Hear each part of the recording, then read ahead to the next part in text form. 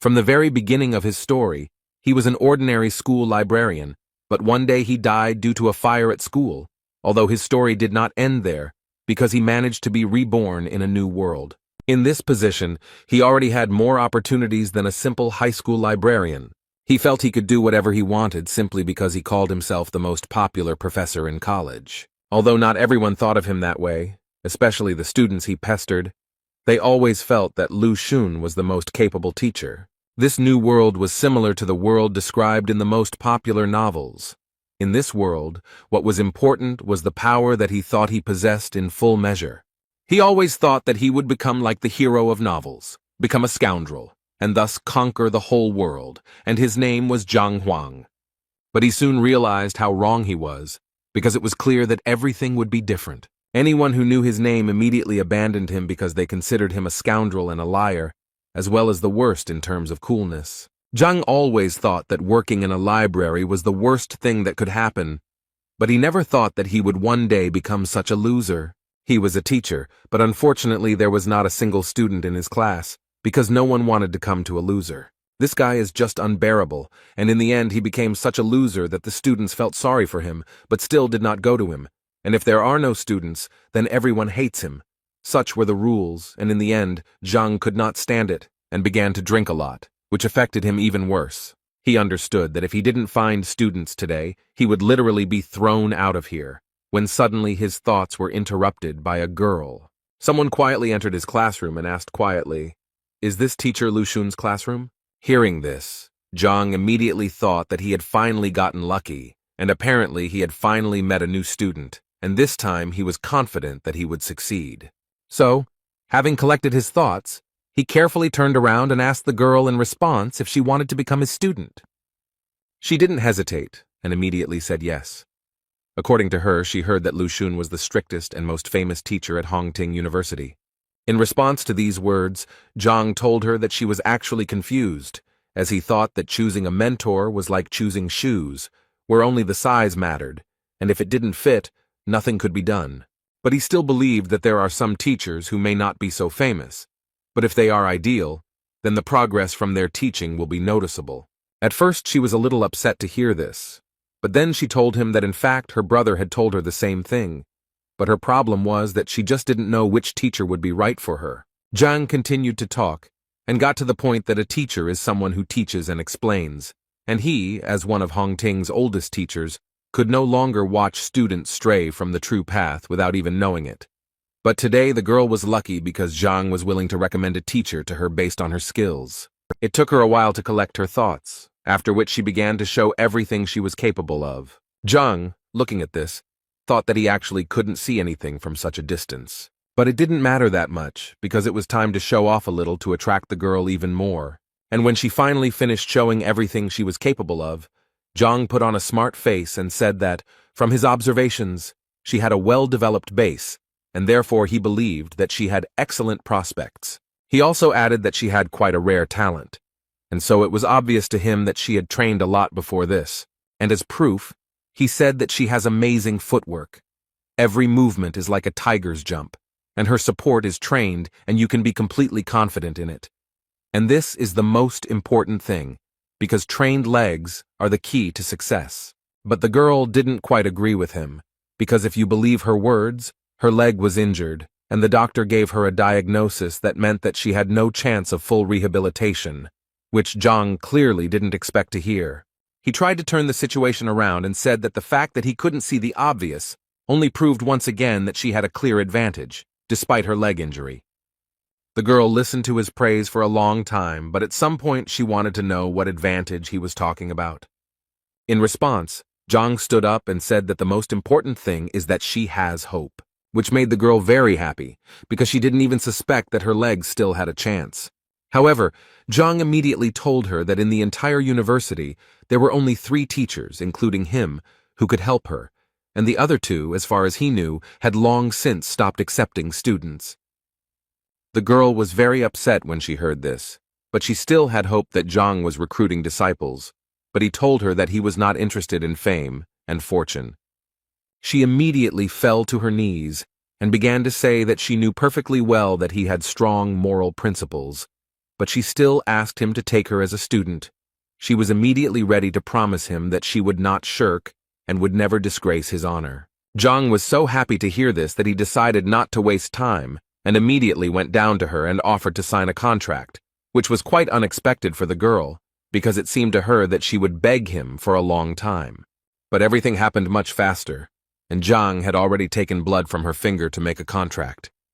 Although she still had several questions spinning around in her head, she was confused by the fact that the man didn't think for a second, and it seemed to her that he had prepared the contract knife in advance anyway. It was time to introduce herself, and according to the girl, her name was Wang Yin.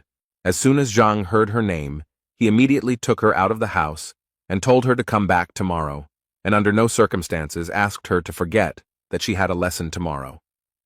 Zhang was so happy that he had finally found a student, and now he didn't have to worry about being expelled, and at this stage, he felt like this was also a kind of success. Now he thought he could relax because now that he had one worry left, he could finally take care of his student. But suddenly his thoughts were interrupted when his head began to spin violently, after which he seemed to fall into the ground and began to fall into an endless abyss. After some time, he woke up and realized that he had lost consciousness. But now he was more interested in what was happening. When he came to his senses, he realized that he was right in front of the entrance to the library of the Heavenly Path. The first thought that came to Zhang's mind was that he had died again, although it seemed to him that this was simply impossible. On the other hand, he suspected that perhaps this was some kind of punishment for him, since he had spent his entire life in the library, and now he was back there again. In any case, he decided that he needed to go there, because it seemed to him that things couldn't get any worse. His first impression of this library was quite good. He immediately noted to himself that this library was much more luxurious than the one in which he had worked for a long time. Besides, there were a lot of books here, and his old library was usually donated by old people, so it was not so rich. But he still didn't understand why he needed this stack of books at all, and how they would help him win the battle. Although Zhang always believed that until you check, you will never know for sure, so he decided to open several books. He suggested that these might actually be first-class wrestling textbooks.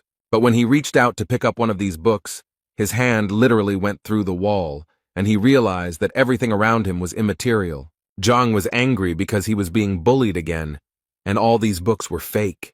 You can't even pick them up and read them. After some time, having regained consciousness, Zhang was able to leave this place, but his head was still swarming with thoughts about what kind of place this could be.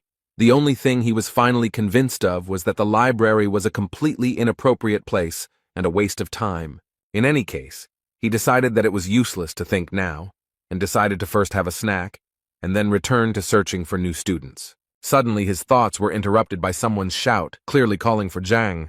One of the teachers at the academy called Zhang and reminded him that today students choose their own teachers and that quite a few new guys had joined him, which apparently could not be said about Zhang.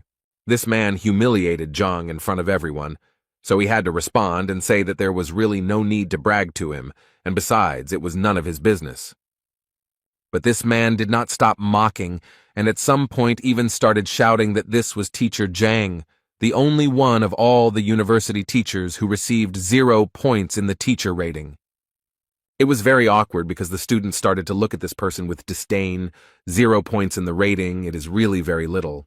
Zhang had no intention of standing and talking to them, or even responding to them, so after they finished talking, he made it clear to them that it was time for him to leave.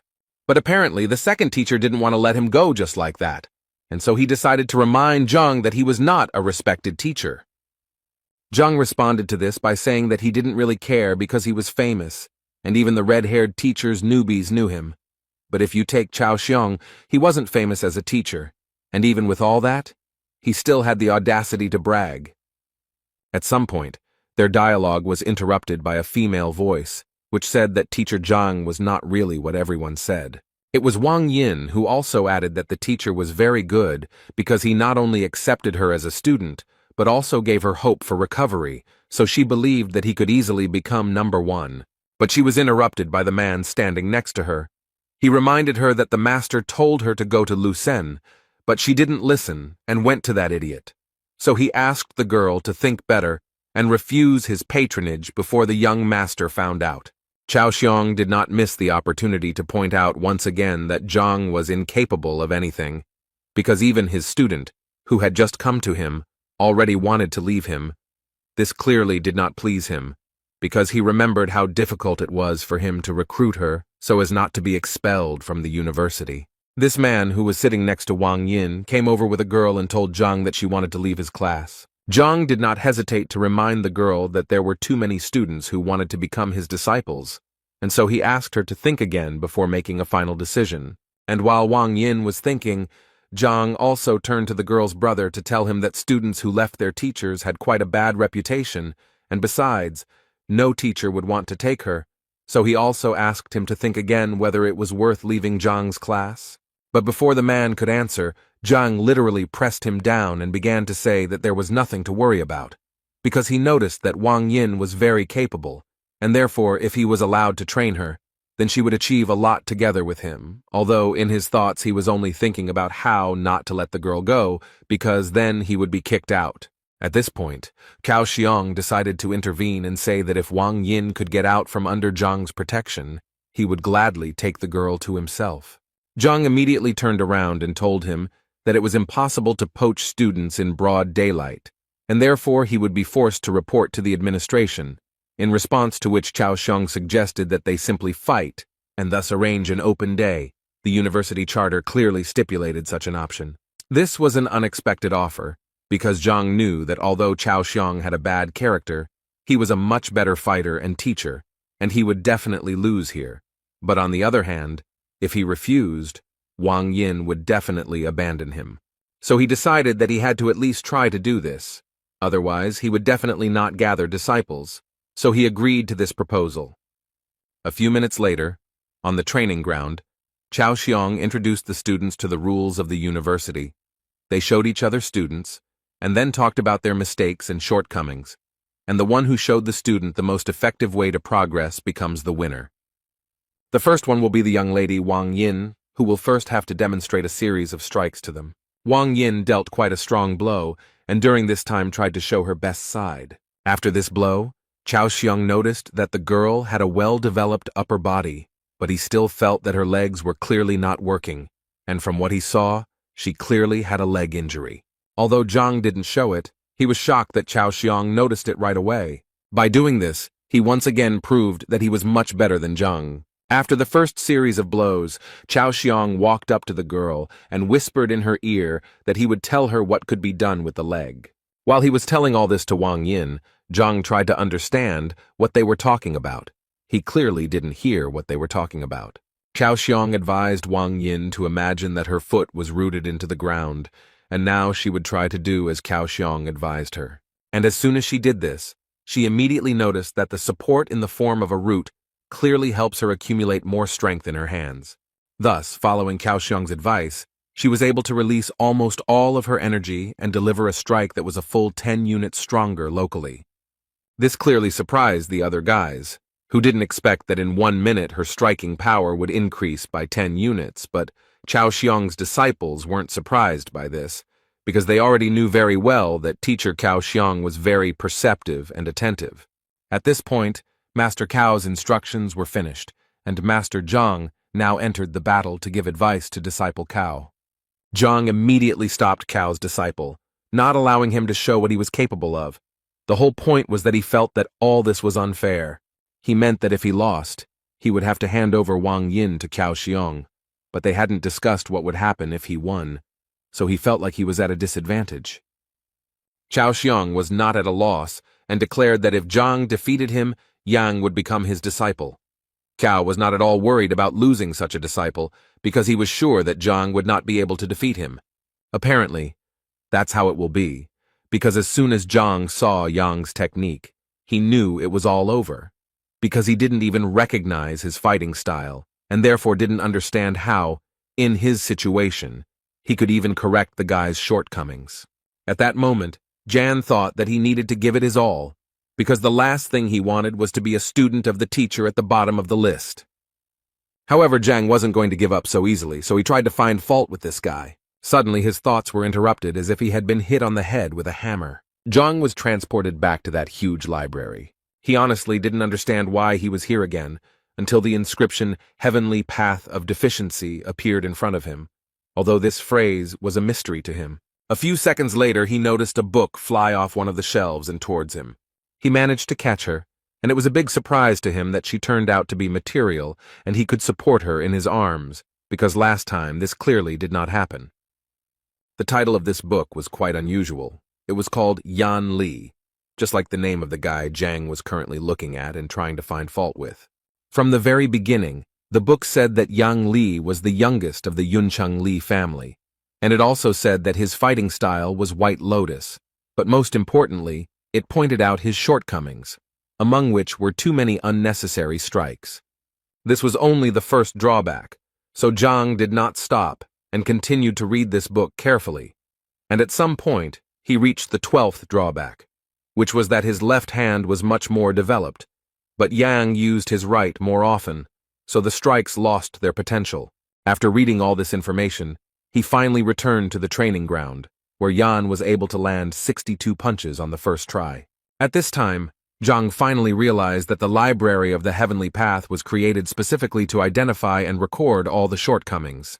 Considering the information he can get, it's a pretty good gift for him to start his new life with. And now Zhang is absolutely ready to finally show everyone around him his true strength. He started by saying that Yang had 12 faults, which made Chao Xiong laugh. The rest of the guys also started laughing, because each of them understood that Yang was using the White Lotus style, which was known to everyone for its power, meaning that it was incredibly difficult to see any flaws in such a fighter, especially in such quantities. He was angry that they didn't want to believe his words, so he said he didn't want to continue competing. After that, he turned to Wang Yin and told her that they were leaving because such bets were simply unacceptable.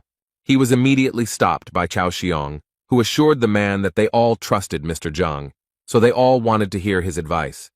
Zhang knew that Chao was only doing this to laugh again, but this time it would be different, and Zhang knew it, so the smile never left his face. The first thing he asked Jan to do was to punch with his left hand instead of his right. This clearly surprised the guy, and the other students started laughing even more because he simply asked the guy to change his hand. Was that really his wise advice? Chao Xiong simply asked Yang to do what Zhang asked, and at that moment he thought that he knew Yang's ability very well, and was therefore confident that his left punch would not reach even 30 units. Jan struck with his left hand, and without expecting it, delivered a blow that was almost twice as strong as the previous one. Cao opened his mouth and froze like a statue in surprise at what he saw. As a result, Yan got the number 123, and this greatly surprised all the children and teachers, including because even teacher Lu Sen had not achieved such a result. Yan himself could not believe that he was capable of delivering such a powerful blow. Zhang was very glad that his advice had worked after all, and now he was once again convinced that the library of the Heavenly Path was given to him for a reason. After thinking these thoughts, he turned to Teacher Cao to inform him that his result was only 20%, but Zhang's advice helped Yang double his strength. This made him say through his pain that Yan Li was now Zhang's disciple, no matter how sad it was for him to say it. At this point, he decided to end his speech and ordered the rest of the students to leave. He thought he was lucky just this once, but he assured himself that he would find a way to get revenge on Zhang. Zhang, meanwhile, threw his stone to Yan so that he would hurry up and check his identity on his stone. At that moment, Yang thought that things couldn't possibly get any worse, and that the other teachers probably wouldn't accept him if he ran away. So despite his disappointment, he bit his finger and signed the contract with Zhang. A few hours later, rumors spread throughout the academy that teacher Cao Xiong had recently competed with teacher Zhang, who was at the bottom of the rankings. At first, it was a source of laughter, but then the laughter turned to surprise when they heard that Zhang had won because he had been able to give advice to Yang, who had doubled his attack. Hearing something like this, the girl became interested and immediately wanted to know how someone could do something that even teacher Lu Sen couldn't do. Her friend believed that it was not just luck, because it increased the impact by 100%. In any case, the girl didn't believe it, and her main reason for coming to this university was because she wanted to get to teacher Lu Sen, and so she didn't understand how they even dared to say that some loser from the bottom of the list was superior to Lu Sen. So she decided to go and teach him a lesson, and Zhang thought that when he saw someone's skills, The library in his head would automatically generate a book with flaws, and now that he had such strength, he was confident that he could become stronger. Suddenly, his thoughts were interrupted by a girl who entered his classroom without permission and rather brazenly asked if he was Mr. Zhang Huang. When she came in, he was slightly dozing, so her words woke him up, and he wanted to know what was going on and why she was here. The girl immediately started talking about how she came here because she found out that he was able to increase Ian's punching power by 100%. But she didn't believe it, and wanted him to prove it and give her some advice so that she could also double her strength. Zhang, without thinking twice, refused her, which angered the girl because she thought that he was not busy with anything at the moment. He told her that he was currently recruiting students and not just helping little rude girls. These words clearly angered her, and she wanted to know what he wanted from her then. Zhang thought it was obvious and said directly that he had one condition for her to become his disciple. She thought that in this way he was deceiving the students again, and it seemed so low to her that she thought that she would first become his student, and after she revealed herself, she would break the contract with him and transfer to Lu Sen's group. So she agreed with this idea, but immediately told him that if she found out that he was deceiving the students, she would tell everyone about it. Her friends followed their dialogue closely and could not believe that the girl really wanted to become his student, and it seemed to them that it was very terrible. So they immediately got together and ran to tell her family about it. Zhang suddenly said that he had changed his mind and now did not want to take her as a student because she was terribly impatient, and he preferred attentive students. Inside, this made the girl even more angry, and she wanted to expose him more than anything, so she put on a sweet face and asked him not to be angry because she said she sincerely wanted to become his disciple. So she asked him to accept her again. He told her that if she wanted to become his student, she would have to clean the place so that not a speck of dust remained, and also asked her not to forget about the toilet outside, thereby assuring her that he would test her patience, and if he was satisfied, then she would study with him. The girl's whole appearance showed that this was clearly too much, but Zhang didn't give in to her, and said that if it was so difficult for her, then she could always turn around and leave. But in his mind, he thought that she clearly couldn't play such games with him. And apparently he was right, because at that very second the girl suddenly changed her mind and took the broom, while assuring Zhang that she would do everything. She started cleaning with the thought that she had never had to back down before, and this time she was ready to do it. She would just wait for the moment and take revenge on him for everything. After some time, she was finally able to clean up as Zhang told her. But that was not all. He also wanted her to confirm her identity, so that he could be sure that she was indeed his student. She happily took his stone, and said that she was actually already looking forward to all his instructions, although she was mentally thinking about how to restrain herself from tearing his head off. After she did everything Zhang asked, he finally told her that he needed to look at her strike first to see what level she was at. The girl was clearly surprised that it took him only one blow, because she didn't understand what could be seen in one blow. While the girl was delivering that very blow, Zhang was already in the library of the Heavenly Path to read a book about that girl. He found it quite quickly, and within a few seconds it was already in his hands. The girl was the daughter of the Lord of Bayun City. She had the highest level of mastery of the basics. Her fighting style was white jade kung fu, and yet she had as many as 27 shortcomings. Given such a number of mistakes, Zhang immediately thought that there was nothing special about the girl, until he saw that with so many mistakes, she was dialing the number 123. Zhang was the first to praise her, and so he said that her strength was worthy of a lord's daughter. The girl was happy to hear this, but she was still eager to hear his analysis and see what mistakes he might have noticed. Meanwhile, she held the crystal in her hand that she had been recording their conversation with, and thought that if he screwed up, she would show it to everyone and watch him make excuses. But the girl had to change her mind when Zhang told her that she was sick, although she immediately began to deny it and became embarrassed. He in turn assured her that he was not scolding her, but simply saying that she was physically ill. The girl continued to deny this and responded by telling him that he didn't know what he was talking about. But he paid no attention to her words and continued to talk about how often she felt pain, especially during the full moon, when the body and mind are especially irritated. And one more thing. He also knew that no matter whether she trained or not, she was still always irritable. All this made an impression on the girl, because he literally told her everything she felt, but she did not tell anyone about it. Zhang smiled and said that there was really no point in being surprised, since he was quite an experienced teacher. She lowered her head and asked him sheepishly, "Is there a solution to her problem?" Zhang immediately told her that the solution was actually simple.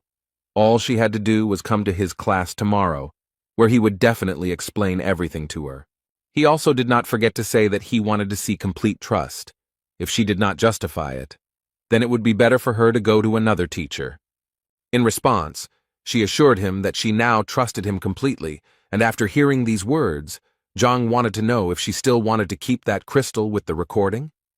The girl immediately squeezed and broke it in her hands and said that this would not happen again. Thoughts flashed through the girl's head about how he immediately recognized her illness and realized that she was recording him on the crystal. Now she couldn't understand only one thing. How could such an experienced man end up at the very bottom of the rankings? The only explanation she had was that he was too noble and didn't need wealth and recognition. Suddenly her thoughts were interrupted by a man who stopped them both. It was Yao Han, the governor of Baiyun City. It was the girl's uncle, from whom she immediately wanted to know what he was doing here. Instead of answering her question, he asked her not to say that she had become Zhang Huang's disciple, but to his great regret, the girl immediately confirmed it. He then turned to Zhang and said that her niece was the pride of the family, and therefore she couldn't study with someone like Zhang, so he asked him to let her go, then added that he would either listen to him or go to the principal and seek his expulsion from the academy. But before he could finish speaking, he was interrupted by the girl herself, who began to ask him not to do this because she had voluntarily become his student. He was clearly surprised that she didn't understand that he was not a worthy teacher who would definitely not be able to increase her strength. She felt very awkward, but still, despite all these feelings, she tried to tell her uncle that she had already made her final decision. As he listened to her, he noticed a broken sound recording crystal on the floor, and this immediately made him furious, and he immediately pounced on Zhang with words to find out what he was going to do with his niece, after which he once again ordered him to immediately release her from the class. Otherwise, he threatened Zhang to destroy him, but he calmly told Yao that he was wrong when he thought that he brainwashed the girl. She also tried to calm her uncle down at that moment, saying that if he didn't calm down right now, she would never speak to him again. He didn't understand why she was suddenly so protective of him, but she felt awkward talking about it here, so she took his hand and said that they were leaving immediately. However, the girl's uncle still did not trust him and believed that Zhang was clearly up to something. Zhang himself did not understand what he was being accused of, since he had simply accepted the student into his group.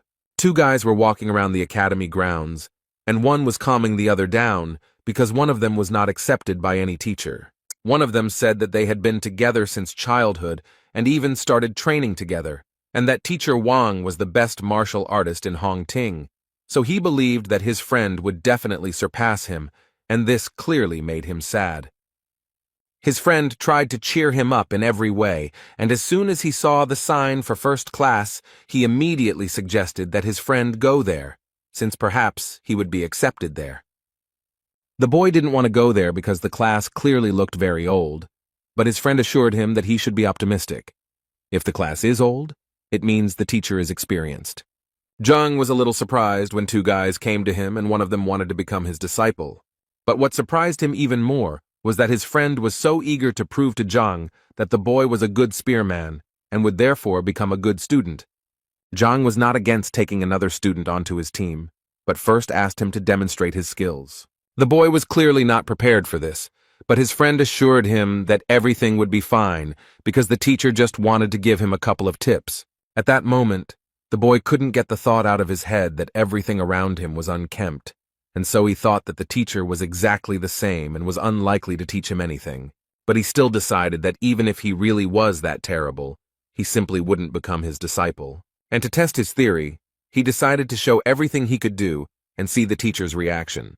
He was able to knock out 123 units of power on the testing stone, after which he bowed to the teacher and asked him for advice. But as soon as he looked up, he noticed that this teacher didn't even look at him. So the guy decided that, apparently, his guesses were exactly as he thought.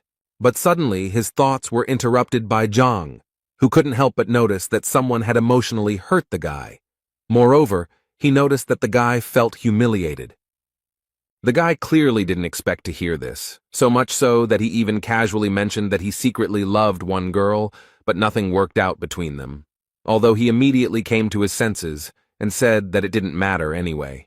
His friend immediately ran up to him and began to find out who had offended him and why he hadn't told him about it, but he didn't want to discuss it now, so he asked the teacher not to talk about it, since it was his personal business and had nothing to do with his preparation. But Zhang clearly didn't think so, and then added that his punch was fierce and purposeful, and that it spoke volumes about his personality. Zhang immediately noted that he only thought about the present, not the future. The most important thing, though, is that this injury made him indecisive and he became very afraid of failure, and because of this his punch became much weaker. The guys were very surprised that Zhang was able to see that he was in love and what kind of character the guy had in general. But Zhang immediately told them that in fact there was nothing surprising about it, because a fighter's blow directly depends on his emotional state, and if it is unstable, then the blow will be exactly the same. And in his case it was clear at first glance that love was to blame. The boys stood there with their mouths open in surprise, as they saw how quickly Zhang had found his true problem. Even Weapon Master Wang hadn't noticed it. Zhang broke their shock to give the guy some advice, telling him that in order to earn respect in a relationship, he had to be strong, and asking him to think about how he looked to others if he didn't respect himself. Now he asked him to understand himself, let go of his grievances and learn from his mistakes, so he should become much stronger. And now, hearing this, Zhang asked the guy to hit him again and see what he was really capable of. The only thoughts in his head were that he shouldn't insult himself, and all he needed was to believe in himself. It was with these thoughts that he struck the stone being evaluated. And what was his friend's surprise when the force of the guy's blow increased almost twofold and amounted to as much as 200 units. After that, the guy realized that his teacher must be Zhang, so without thinking twice, he knelt down in front of him and began to ask him about it, and Zhang himself was not against helping the young guy, so the first thing he asked him to do was to verify his identity on the stone. This guy's friend was a little jealous because the thought immediately occurred to him that if he knew this teacher was so cool, he would have gone to him too. But another question confused him. If there had always been such a great teacher in Hongting, then why had he never heard of him? So he decided to ask the teacher his name, and when he introduced himself, the boys realized that it was the name of the worst teacher in the academy. Zhang confirmed the boys' guesses on this matter with a smile and said that he really was that terrible teacher. They hoped until the end that the man would deny this information, but not only did he not do so, but he also confirmed this information with a smile. His new student clearly didn't understand why the teacher was so self-critical. In response to this question, he said that in fact, this world was full of price tags, and there was nothing wrong with that. Although in his mind he thought that if it weren't for the Library of the Heavenly Path, he would most likely remain a failure, since without it he didn't have any special talents. Zhang's student, upon hearing this, immediately wanted to give Zhang credit, but Zhang stopped the guy and said that in fact it didn't matter. Like his bad reputation, what was important was to study hard and go towards his goal. The boy happily said goodbye to the teacher, and his friend could not help but notice that in the end, everything turned out well for the boy, and now he too has a wonderful teacher. Zhang also smiled happily because he realized that today was also a holiday for him, since he had 4 new students. Moreover, for the first time in his career, his license plate has expired, which he will have to get from the logistics building if he wants to continue recruiting new students. As soon as the man entered the building, he immediately noticed that it was completely deserted, but his opinion changed dramatically when he heard voices informing him that their first teacher, Zhang Huang, had appeared before them. The voice belonged to Can Biao, who was the head of the logistics department, and as soon as Zhang noticed him, the big guy decided to find out what he was doing there, because everyone knew he was having trouble recruiting people. Zhang immediately remembered how Can Biao always bullied him because he didn't earn much due to his reputation. And taking all this into account, Zhang immediately thought that maybe it was because of this big guy that he only had 4 tokens to begin with. Anyway, the first thing he did was tell the big guy that he was out of registration tags and would like some more. These words made the big guy laugh incredibly loudly, because he didn't understand how a teacher like Zhang could run out of tokens? Zhang actually expected this kind of reaction, so he offered a bet if he didn't believe him. Qianbao had always been interested in betting, so he immediately agreed. But before that, he wanted to know what exactly he could bet. Zhang was prepared for this question, and therefore immediately answered that he wanted to bet his face, which meant that the loser would receive 3 slaps in public from the winner. Qin was pleasantly surprised by Zhang's creativity, so he agreed to the idea without any problem. But he still decided to add that if Zhang lost, he would receive 3 slaps from each of them, not just from Qian. His 3 assistants went to get a book containing information about the relationships of students with teachers, and with the help of this book, they were going to find out if he was lying. But after a few minutes, their faces changed because they suddenly discovered information that actually confirmed that the 4 students recognized him as the teacher. Qianbao clearly couldn't believe it, so he ordered the book to be brought to him immediately so that he could personally verify its authenticity. Reading this, he convinced himself and the other teachers that if this was true, then the guys who went to Zhang were complete fools. But when he started reading the detailed description of each of the disciples, a smile appeared on his face because he noticed that Wang Yin had a leg injury, and it seemed to him that all the others would have the same thing. This satisfied face did not last long, because then he saw that among his disciples was the daughter of the Wang family, which was one of the richest in Qianshuan. But that was not all, because what happened next was even more fun. Zhao Ya, who was 7th in the entrance exam and was the daughter of the ruler of Baiyun City, and right behind her were Yang Li and Zheng Yang, who were among the top 100 fighters. After learning all this, Qianbao came to the conclusion that Zhang had simply brainwashed these children. Otherwise, they would not even look at a loser like him.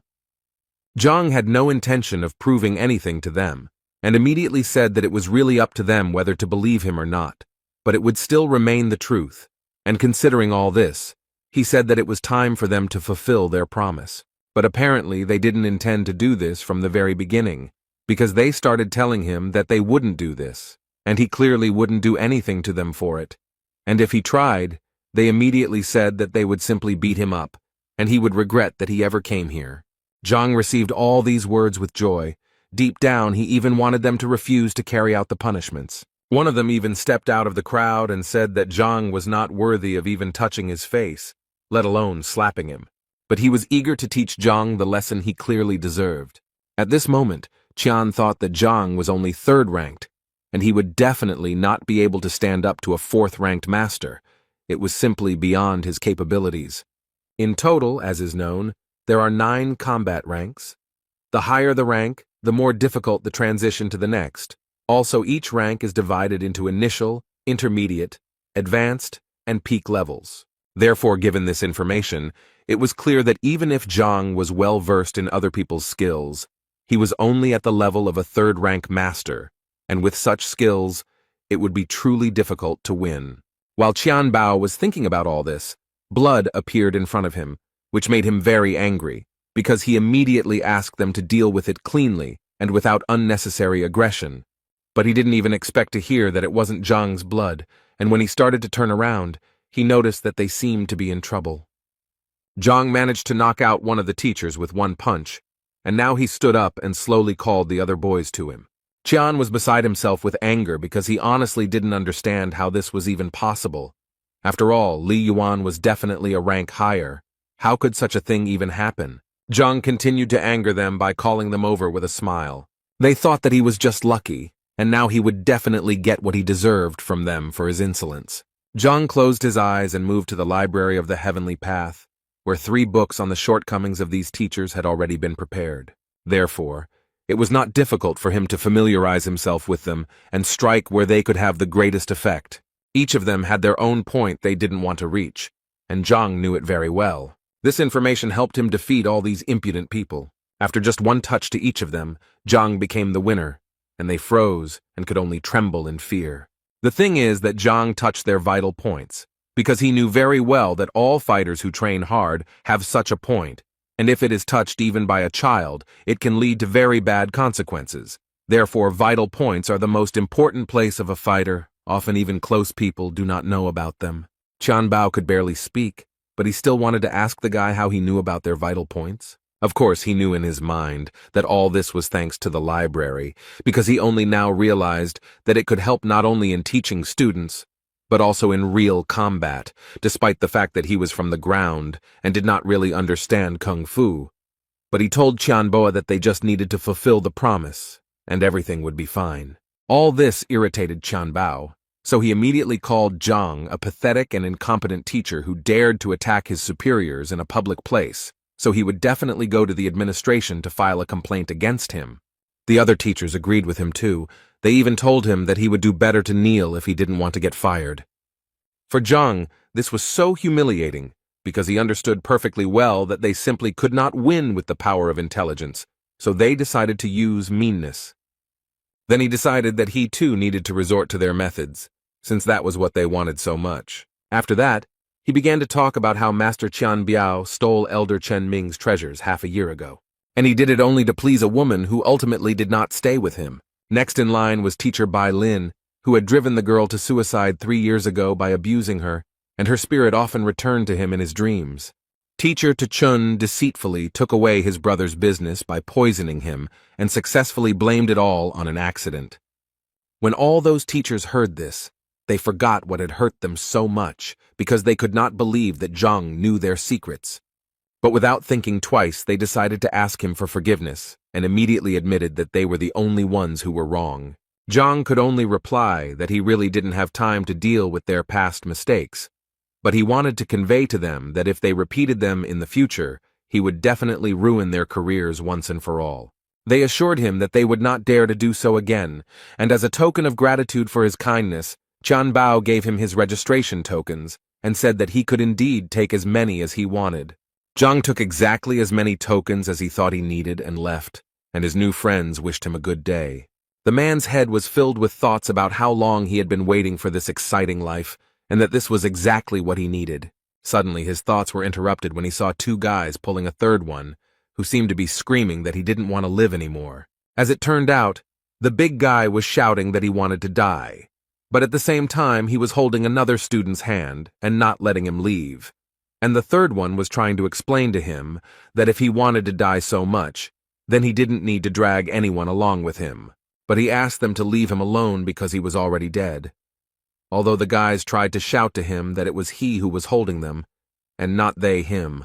Zhang didn't quite understand what was going on here and how it had led to this. In any case, he decided that it was better for him not to interfere in this situation, since at the moment his main task was to continue recruiting students. Suddenly, his thoughts were interrupted by a shout that seemed to be directed directly at him, because he heard someone shouting something about the uniform of one of the teachers. And a few seconds later he noticed the same big guy clinging to his leg. He immediately turned around and saw the 2 students quickly running away, thanking Zhang along the way for helping them distract the big guy. Zhang tried to calmly ask this guy to let him go, but he refused, and kept saying that he had already been rejected for patronage 10 times, and today was his last day of selection, so he just wanted to ask him to take pity on him and take him as a disciple. The man came down closer to him and said that if the boy wanted to become his student so much, then first he needed to show him everything he was capable of, and that hanging on his leg was useless.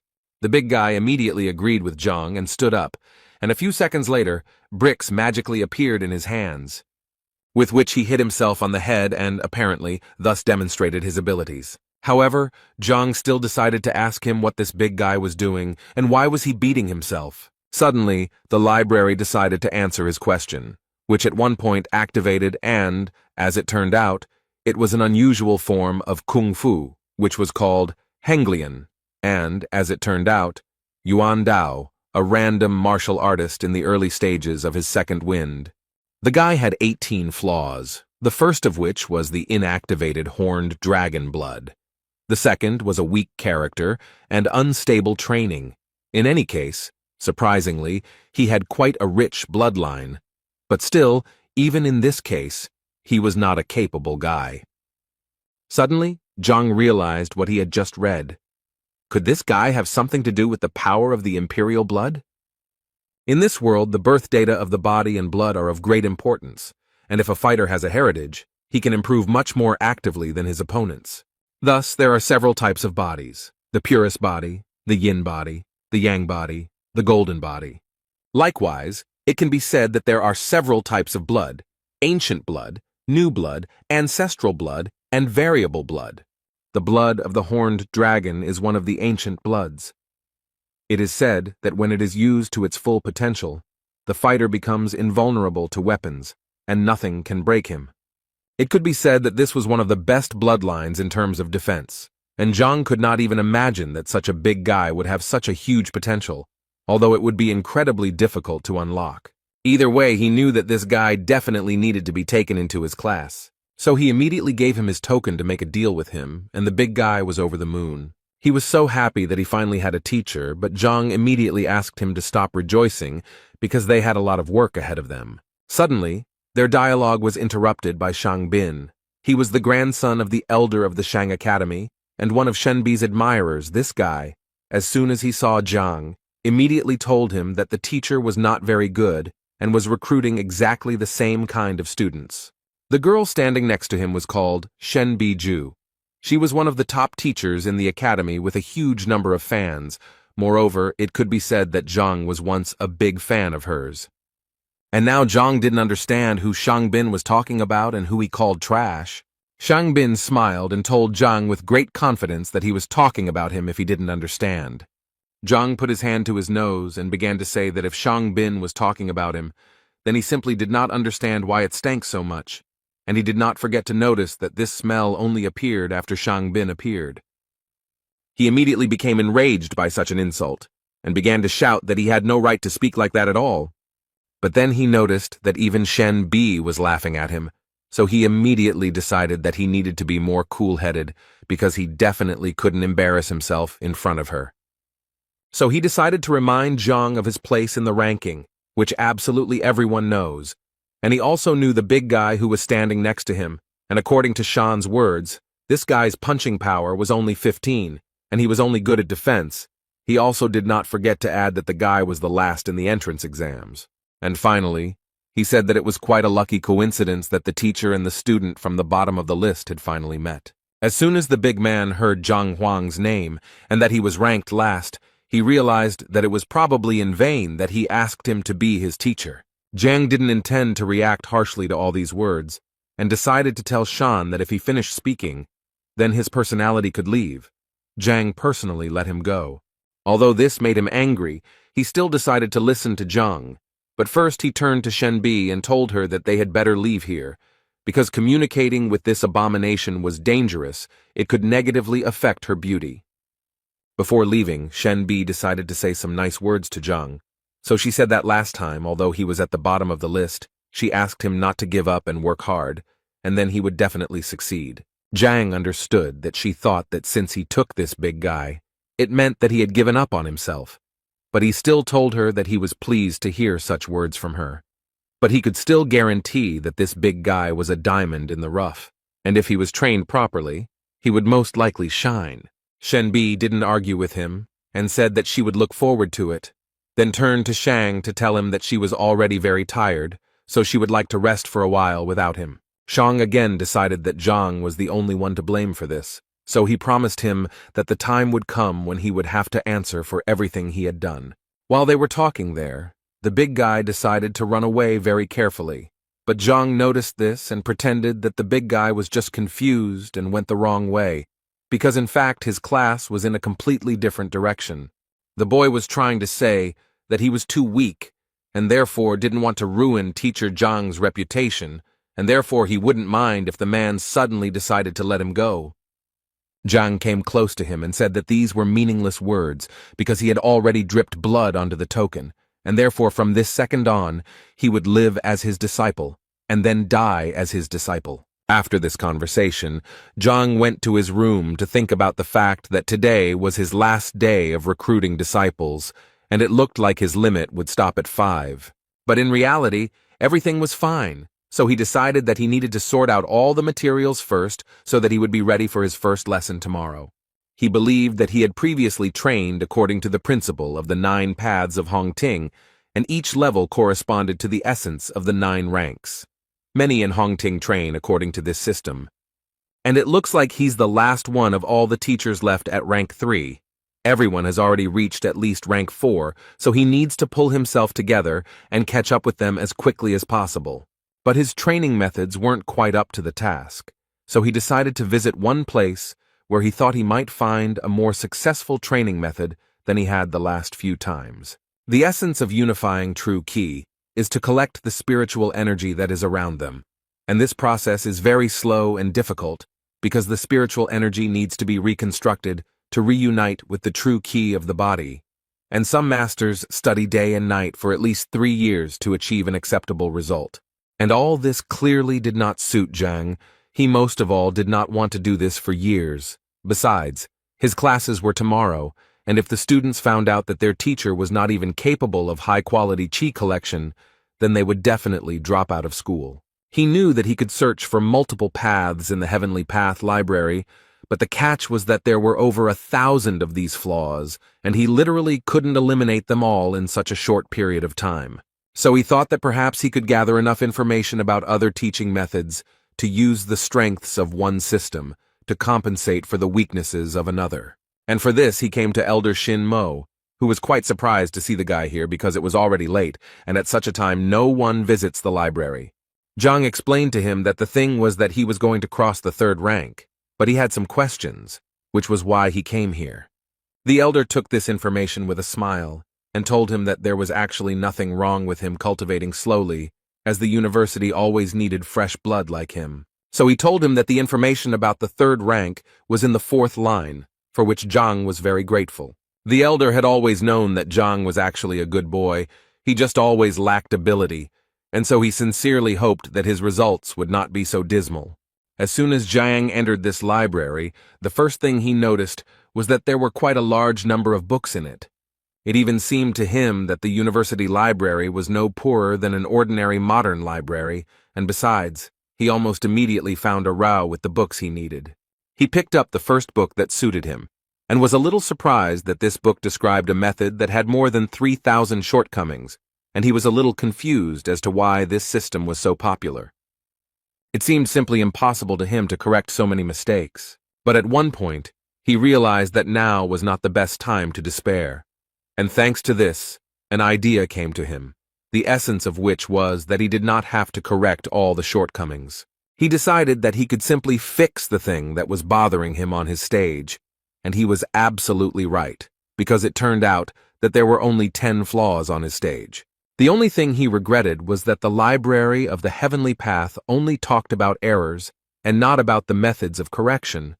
But he did not despair because he understood that he could find the advantages of different methods that would cover the shortcomings of others, and by combining all the information, something new and more advanced could be obtained. This thought gave him the understanding that since he had come here, he had a great chance to gather information about the 4th and 5th ranks. He sat for quite a long time over the books until he had become familiar with everything he wanted. After quite a long time, Zhang walked out of the library with the thought that the information about the 4th and 5th ranks had been found, and now he knew that it was time to return to practice.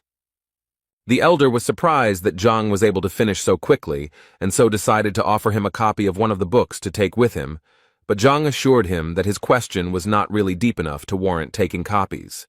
After which, he thanked the elder for his kindness and left. The venerable Mo at that moment thought that it was in vain that he did not take a copy with him, because it seemed to him that Zhang would soon return to him again to reread that very book. That evening, Zhang, sitting in his room, thought about how he had finally managed to collect everything he needed with the help of the library of the Heavenly Path. And now the worst part had come. Now he had to put it all together, and the guy didn't even know how to do it. Suddenly his thoughts were interrupted when the library suddenly called him without his consent. He still didn't understand anything, and this continued until books suddenly started falling from the sky. And so it went on until one fine moment, a bright light suddenly appeared before Zhang's eyes, from which he had to hide, because it was simply impossible to look at it. After a while this light finally went out, and in its place appeared a book, which fell right into Zhang's hands. As soon as he opened this book, he realized that in front of him were all his notes from the elder's library, only they were structured and laid out on shelves. He immediately noticed that the contents of this book could not belong to any of the known teachings, since its information was completely new to the whole world. And the weirdest thing is that it still doesn't have a name, so the guy suggested that maybe he should choose this name. Zhang decided that since this was created by the Heavenly Path Library, it would be better to call it the Heavenly Path Technique. And as soon as he said it out loud, the title itself appeared on the book, which even scared the guy a little. After some time, he began to study this book and did it gradually, as the library of the Heavenly Path recommended to him. And at some point, his understanding and knowledge of this book reached its maximum. Zhang immediately realized that this was some kind of breakthrough, but he was surprised by the fact that it happened so quickly, because he knew that other people who had advanced to the rank of skin and bone purification fasted for a long time, constantly meditated, and all this in order to achieve even a small success. It only took him half a night to reach the 5th rank of Qi vessel. He also couldn't help but notice that his training had increased the strength of his Qi, but he always felt that it required sacred or divine purification. But it seemed like the Heavenly Path Library had done all the work for him. He realized that apparently when he used Hongting's 9 paths, he had made too many mistakes, but now he seemed to have finally been able to gather the highest quality Qi. After such a breakthrough, he immediately became curious about whether he could use the Heavenly Breakthrough Library to learn a sacred or even divine purification method. There are 3 types of Qi energy: high, medium, and low, and accordingly, the higher its quality, the stronger the fighter.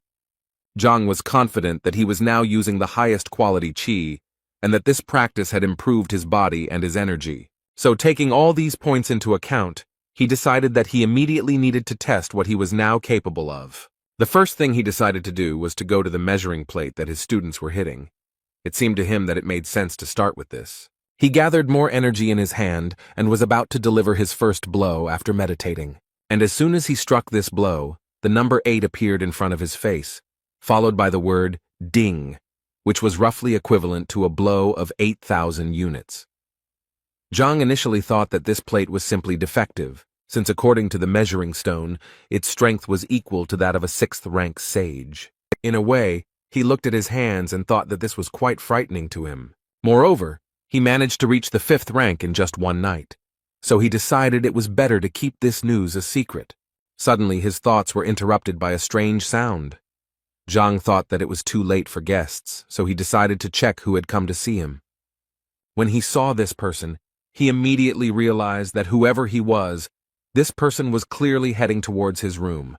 But more importantly, he did not notice Zhang. This unexpected guest at that moment thought that Zhang himself was to blame for what would happen, because he should not have taken everyone as a disciple.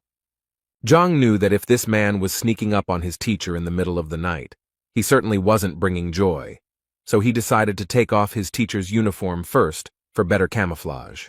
And just as he thought about it, the man turned around and shouted in his direction to find out who was hiding around the corner. Zhang knew very well that this man only came here to destroy him, so he decided to say that he had the same plan because he thought that it would clearly confuse him. And as soon as Zhang said that he was here to destroy the failed teacher, the unwanted guest calmed down and said that he would cover for him later. Zhang continued to play the role of a criminal, but before that he was surprised that this unwanted guest did not object, because it seemed to him that he himself would like to destroy him. After that, the man said that he was not actually here to destroy Teacher Zhang, but only to scare him a little. He was going to cut off his tender organ and thus prevent the reproduction of people like him, and all this because he was so unfair to his niece. For the first time in his life, Zhang did not regret going to training instead of going to bed, because if he had fallen asleep, the consequences would have been very dire. In any case, this strange man decided that it was time to end the conversation and get down to business, and Zhang decided to offer him to start first, because if he simply destroyed him, there would be no point in castrating him.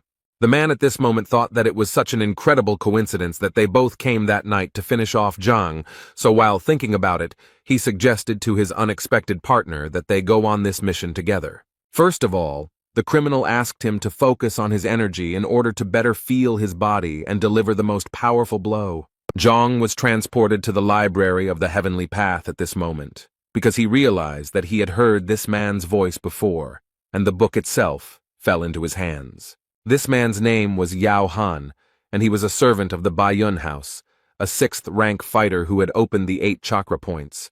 Zhang immediately understood that Yao was Zhao Yao's direct assistant, but he didn't understand what he had done, that this mercenary had come to destroy him. In any case, he decided to ignore the fact that he was already 6th in rank, and that he had beaten 12 dings on the evaluation stone, because if he didn't teach him a lesson, then he wouldn't be able to be called Zhang Huang. But he still understood that this clearly had to be done not in direct confrontation, because then he would definitely lose. So he decided to outsmart Yao a little and at one point shouted at him to look at the sky because there was a UFO flying there. Yao didn't understand what a UFO was and how it related to their case, but he didn't even think that this was all just a common trick by Zhang, who deceived him in such a childish way. Zhang didn't miss his chance and delivered a fairly strong blow from behind, which sent the man flying into the nearest wall. He thought that the 6th rank should be much stronger, but apparently the fact that he knows all of his opponent's weaknesses decides a lot in this regard. Yao didn't quite understand why the guy suddenly attacked him, because it seemed to him that they both wanted to take revenge on Zhang. But apparently Yao was very wrong when he decided that he had an ally in such a matter. After that, Zhang dealt several dozen blows to his opponent, and realized that in fact, all this was not as difficult as it might have seemed to him. This guy was the assistant of the Yao family, and Zhao's uncle, so he did not hit him very hard. But before he left, Zhang knew he first needed to divert suspicion from himself.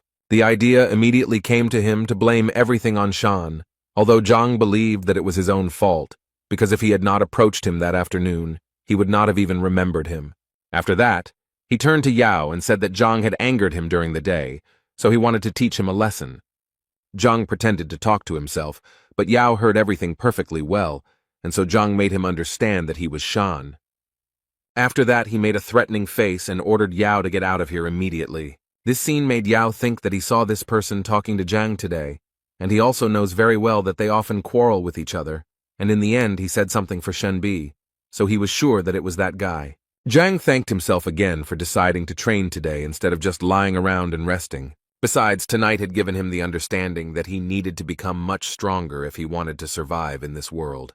The next morning, all his students except Zhao gathered, and when he asked the boys why she was not there, they answered him quite confidently that she was simply late and would come a little later. He decided that they would start without her, and then began to talk about how his teaching methods differed from others, saying that individuality was important to him, so he would work on each of their styles. And he decided to start with Wang Yin because she was his first student. Although the girl agreed with him, at this moment she thought about how yesterday, when she returned home, she found out that teacher Zhang was actually a liar. So she mentally didn't want to have anything to do with him, although she couldn't tell him about it yet. At this point, Zhang asked her to come closer to him and show her strike again, as he needed to examine it more closely. Wang Yin felt that there was too little space for this, but Zhang assured her that it did not matter. The thing is, when he first looked at her strength, he didn't have the Heaven's Path library yet, and so he didn't quite understand what shortcomings the girl had. So she had to give another blow, which was quite strong, and Zhang immediately decided to praise her. Then Wang Yin wanted to say something to her teacher, but he did not let her do it because at some point he simply interrupted her. And he began to say that if he was not mistaken, then she injured her leg 2 years ago in a fight.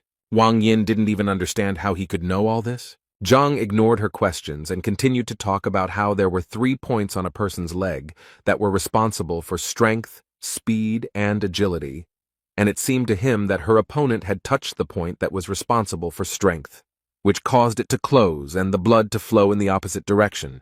At this moment, Wang Yin thought that one of the top doctors they had invited had said the same thing, but he couldn't do anything about it, since it required a master of at least the 8th rank. So she asked him without much hope if he could cure her, but the answer completely changed her expression, because Zhang said with complete confidence that for him it would be just a piece of cake, although the girl had thought all her life that her injury could no longer be cured, and the teacher said that for him it was a mere trifle. According to Zhang, he called her here specifically to cure her, and to begin with, he would like her to relax her body and sit down. At this moment, Wang Yin noticed that for some unknown reason, she suddenly began to trust her new teacher. At some point, her thoughts were interrupted by Zhang, who, completely unexpectedly for the girl, threw a small needle at her. The girl immediately thought that this was a technique that required strict control over the flight of the needle so that it would hit the target accurately, and this technique was known as air acupuncture. But this technique required at least the 5th rank. That's why she couldn't believe that the worst teacher in the university could even reach 5th place. But Zhang had been continuing to perform his technique all this time, and he had only just begun the stage of introducing true qi into Wang Yin's body. It was an incredibly painful process, and the girl had to endure it. But the thought that this was indeed the teacher's qi was still spinning in her head. She immediately realized that this was the purest qi, like spring water without a single impurity, flowing through her body. But she still couldn't get the fact out of her head that such energy simply couldn't be found in a 3rd-rank master. Moreover, no matter how much she studied the matter, she had never heard of such a true qi refining mastery. Anyway, the most important thing now is that she can feel her legs more accurately and clearly than ever. Wang Yin felt like he had turned some kind of lever, and now she could feel them. The girl had been waiting for this feeling for so long, and finally, when she had almost lost hope that she would ever be able to cure this disease, the teacher was still able to cure her, and he did it so simply that she could not even believe it. For such a gift, she immediately fell to her knees in front of him and began to thank him. Zhang thought that there was no particular meaning to it. He just wanted the girl to start training hard so that the second one would not be so easily corrupted. After his first training session, Yan, sitting with all the students in the class, told them how he was going to leave the teacher. So he wanted to know who wanted to join him, and the big guy immediately supported him. But he still added that, in addition to the fact that he also wanted to leave, he was afraid that the teacher might get angry about this, and then things would be bad for them. Jan thought it was a mere trifle because it was better to be angry than just stay here. He was confused by the fact that they didn't even know what rank he was, but he was sure that when Wang Yin came out, she would finally convince them that they should leave him. Immediately after his words, Zhang and Wang Yin entered the waiting room. It was clear from the girl that she was very pleased, and with such an attitude, she clearly did not intend to leave. Jan noticed this, and realized that his escape plan was slowly beginning to fall apart. The big guy also noted the fact that Wang Yin clearly didn't look disappointed, but Yang couldn't believe that Zhang actually told Wang Yin something worthwhile. Suddenly, his thoughts were interrupted by Zhao Yao, who entered the classroom and first apologized for being late. Zhang, of course, was very happy to see her, but he couldn't help but ask the girl who was this disabled person next to her. The girl did not expect such a formulation and was a little stunned when she heard the word disabled. But the man who was next to the girl did not tolerate this and immediately responded by calling Zhang a cripple because in fact his name was Yao Han and he was a servant of the Baiyun house. He also added that he came here to check on Zhang and how he would handle this lesson. Zhao tried her best to calm him down, but it seemed to be quite difficult to do. Zhang, in turn, decided to add fuel to the fire and said that he actually needed absolute silence in the classroom in order to teach, and besides, he believed that it was not a public place where anyone could enter. Zhang gently hinted that he should leave here, which made Uncle Zhao even more angry, and so he immediately began to threaten Zhang, saying that he could slap him right now. The teacher did not argue with him and asked Zhao to deal with her relative herself. Zhao immediately sent Han out of the classroom and told him that he was disturbing her while she was studying. A few seconds later, the doors closed in front of the man, and he apparently would not be able to watch his niece's occupation. And when Zhao finally dealt with her uncle, Zhang decided to call Yang to him, because it was his turn. The guy happily agreed because he really wanted to see what his new teacher was capable of, and he also decided that if Zhang really was as bad as everyone said, then the guy would quit without hesitation. He entered Zhang's room, and the first thing he did was ask the teacher if he wanted Yang to show him what he could do. But before he could finish his question, Zhang told him that it was actually useless, and that he had already figured it out. Zhang explained to the young master that at the moment the Feijoa strike was at the initial level, although the Kolong strike was at an advanced level. Yang was a little surprised that Zhang knew that he was practicing Kunlun, because absolutely no one knows about this training, not even his family. Zhang replied with a smile that it was actually quite simple. Yesterday he saw Feijoa in his style and ate it. This shocked the boy even more. He couldn't believe that Zhang was even able to see such a thing. In his mind, he remembered that even teacher Qiao Xiong hadn't seen anything like this. How could Zhang have guessed back then? His thoughts were interrupted by Zhang, who assured the boy that every time he used the Kunlun strike, the pain in the boy's armpit increased and his shoulder began to itch. At this moment, Zhang amazed Yang so much that he even cried out upon hearing such detailed information about himself. The body of a Kunlun technique master is perceived as the body of a dragon, and if the warrior has reached the rank of skin and bone purification, there will be no side effects, since the qi energy will nourish the muscles and bones of its wearer. But according to Zhang, Yang is only at the second wind level now, and his body is still too weak, so the Kunlun is injuring him, and if he continues, the injury will become even worse. Yang was speechless, and clearly didn't know what he had said to his teacher. He simply remained silent, and waited for Zhang to continue. So the teacher kept saying that if he continued like this, his arm would atrophy, and it would be impossible to save it. Zhang also suspected that the boy was already at the stage where his sleep was disturbed, and at night the spasm was felt throughout his entire arm. Jan realized that he was in trouble, so without thinking twice, he knelt down in front of his teacher and began to ask him for help. Zhang went down to him, and the first thing he did was ask him not to worry so much, because in fact, the solution to the problem was quite simple. He just needed to stop using Kunlun and focus on his rank for now, and Zhang would definitely find a solution to this problem. There was so much hope in Jan's eyes, and in his head he was thinking about how wrong he was, but now he understands how lucky he is, because his new teacher is the best. The other boys waited impatiently for Yang to leave Zhang's room, and finally he came out, and they waited for him to decide that the guy would leave this teacher. But Yan, upon hearing these words, immediately pounced on the big guy to tell him that he really didn't understand what he was talking about.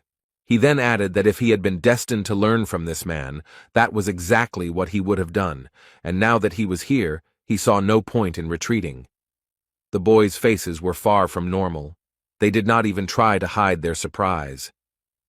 Next in line was Zhao, who couldn't believe Zhang's words when he said she had a yin body. The man also added that she was far from being ill, but simply had a body that most women in the world dream of. He told her that her body had a lot of yin energy, and with the right training, her progress would be much faster.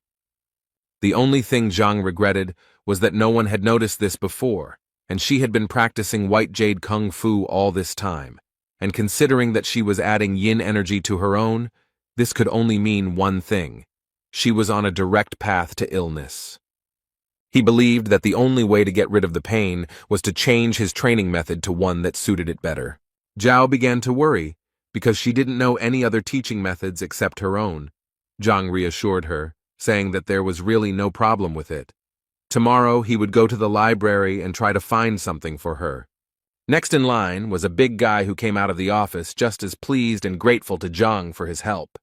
He never thought that he would have to kneel before Zhang for helping him so much. Zhang understands his emotions because he gave him the adjusted Hongting 9 Paths method, although he still felt that the big guy was getting too close to him. As for Zhang Yang, his strength increased greatly after his advice, and the boy was finally able to reveal his talent, after which he went out to the guys to tell them that he had analyzed almost all of their individual recommendations, but assured them that this was only the beginning, because they clearly would not be able to achieve success with simple words. Suddenly his monologue was interrupted when someone knocked down the classroom door. Brother Wang Yin said that Zhang was deceiving the students for his own benefit, but he would not tolerate him dragging his sister into it. This guy's name was Wang Tao, and he said that he wanted Zhang to stop being Wang Yin and Zhao Yao's teacher and let them go immediately. Otherwise, he immediately warned him that he would not pay attention to his title as a teacher and that he would be to blame for his injuries, to which Zhang only replied that this guy was disrupting the lesson. Wang Tao smiled because he didn't understand what Zhang could teach his students since his skills were laughable, and he didn't forget to add that Zhang was lucky that he was well-mannered and called him a teacher, but this would continue if Zhang continued to fool around. Zhang got tired of this and created a huge fire tiger, which scared Wang Tao quite a bit. He immediately noticed that this aura was the same as that of an elder. He didn't believe that a third-rank guy could be so strong, so he thought that it would be disgusting if they thought that he was afraid of such a weakling. So without thinking twice, he decided to attack Zhang and punish him for all the words and actions he had committed. But no matter how much force Wang Tao used, Zhang was still able to easily stop the guy's attack with just 2 fingers. Wang Tao couldn't even imagine how this was even possible. How could a third-rank fighter stop his attack and so easily? He decided that it was just a coincidence, and nothing more, so he demanded that Zhang let go of the sword so that they could fight in a fair fight. Zhang didn't listen to him, but continued to just stand there and wait for Wang Tao to simply leave and not interfere with his lesson. At that moment, the guy's head was spinning with only thoughts about how this was simply impossible, because the last time they tested Zhang's strength, it was at the level of the 3rd rank. Moreover, the guy believed that even if he had strengthened, he should now only be at the 1st stage of the 4th rank. But apparently this was not the case, because Zhang was able to throw Wang Tao out of the classroom with just 1 hand. Uncle Zhao stood outside the door of this classroom and listened carefully to what was happening in the classroom, and at some point, he began to hear a very loud noise, and so it seemed to him that Wang Tao was finally going to teach Zhang a lesson. And he clearly wanted to see this more than anything else, so he carefully opened the classroom doors. But apparently he did it in vain, because as soon as he opened the doors, he saw the body of a fighter flying towards him. It so happened that they landed on the ground together and together received the gift from Zhang. After he had sorted out his fans, to put it mildly, he decided it was time for them to continue their activities. The boys apparently still couldn't come to their senses after what they had seen. It seemed to them that it was a 4th-rank supreme power. Brother Wang Yin was defeated so easily, even though he is a famous fighter. How could a teacher from the bottom of the rankings do this? They all came to the conclusion that teacher Zhang had simply been hiding his strength all this time. Uncle Zhao Yao, after such a not-so-soft landing, would like to ask Mr. Wang Tao what happened and why he was unable to teach Zhang a lesson. Wang Tao couldn't think of anything better to say than that he had just used a new technique and was just lucky because he hadn't fully mastered it yet. So today, he said, luck was on Zhang's side. His interlocutor thought that something was clearly wrong here, and even with the new technique, Wang Tao should have won. The guy also decided to add that the university had a strict rule not to interrupt classes, so he decided to wait a little.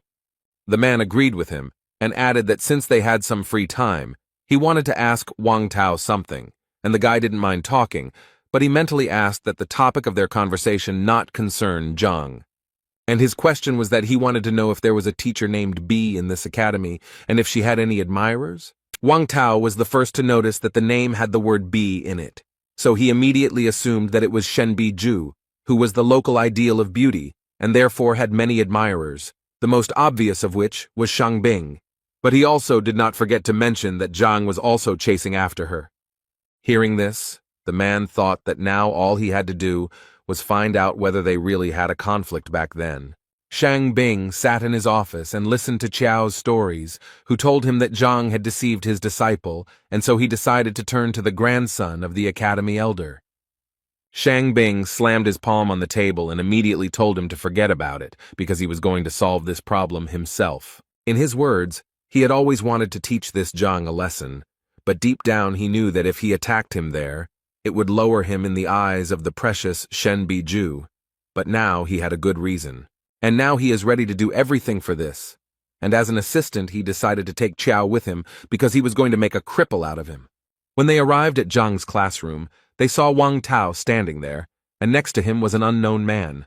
The first thing Shang Bing wanted to ask Wang Tao was why he was here and not training.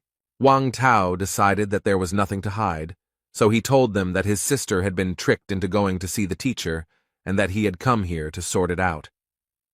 Shang Bing was quite surprised that Zhang dared to lie even to Madame Wang, and now he was more than sure that this guy needed to be put in his place.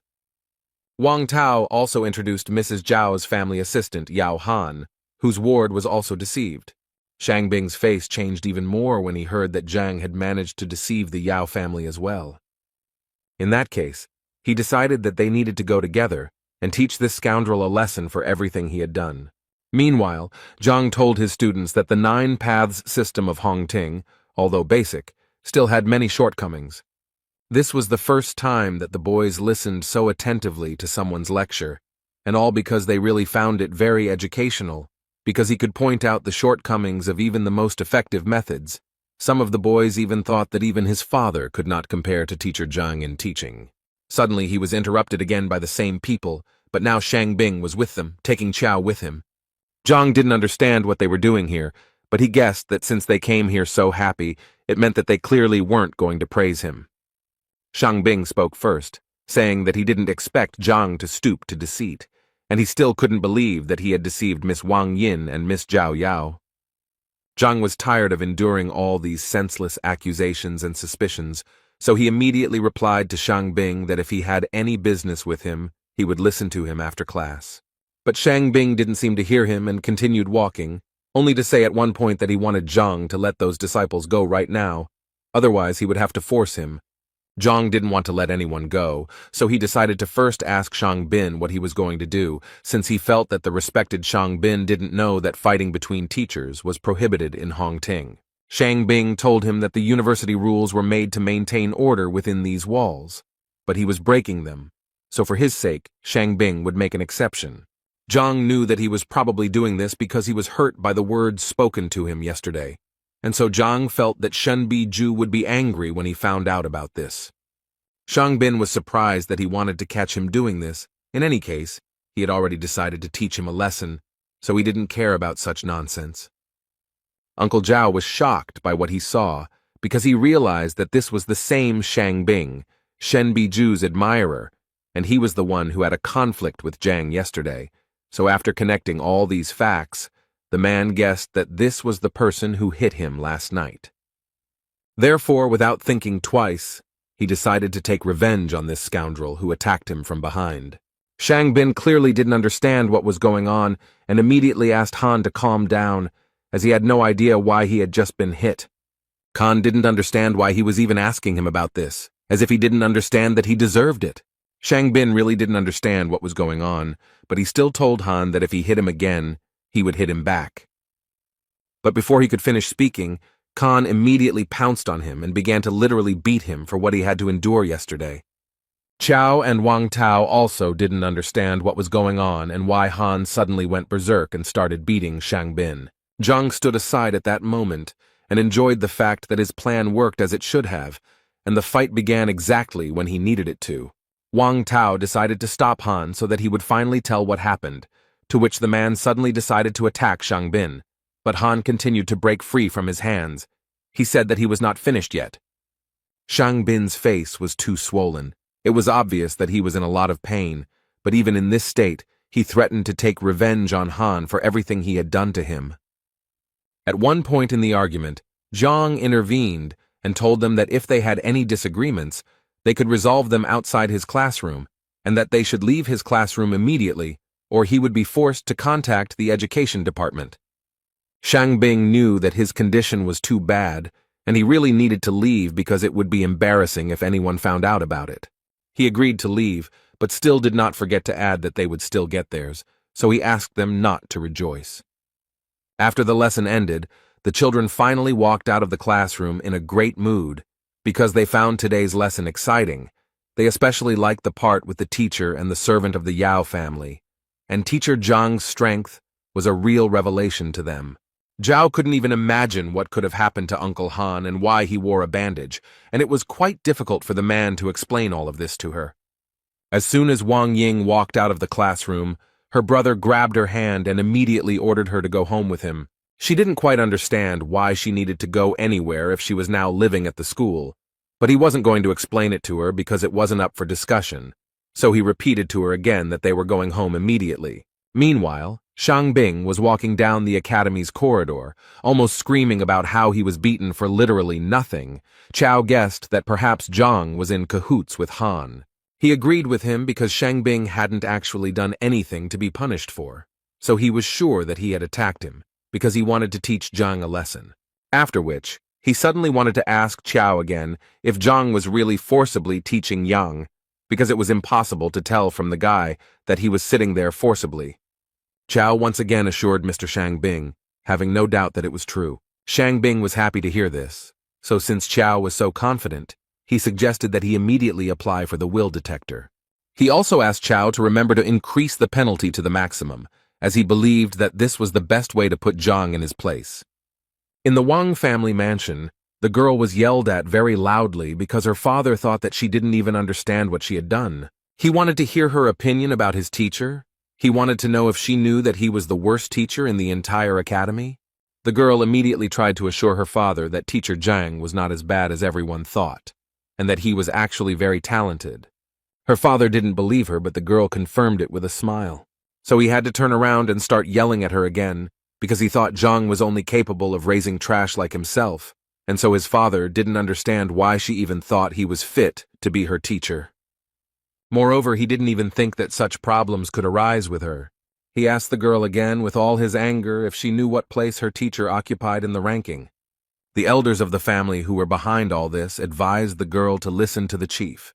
They believed that he would definitely not say anything bad, and as an example, they decided to give her Wang Yang, who studied with Lu Sen. According to them, the guy's strength increased by 40% in just one lesson. Wang Yin, overcoming her fear and embarrassment, decided to say that with teacher Zhang, her strength had increased by more than 100%, and he was also able to heal her legs.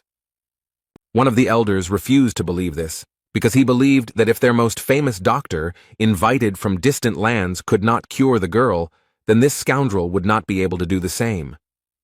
The other elder also laughed when he heard that she had increased her strength by 100%, and the healing of his legs captivated him even more, after which they asked her not to lie, if only to cover up for this liar. At some point, she decided to shut them up and started shouting about how they could even talk like that about teacher Zhang if they had never even seen him, and she had already firmly decided that she refused to leave his class. But this made the old men laugh even more. They assumed that the girl had some other reasons for protecting this guy.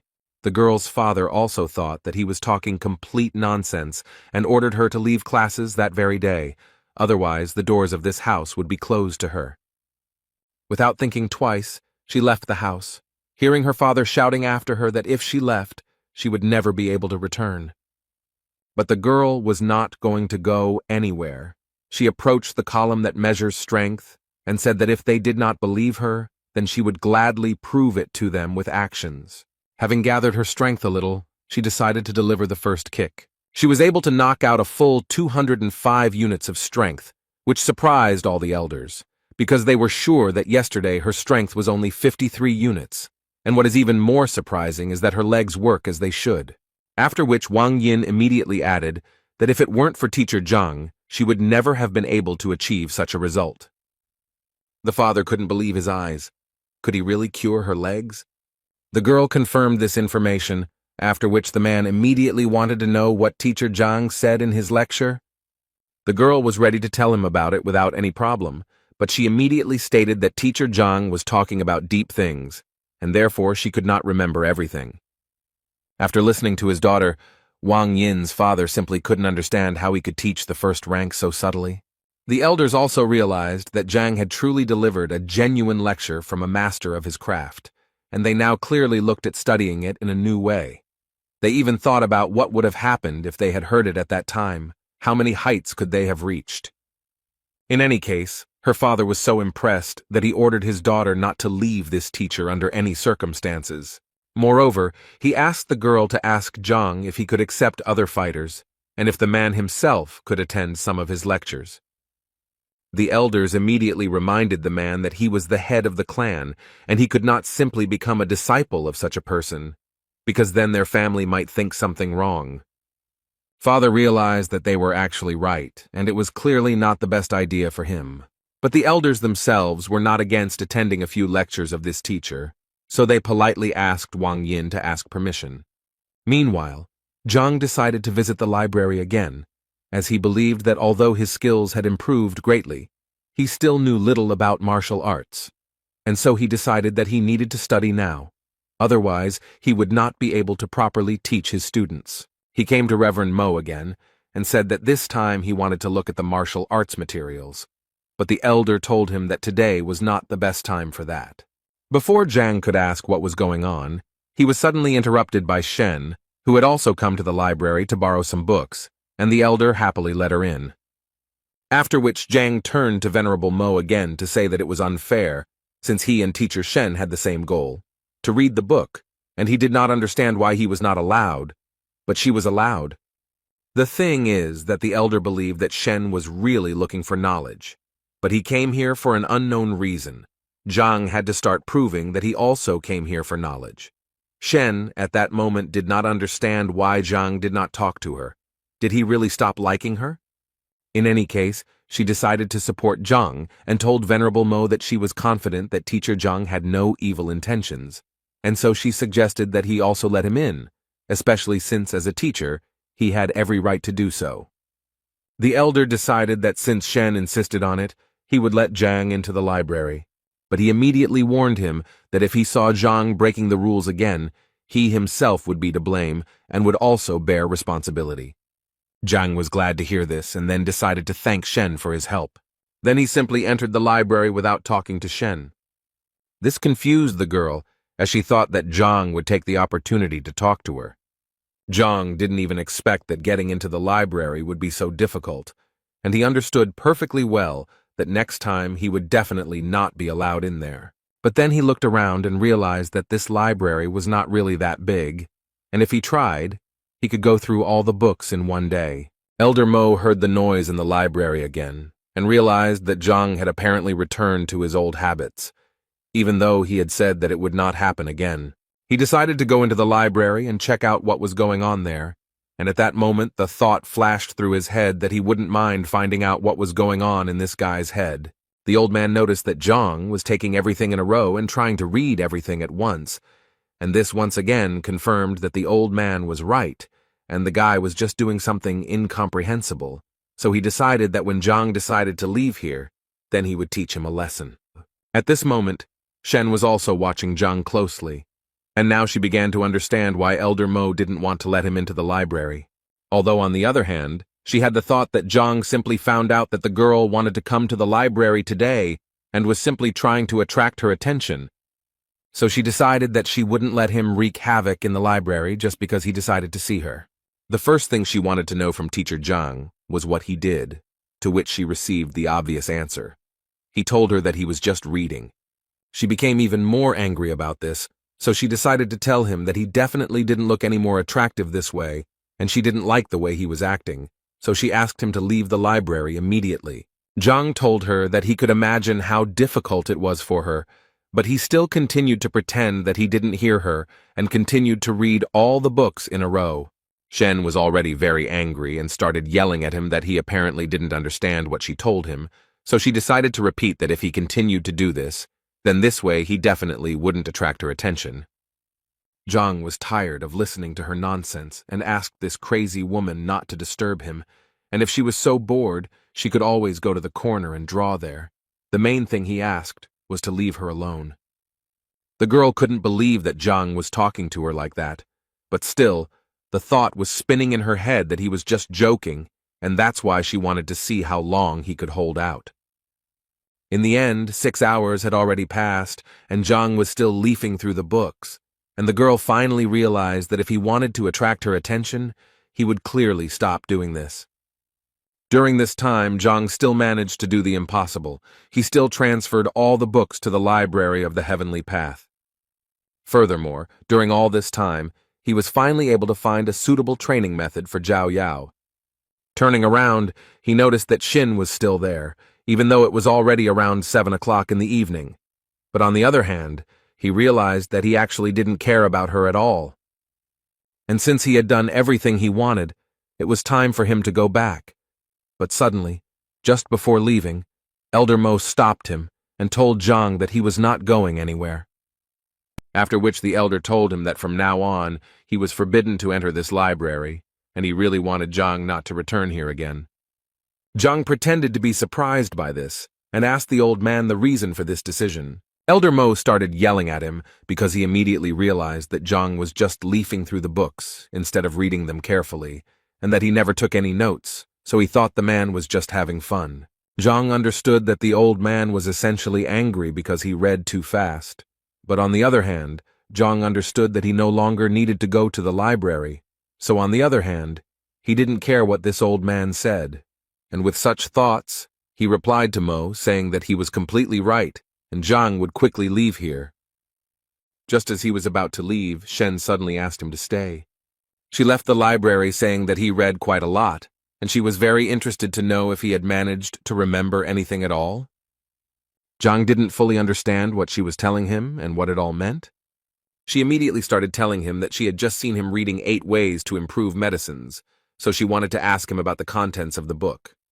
Deep down, she was sure the man was just pretending to read, so now she just wanted to see how he would get out of it. Zhang unexpectedly agreed to answer her questions, but asked her to do it as quickly as possible, as he was in a hurry for dinner. She was annoyed that he was doing this just to get her to leave him alone, but she asked her question anyway, the gist of which was that if you use all the herbs separately, it might be difficult to make the pills, so it was better to mix all the ingredients at once. And the question was that she didn't understand the meaning of this phrase. Jin sighed and said that she remembered it wrongly, because it would be correct to say that only the correct order of adding the herbs would help her make quality pills, but the meaning of this phrase is that the ingredients must be added separately and in a specific order. The girl was surprised by his answer, because in fact, she initially made a mistake in the phrase in order to expose him, but she did not even suspect that he would be able to give her the correct answer.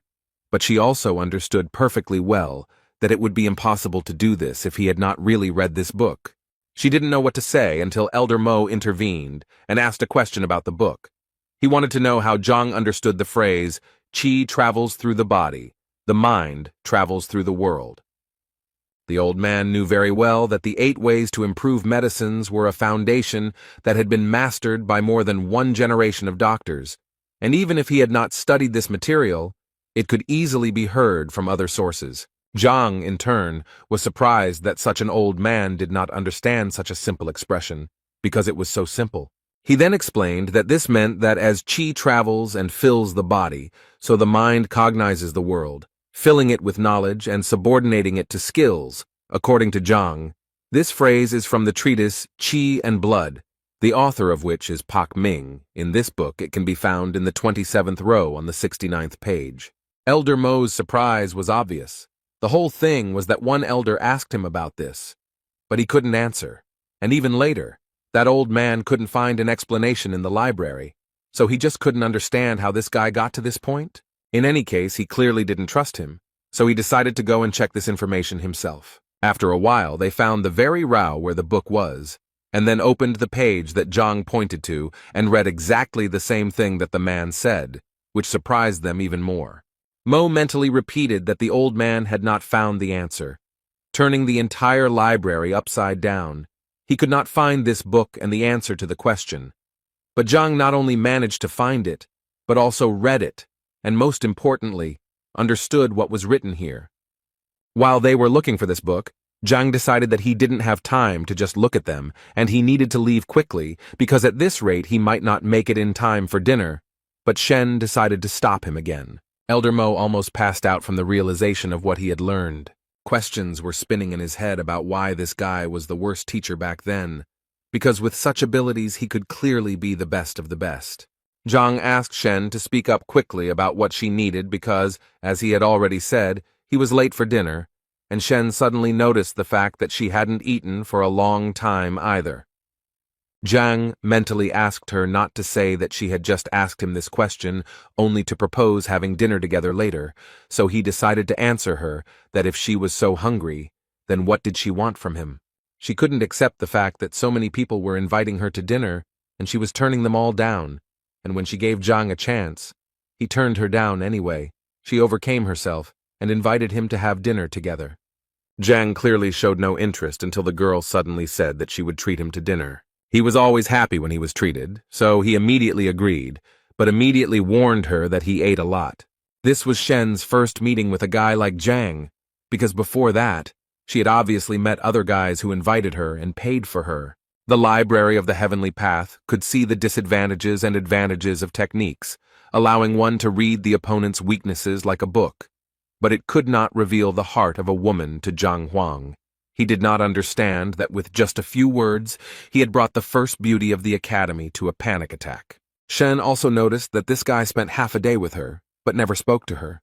And when she turned to him to ask something, she noticed some kind of aura appear around him. After some time, she realized that this was the second rank of the power of the mind, which was called the calmness of the waters. Martial arts masters develop not only the body, but also the mind. The higher the rank of fortitude, the greater the learning ability and ability to perceive and process information, but as you know, the mind is much more difficult to train than the body. It is difficult to subdue, and only the head of the academy has achieved such a rank of mind. And considering all these facts, Shen realized that his teacher test results were simply fake, and he did it in order to comprehend the second rank of reason with the help of other people's reproaches and bullying. She realized that this guy was essentially a real tiger in pig skin, whom she would try to tear to pieces. Zhang thought at this moment that he had simply decided that it was a beautiful place, but now he realized that he had obtained the second rank of intelligence. He was very happy to realize this, because he was reborn into a new life. Moreover, thanks to the new training method, his body was filled with the purest qi, so it was no longer a surprise to him. With these thoughts, they quickly reached the very restaurant where they were to have dinner today. At this moment, Zhang thought that he had always eaten in small restaurants and canteens, so he didn't expect that she would bring him here, and Shen at this moment thought that she was incredibly curious to know how long Zhang would continue to pretend. Today, Qiao and Shang Bin were relaxing in the same restaurant, and he was still very angry about the situation that happened to him, but Qiao asked him to calm down because they had already applied for the will detector.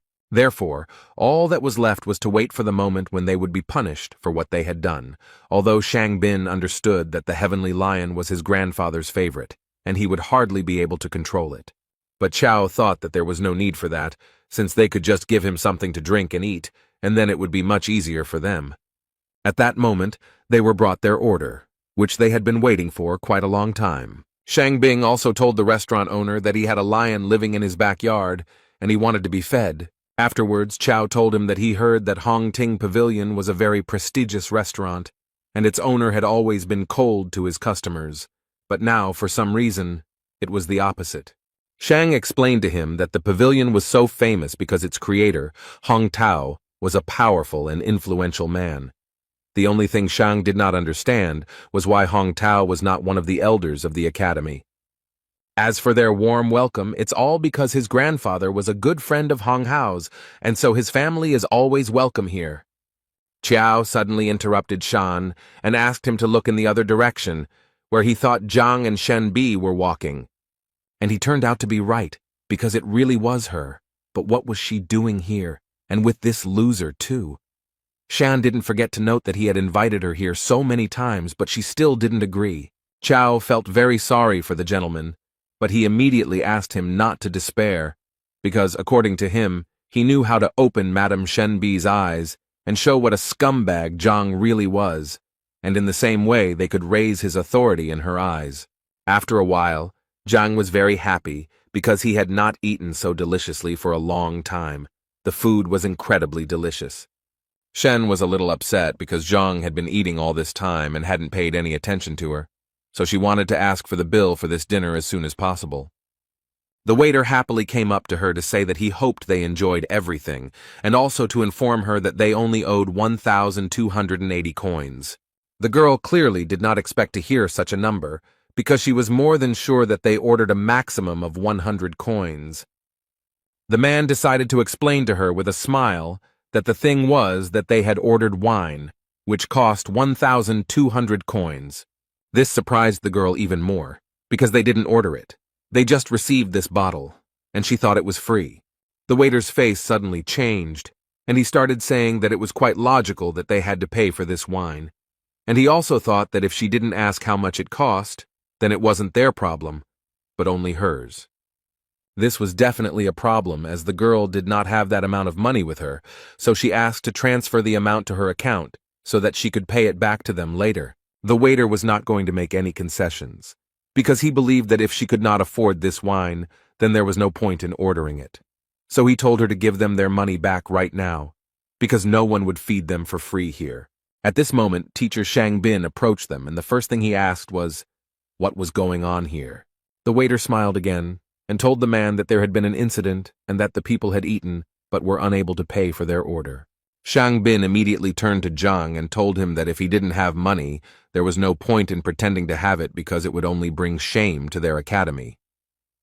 Zhang immediately asked him to stop saying such things in front of everyone, especially since it was not true. But Xin Bin was clearly not deterred, and continued to say that he never thought that Zhang could stoop to such a level as to pretend to be such a generous person. Although at that moment he thought that it was he who asked to serve Zhang an overly expensive drink that he could not pay for when he looked like a nobody. Then he, Shang, should have come and saved the beautiful Shen. This way, he will do everything in one go, punish Zhang, and finally get Shen. But apparently, he hadn't thought his plan through to the end, because Shen made it clear that she didn't like anything Shang Bin was doing now. He thought she had taken it personally, so he decided to explain again that he had said all this about teacher Zhang, and that he specifically didn't have any money, but he still treated her like that, and it was somehow embarrassing. At that very moment, Zhang decided to intervene in their dialogue to say that it was not he who was treating her, but teacher Shen, who had decided to treat Zhang. Shan clearly didn't expect such a turn of events. It seemed literally impossible to him. After all, he invited her to dinner every day, but she refused. And now suddenly she decided to invite this bitch herself? In any case, he would have to make things right somehow, because Shen was clearly very angry that Shang told her that she was pretending to be magnanimous and that it was a disgrace to the teacher. Chao tried to push him from the side and told Shan that it was even better this way because now he could offer to pay the bill for her, and then everything would be fine. Without thinking twice, he decided to listen to his friend's advice, immediately put a bag of coins on the table and told the waiter that he would pay Miss Shen's bill. At that moment, he immediately thought that this would definitely calm Shen Bi down.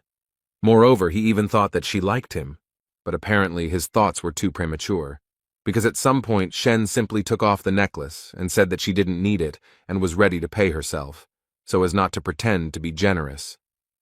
She took off what turned out to be a jade pendant worth about 5,000 coins, and offered it to the waiter as payment.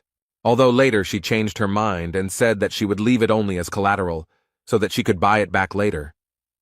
Shang Bing immediately turned to Qiao to ask him what to do next, because things were clearly not going according to plan. Suddenly this whole farce was interrupted by Zhang, who assured the girl that there was actually no need to give up such a valuable thing as collateral, after which he got up from his seat and went to the waiter, telling him that in fact this food was not that expensive. And besides, she was trying to get revenge on him for deceiving her so maliciously. These words outraged the waiter, because according to him, they had a prestigious restaurant and an honest place, and there was no point in talking about any deception here. So he promised them that after such words, they would definitely not leave here unpunished.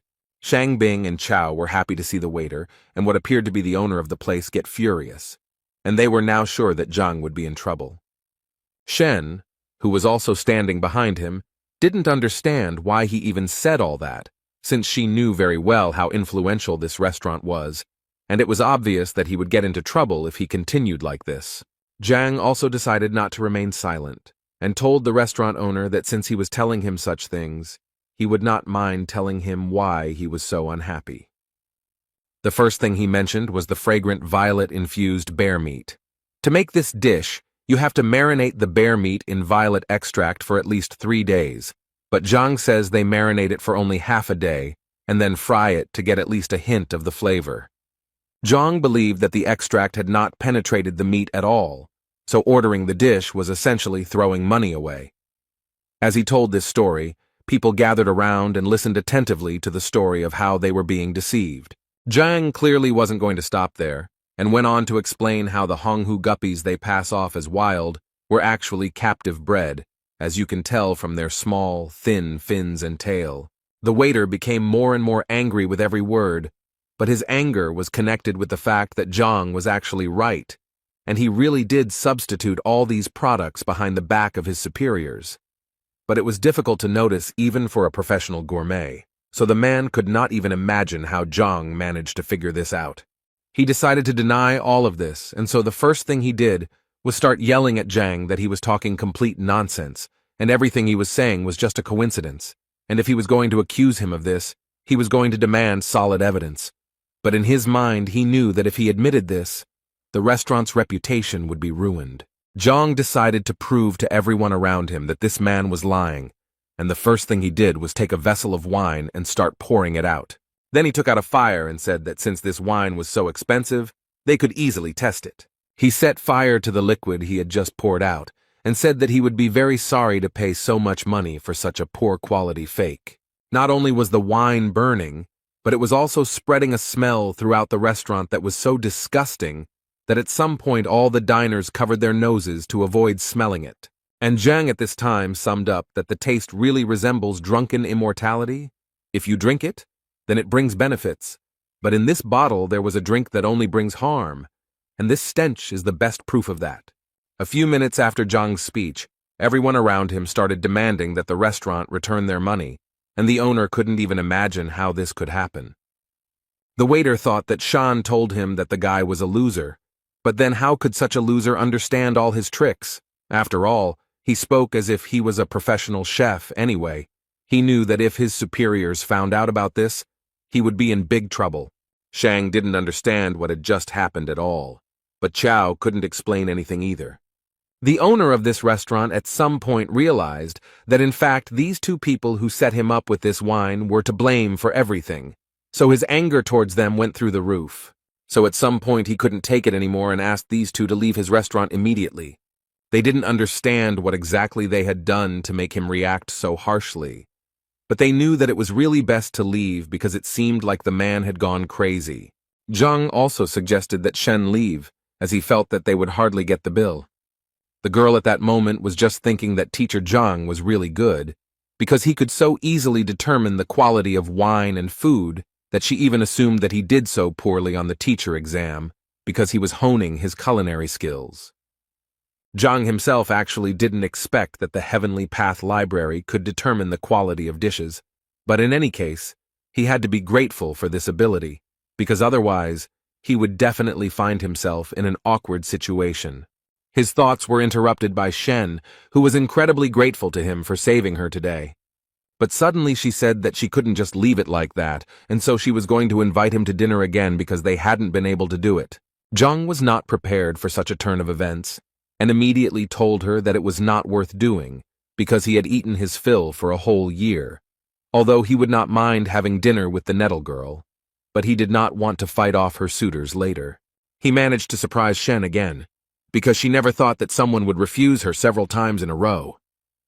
But then he managed to add that it was very good that they had just eaten together, and now it was time for him to go, and this literally finished off the girl. Suddenly, he was stopped by Shang, who ordered Zhang to stand in the place where he was now standing, and was going to make sure that Zhang would not leave here in one piece today. Shen immediately wanted to ask him what he was going to do and why he had rolled up his sleeves, but instead of answering, Shang asked the girl to step aside, because this should be decided only by him and Teacher Zhang. But she wasn't going to do that, so Shang decided to shout at Zhang and tell him that if he were a real man, he wouldn't hide behind a woman's back. Although Zhang himself did not understand what was wrong with hiding behind a girl's back, moreover, he called it conflict resolution and saw nothing wrong with hiding behind a woman's back to calm her down. Once again, everything did not go according to Shan's plan.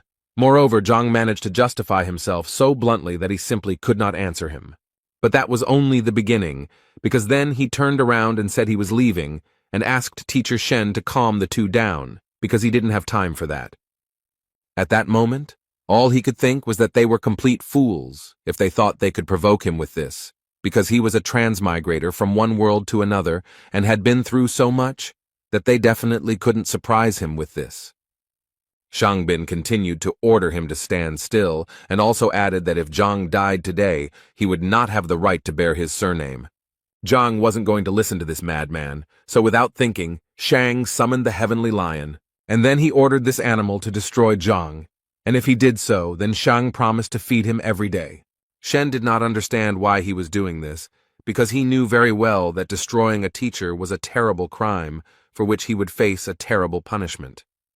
Shang told her that Teacher Zhang was trying to kill him, and the lion was simply defending his master and accidentally counterattacked too strongly, and so it could be taken as self-defense, and no one would be able to tell him anything. After his words, the lion immediately ran to attack to carry out Shan's order. Shen understood what consequences this could lead to, so she obviously began to worry about Zhang. The girl fell to her knees in anxiety because she began to understand that she was to blame for all of this. Shang Bin interrupted her thoughts by yelling at the girl that Zhang was definitely already dead and that there was no way to fix it, and all of this made him incredibly happy. But suddenly his euphoria was interrupted by Qiao, who noticed that something was clearly wrong here, and it was probably too early to rejoice. Shang started yelling at him because he was sure that this time everything was going according to plan, and there was no point in panicking, but Qiao asked him to just look over there, and everything would become clear at once. But when Shang finally looked in that direction, he realized that Qiao was indeed right, because Zhang had literally tamed the huge heavenly lion, which was definitely not going to eat him now. Shang couldn't believe his eyes, because he always thought that the celestial lion was his grandfather's pet. This animal was very proud and would get angry even when it was touched, let alone stroked on the head. So he didn't understand why this powerful animal was groveling before Zhang like a loyal dog. He decided to try his luck again, and ordered the heavenly lion to immediately gather and carry out the order, namely, to destroy Zhang. But the lion did not hear a single word of Shan. He enjoyed the presence of Zhang, who was scratching him. Teacher Zhang got tired of listening to this madman's screams, so he politely asked his new friend to shut him up. The Sky Lion was ready to destroy Xin without any problem, and therefore immediately attacked him. Qiao immediately ran to Shang Bin to ask how he was and if everything was okay with him. Shan literally cried because he didn't understand what was happening here, because this lion was his grandfather's pet, who always obeyed him, and now Zhang was like his master. The lion continued to flatter his new master, and Zhang himself was not averse to praising him and saying that he was a good boy. Shen was also very interested to ask Zhang how he managed to do this. According to Zhang, it was all quite simple. He thought that this heavenly lion was very accommodating, although he did not deny that Zhang simply seemed handsome to him, so he did not continue to attack him. Although Shen knew very well that he was a heavenly lion, and if he were to respect anyone of his own free will, it would be another male heavenly lion. Anyway, Zhang thought it was time for him to go home and say goodbye. He also told the lion to go home, and that they would definitely see him again. Zhang continued to be amazed in his mind at the capabilities of the heavenly library. He couldn't even imagine that it worked on animals, and as it turned out, this lion had many shortcomings, so it was easy to tame.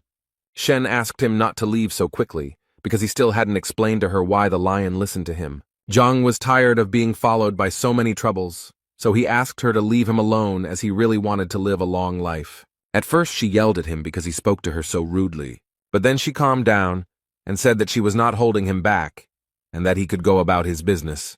The same man from the restaurant was called in by management to be scolded and punished for siphoning off food for his own gain, and the man agreed with it, but still felt it important to add that the other guy was much worse because he said it in front of everyone, without hiding it, as if he had no respect for the real owners of the restaurant at all. His boss slammed the table and ordered him to shut up immediately, as he considered that this in no way justified his theft, which sooner or later someone would notice, and now he was giving him exactly 5 days to restore the good name of his establishment, and then he would forgive him for the deception, otherwise he would die. After which he still wanted to know who this guy was, and who gave him the right to publicly insult the Kuntian restaurant? The frightened waiter overcame his fear and said that the man was the last-ranked teacher and his name was Zhang Huang. The restaurant owner was very annoyed that this Zhang Huang dared to disgrace the reputation of his restaurant. Zhang was just walking around thinking at that moment that he never thought that one dinner could bring so much trouble anyway. He knew that he needed to forget about it as soon as possible, because he had other important things to do. For example, he needed to figure out how to advance to the 6th rank. But to his great regret, no ordinary teacher can simply gain access to information about the rank of opening chakras, because a copy of these documents can only be obtained with the permission of the elders, and on the last test, he only had the 3rd rank.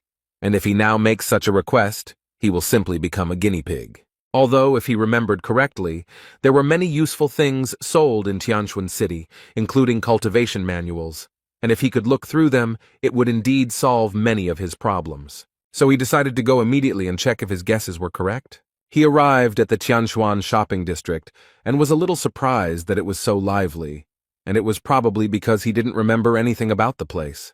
He was thinking that this guy was just a regular teacher with a small salary, so it was no surprise that he had never come here, even though they sold a lot of stuff here, but he honestly didn't remember what it was for.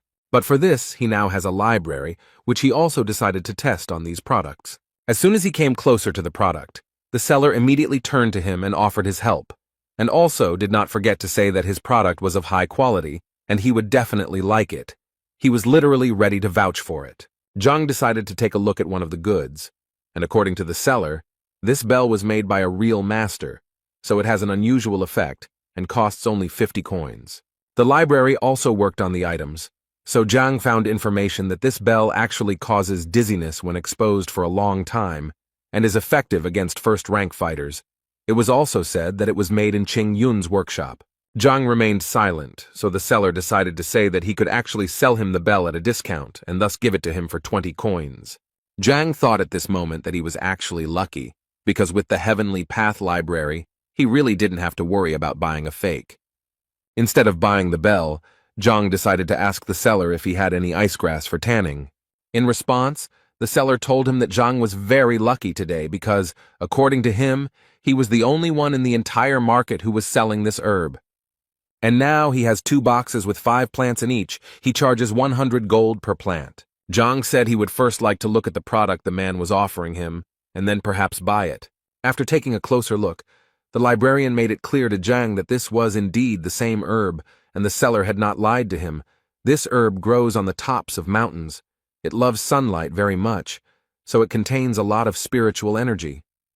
He believed that the combination of hot and cold yin and yang was the perfect medicine for Zhao Yao's blocked points, but he was confused by one important point about this plant. One of the stems was dried out. Zhang first looked at the box and assumed that the seller had kept the plants in improper conditions. The guy assured him that the dried-out stem was normal, because he said he had made a career out of the herb and therefore knew how to handle it. And besides, the stem had always been like that, even when he had collected it.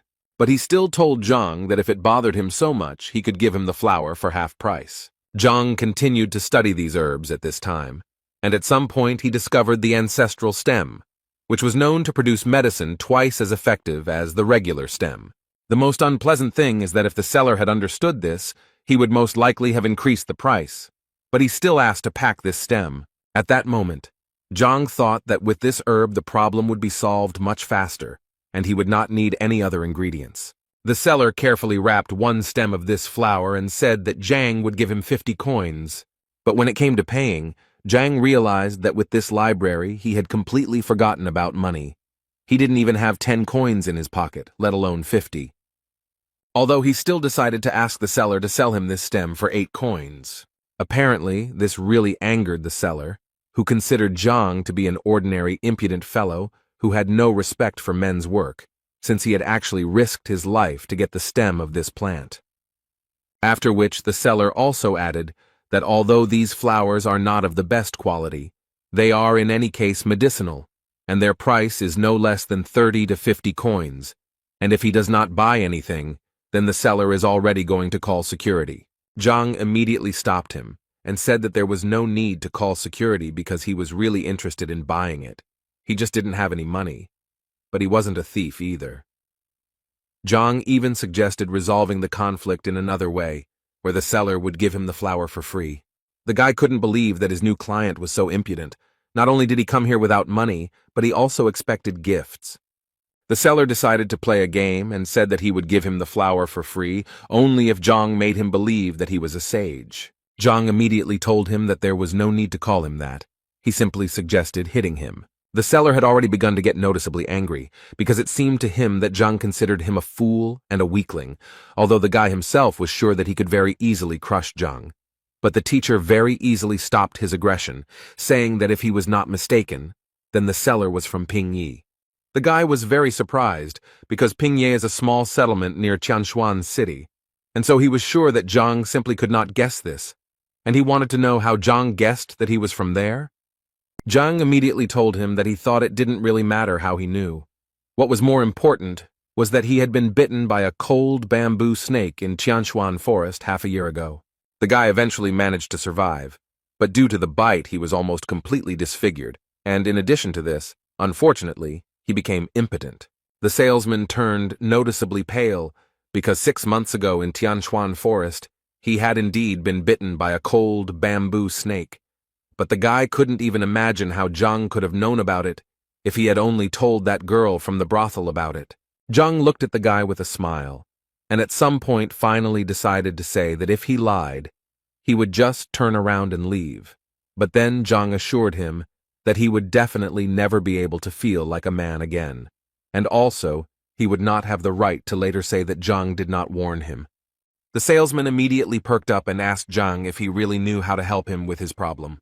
Zhang smiled, and the guy started asking him for more help.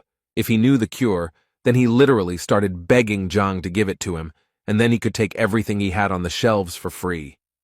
Finally, the teacher got the desired words, and after that, finally, he added that the poison of the cold bamboo snake, getting into the body, freezes the organs. And this is a fact. Medicines are powerless here. For this reason, people often amputate their limbs. Even the most skilled alchemists can do nothing. But here's what's strange. Despite the chilling properties of this snake's body, its bile has a warming effect, so it's enough to absorb it, and it will completely cleanse the body of foreign cold, and it will be able to become human again. The guy couldn't believe that all he had to do was eat the bile of a bamboo snake. Was it really that simple? Zhang confirmed this information and also decided to say that he saw these snakes in one kiosk, and if he did not believe him, then he could go and buy this snake right now and try it. But the seller thought that he had a better option, as it turned out. He had one of these snakes lying around in a distant drawer. He opened the box, which indeed contained one of these bamboo snakes, and the first thing he had to do was cut it open. And as soon as he managed to get the gall sac out of the snake's body, the guy immediately brought it to his mouth to swallow. Imagine his surprise when he felt that the effect came literally within a few seconds. He immediately knelt down in front of Zhang and began to thank him for this, because he could finally feel like a man again, and as a token of gratitude, he would like to give him all this icy sungrass. Zhang laughed at him and said that as he said, the seller would give him the herb for free. The salesman felt a little ashamed that he had not immediately recognized Zhang as a talented person, when suddenly their conversation was interrupted by the shouts of other people who were very loudly discussing the fact that Master Mo Yang was finally here. They believed that they had the opportunity to receive his invaluable advice, and if they were lucky, they would definitely become his students. Zhang didn't quite understand what was going on, so the shopkeeper explained to him that it seemed that Master Mo Yang had come to the village again. According to the guy, he is simply an excellent appraiser, and as far as Zhang understood, this is a rather specific profession, like a gourmet, and they are valued approximately the same. But whether to follow the appraiser's advice or not is like gambling. You never know until the end whether you will be lucky or not. Betting on treasures is like betting on precious stones in his world. Someone will get a fake, and someone will get a valuable artifact. But with the library of the heavenly path, he doesn't need luck at all. He just needs to touch the object, and he will understand everything immediately. And considering all this, he realized that at the moment, this is the best way to get rich. So Zhang decided not to stand still for long and take action. He asked the guy to pick up the grass later, after which he said goodbye to him. When he arrived at the scene, the first thing he saw was how people were literally going crazy over this Master Mo Yang. Each of them wanted to hear his advice. This master replied to all these people that he would leave here tonight, but he still wanted to thank them for the hospitality they had shown him, and so he was willing to give advice to the 5 people. He also assured them that they also did not need to quarrel, because if they were destined to receive help, then so it would be. Zhang, meanwhile, continued to look at the exhibits displayed in this market, and at some point he reached a table where there was a vase that, although it looked impressive, still assured him that it was just junk. Now he was 100% sure that, as he thought, with one touch he would be able to find out detailed information about everything, and he also immediately realized that the prices here were terribly inflated.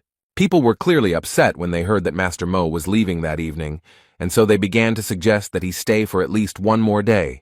He immediately assured them that it was simply impossible, as he had things he couldn't cancel, so it was out of the question, but he still decided that he would add 5 more, because as they knew, searching for treasure among trash was a difficult task that required concentration, and therefore 10 was his limit.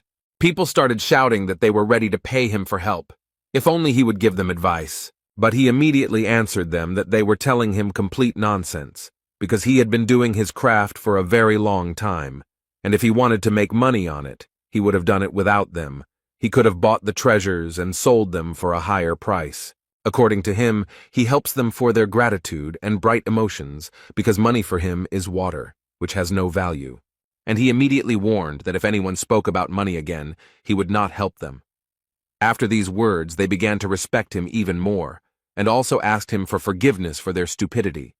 He also wanted to tell them that the appraiser could actually only increase the chances that they would not get a fake, but they still could not get a complete guarantee of success. But as long as they were with him, he would do everything to help them with this. They immediately raised their hands for his attention, and Master Mo decided to pick out the old man in the front row first. He explained to them that he would now use his special technique to understand which of them deserved their attention and which did not. After analyzing, he pointed out to the old man the vase that Zhang had recently looked at. Master Mo thought that the old man could safely buy this vase because it was actually very valuable. After all, it was created at the end of the Kobun period. The old man got his money without any problem and was going to buy this vase because Master Mo himself advised him to buy it. Zhang watched this process, when suddenly he realized that he had just been looking at this vase, and if he was not mistaken, then this was a normal phase from Qing Yun's workshop. As a token of gratitude, the old man immediately brought Master Mo a few coins, which he happily took, and Zhang began to understand that he had definitely not made a mistake with this vase. Suddenly his body moved back to the library, which Zhang didn't understand because Master Mo didn't seem to have landed any combat moves on him. But the book about that person was still flying towards him. In this book, it was written that Master Mo was originally an appraiser's appraiser, worked as an informant in the Liuju kingdom, and eventually made his way into the appraisers of artifacts with his generalizing voice that clouded people's minds with words, convincing them of the master's greatness. Zhang took another look and noticed that this man really looked refined and highly moral, so much so that he even managed to deceive him. But now he realized that if there are scammers, then there are also their victims, and apparently, most of this crowd are victims. Zhang decided that everything was so good that he didn't need any help, and he got ready to leave. Suddenly, he was stopped by the same Master Mo, who had chosen the guy as the next lucky one to whom he would give advice. This obviously surprised Zhang. After all, there were a sea of crazy fans of this Master Mo around, so why did he decide to choose Zhang? Zhang decided to immediately answer him that he certainly appreciated his kindness, but he did not need his help, although the old man did not think so, because he saw that the boy did not know what to choose, and he really did not want the boy to become a beggar at such a young age, so he asked the boy to think again. Zhang knew very well that if he listened to this master, he would definitely be left without money, so he assured Master Mo that he definitely did not need his help. But the old man still continued to insist, because he believed that it was not easy for a young man to quickly accumulate capital, and he was now giving him such an opportunity, and his kind heart could not allow him to spend a lot of money on scrap metal or other junk. His fans began to admire him even more after these words. At one point, Master Mo said that he was almost certain that the guy was probably thinking that he finally had a great chance to get the treasure, and he also felt that he wouldn't be able to protect it because they would most likely want to take it by force. Zhang, listening to all this, became more and more convinced with each passing second that this old man was too proud, and how could he even come up with such nonsense?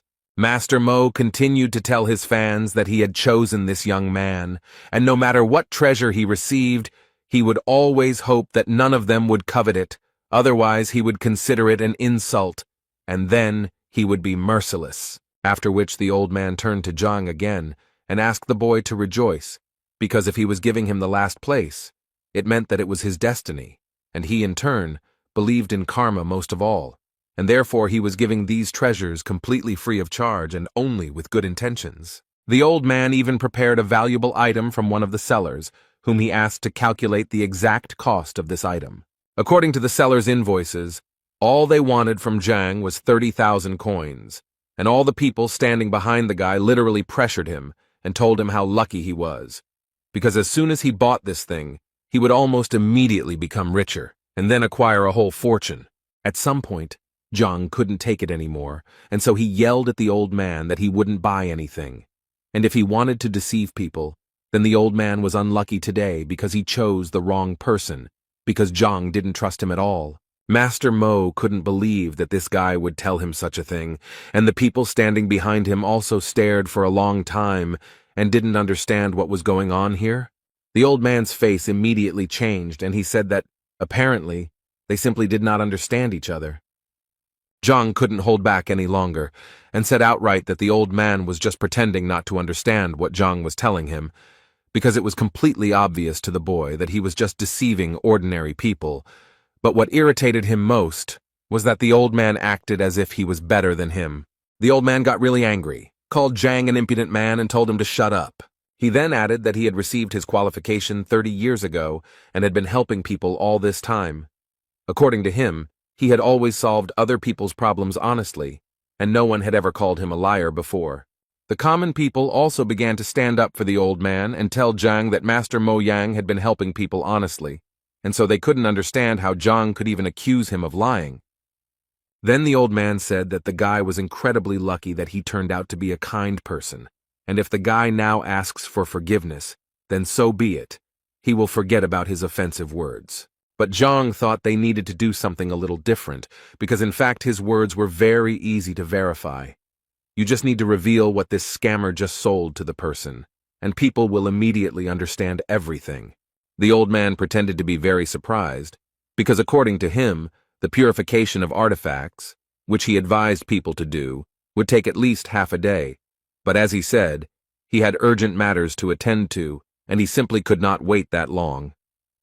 But from Zhang's face, he could tell that the guy was literally holding back from saying that he was using his busyness as an excuse to leave early because he would be ashamed of his actions. At that moment, Zhang thought that he was quite a professional liar because he had already thought of an escape route in advance and said so. Suddenly, their conversation was interrupted by one person from the crowd who suggested that since this guy claimed that the master was a fraud, then he himself apparently had knowledge of this craft, and if this was really the case, then he had better demonstrate it. The old man smiled and agreed with the gentleman, because if the guy was so confident in his words, then he probably did a lot of evaluation research himself, since he dared to insult him.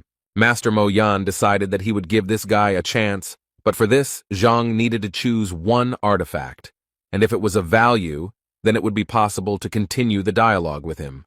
Zhang agreed to this condition without hesitation, as he understood that with the library of the heavenly path, he would be able to easily name a truly valuable thing. But before that, he decided to ask the seller if he would be able to pay for the artifact after polishing, when its true price would become clear. The seller immediately refused him because, according to him, it was necessary to pay in advance. This rule was introduced to prevent liars who refused to pay if the cost of the goods did not cover its original cost. But suddenly this salesman was interrupted by Master Mo, who asked him that this guy pay in a way that was more convenient for him, and if this young man won, then he would pay for him, and if not, then he would just apologize, as he said. Zhang was more than satisfied with these conditions, so he waved to the teacher and said that he would definitely not refuse help, and thanked the old man in advance. Master Mo thought that he had never seen such rude people. After this, Zhang began to look at the items, and the first thing he did was approach the item he had already looked at, and if it weren't for the lack of money, he would have bought it. But since the old man was paying, he saw no point in refusing. Without any doubt, he took the stone in his hands, threw it into the hands of the seller, and said that he had chosen exactly this thing. After which he immediately asked to be cleared here, in front of all the people, so that no one could accuse him of lying. The salesman stood there in a stupor for a while, not knowing what to do next, until old man Mo asked him to clean the goods, as he was sure that Zhang knew nothing about them, and had obviously chosen the goods at random. The man who was cleaning that stone thought at that moment that he really wanted to look at that guy's face when they were cleaning that stone and found nothing there. And in his head he had thoughts that he gave him small stones because they were ordinary roadside stones. But apparently he was very wrong, because when he cleared away what he thought was an ordinary roadside stone, he discovered a ling long stone. It was the main material for making ghost armor, and each of them was worth a fortune, since it was extremely rare. They began to discuss among themselves that this stone was so large and apparently without impurities, which meant that it could be worth about 100,000 coins, which could not help but please Zhang. The old man, without thinking twice, began to make excuses and say that the guy was just lucky, and that in any case it didn't mean anything, after which he turned around and said that he urgently needed to leave, as he had important things to do. But Zhang noted that in their case, there was no need to rush, and besides, he had one more question for the old man. He drew people's attention to the old man who bought the vase for 80,000 coins, and Zhang did this in order to tell the man the truth, that this vase was made in Qingyun, and therefore it was an ordinary decorative vase, which, on top of everything else, was cracked. And considering all this, Zhang was almost certain that in a few days it would fall to pieces, which was hard for this man to believe, since he believed to the end that it was an expensive vase because Master Mo Yang advised him to buy it. Zhang didn't want to argue with the man and just told him that if he didn't believe him, it was very easy to check by simply pressing on the thinnest part of the vase. The teacher also added that there was nothing to worry about, because if it was a truly valuable artifact, it would not be damaged, and the trash would immediately break. The man simply pressed lightly on the neck of the bottle, and it immediately fell to the floor. People couldn't believe that this was actually true, and that Master Mo had advised this man to buy trash. Zhang suggested asking this question to Mo Yang himself, who replied that it was a precious vase that would make a poor man rich.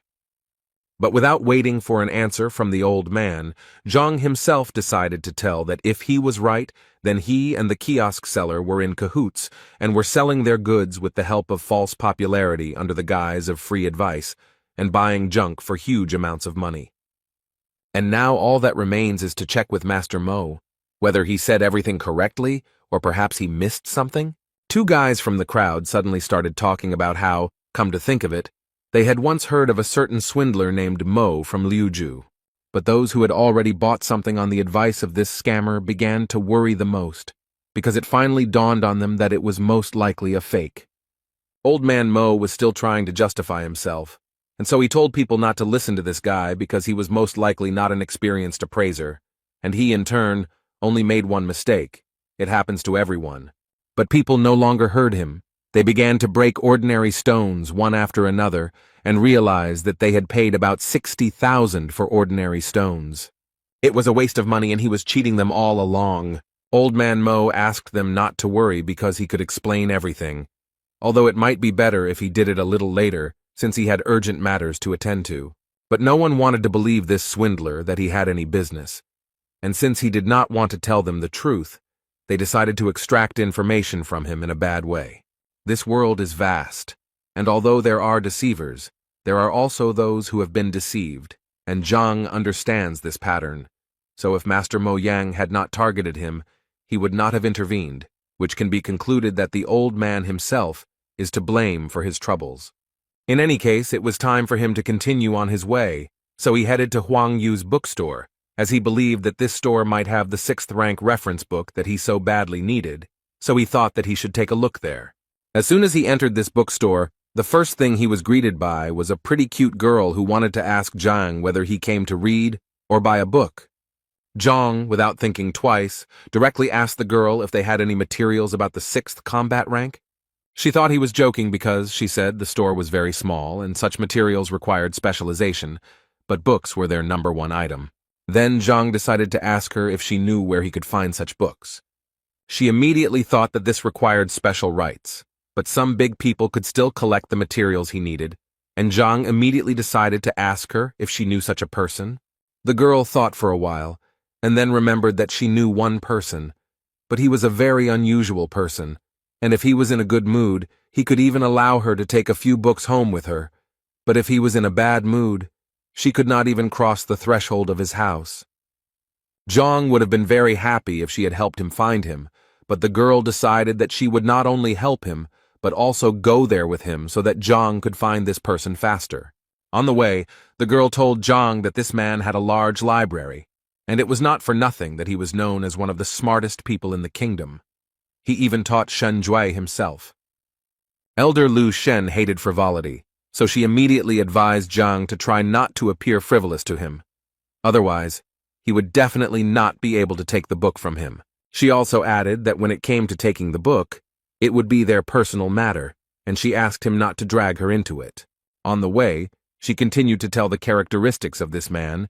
He prefers obedience in response to all his words, so she advised Zhang to just nod his head, and then he can be conservative in some matters, but there is nothing critical about this. After some time, they finally came to the house of Mr. Lu Shen, and Zhang could not believe that the emperor lived here. The girl in response told him that the emperor insisted on a richer housing for his teacher several times, but he always refused. Suddenly, out of nowhere, a guy on a horse appeared who clearly knew the girl, and immediately turned to her and said that he was glad to see you here again. She was a little unhappy that he addressed her like that, since her name was Huang Yu, and besides, they weren't well enough acquainted for him to call her that. In response to these words, he told her that, given their relationship, the address did not matter at all. After that, he saw Huang Yu Zhang next to him, and decided to tell him not to even think about courting her, because she was just his girlfriend.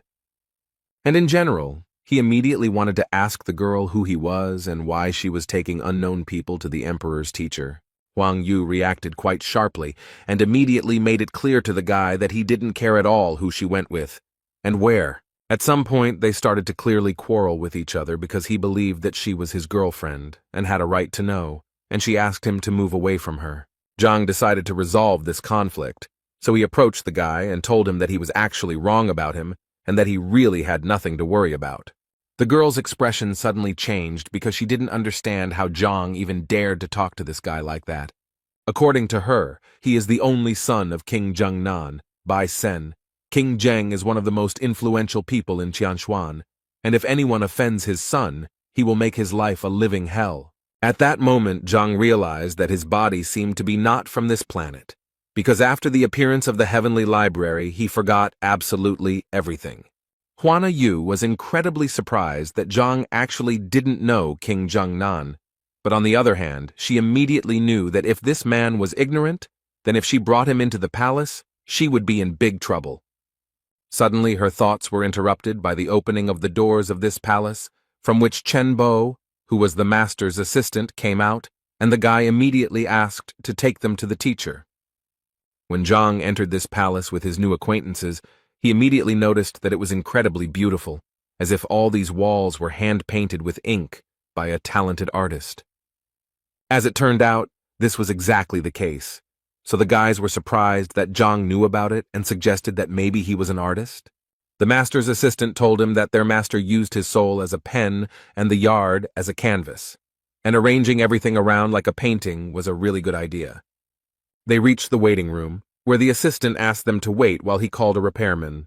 The girl once again decided to clarify whether the guy understood art, but Zhang assured her that this courtyard really did look like a painting. Their conversation was interrupted by Sen, who thought that Zhang was simply putting on airs to appear to be someone he was not. Huang Yu was very angry that Sen behaved like this, so she immediately wanted to know why he thought like that, after which they started arguing again, and because of Zhang, the man at that moment thought that if they wanted to argue so much, then he would not interfere with them. But why were they dragging him into this? He came here to take the book and leave. Their argument and Zhang's thoughts were interrupted at one point by the master, who entered this reception room and immediately silenced everyone with his presence, after which he said that it was very unusual for him to hear someone praise his ink-painted courtyard so highly. According to him, it is a great rarity to meet a young man with such a subtle sense of beauty. Sen immediately intervened in this dialogue to say that this guy clearly shouldn't be trusted, because most likely he was just a liar. The man immediately turned to him and noticed that he had not actually given him the floor. Realizing that Zhang knew his paintings, he asked him to appraise another rather rare painting. At this moment, Huang Yu came up to him again, and said that this was a kind of test that this man was giving to everyone, and even she had gone through such a test at one time, and if he did not pass it, she immediately assured him that he would not receive the books. At that moment, Zhang thought that if he only knew what this would lead to, he would have been better off keeping quiet there in the courtyard, because he did not understand these pictures at all. He could only rely on the Skyway Library to help him understand the artifacts, so he became curious to see if it could help him with the paintings. The library was simply an amazing thing, and Zhang was further convinced of this when she gave him a full description of the painting. After which he asked the master again if he really wanted to hear his opinion about this painting. The man, without thinking twice, immediately told him that he would be grateful for his opinion, and Zhang replied that he would please him because, in fact, he had one comment. After which he stated with complete confidence that this was simply a nightmare come true, and this was one of the most terrible pictures he had ever seen, which the guys clearly did not expect to hear. Huang Yu immediately felt incredibly ashamed of him, because she thought that Zhang was truly an intellectually developed person, but she sincerely did not understand how he could say such a thing. Sen was very glad that Zhang said exactly that because he believed that it proved that he was truly right and that Zhang was a common swindler. But the master again remarked to Senya that he did not give him the right to speak. After which Zhang asked the master for forgiveness for such rudeness, since in fact he did not know that this was the master's work. But the man immediately told him that it didn't matter who exactly painted it, because he wanted Zhang to appreciate it first as a painting, and not as the person who painted it. Zhang was happy to hear this, so he went on to say that any roadside artist could indeed paint such a picture, but on the other hand, he also believed that if you look at this picture from another angle, you will notice that it reveals itself in a completely different way. The owner didn't expect the guy to add something like that, so he immediately wanted to know what he meant. Zhang stated that it was actually simple, and so if the master did not mind, Zhang would like to ask him for permission to reveal the secret of this painting. Sen immediately started shouting at him when he saw the knife in his hands, because he believed that this painting was priceless and definitely shouldn't be cut. But Zhang didn't listen to him, so without thinking, he did what he wanted. This act surprised even the master himself, and he followed further events with fear and curiosity. Zhang picked up the cut canvas by the end and said that the painting was a fake because it was painted on rice paper. The real canvas was hidden in sheepskin and had a much more modest appearance than the fake. Zhang's skill left a huge impression on everyone present, who were stunned by how quickly he managed to understand everything. The master praised Zhang, because not many people know about the technique of painting on sheepskin through rice paper. The master then decided to give Zhang another test and led him to the next canvas, waiting for his evaluation. The painting depicts a predatory giant monster, and Zhang said the painting was skillfully done but lacked precision. Zhang then suggested that the author of the painting had never personally seen the animal he depicted, and that is why the canvas has no great value, despite the skill of the painting. The author of the painting was the master himself, and he was amazed that Zhang very quickly understood the value of the painting. But he hadn't yet revealed himself, so he asked Zhang what exactly the inaccuracies were. Huang Yu was surprised that the emperor's teacher would turn to such a young man for advice. Zhang warmly explained that Qi Xiong, the beast depicted, has a streamlined body shape reminiscent of a blade, but this condition is not observed on the canvas. The master was so pleased with this answer that he began to clap his hands in delight. The master admired the skill of his new acquaintance, despite his age, and equated his skill with that of a master. The master asked Huang Yu to introduce his new friend. Huang Yu was a little embarrassed because when she met Zhang, she didn't ask his name. The emperor's teacher was a little angry that the boy was being treated this way, because in his opinion he was his equal. After these words, the king's son looked a little embarrassed, as he did not believe that an ordinary average person turned out to be a master. Then the emperor's teacher looked at him sternly, as if to make it clear that all doubts would disappear. Huang Yu and the king's son bowed to Zhang as a sign of respect and honor for the title of master. Zhang was embarrassed by this, and said that he was just expressing his opinion about the paintings, so he cannot be called a master. The emperor's teacher assured him that he truly deserved all the honors, because he had unmistakably pointed out all the shortcomings of the paintings. And he added that he had every right to give instructions to Huang Yu and the king's son at any convenient opportunity. Then the emperor's teacher asked Zhang what the purpose of his visit was. Zhang said that he knew about the large library that was here, and he came to find materials on the 6th martial rank. The teacher replied that he did have a large library, and mostly all the materials were on art, but not many books on martial skills. The teacher readily agreed to show Zhang these materials, and to do so he had to go to his office, but the servant wanted to say something else. Then the teacher gave him a sign that such a worthy person as Zhang could not be forbidden to do anything. They went out into the courtyard, since the master's office was in another wing of the courtyard. Finally they came to the library, where there were many shelves with books and scrolls.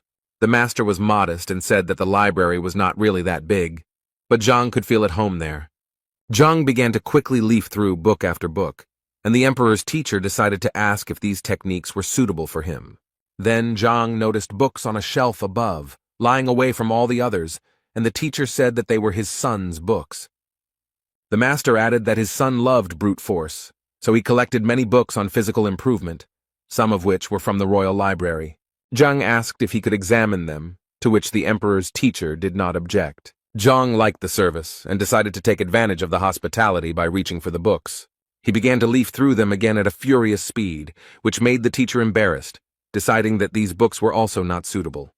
In fact, all this time Zhang was using his superpowers of speed reading and rapid assimilation of information.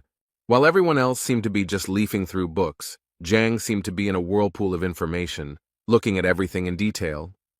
Zhang held the last book on the list in his hands and slowly unfolded it, as if carefully examining the binding.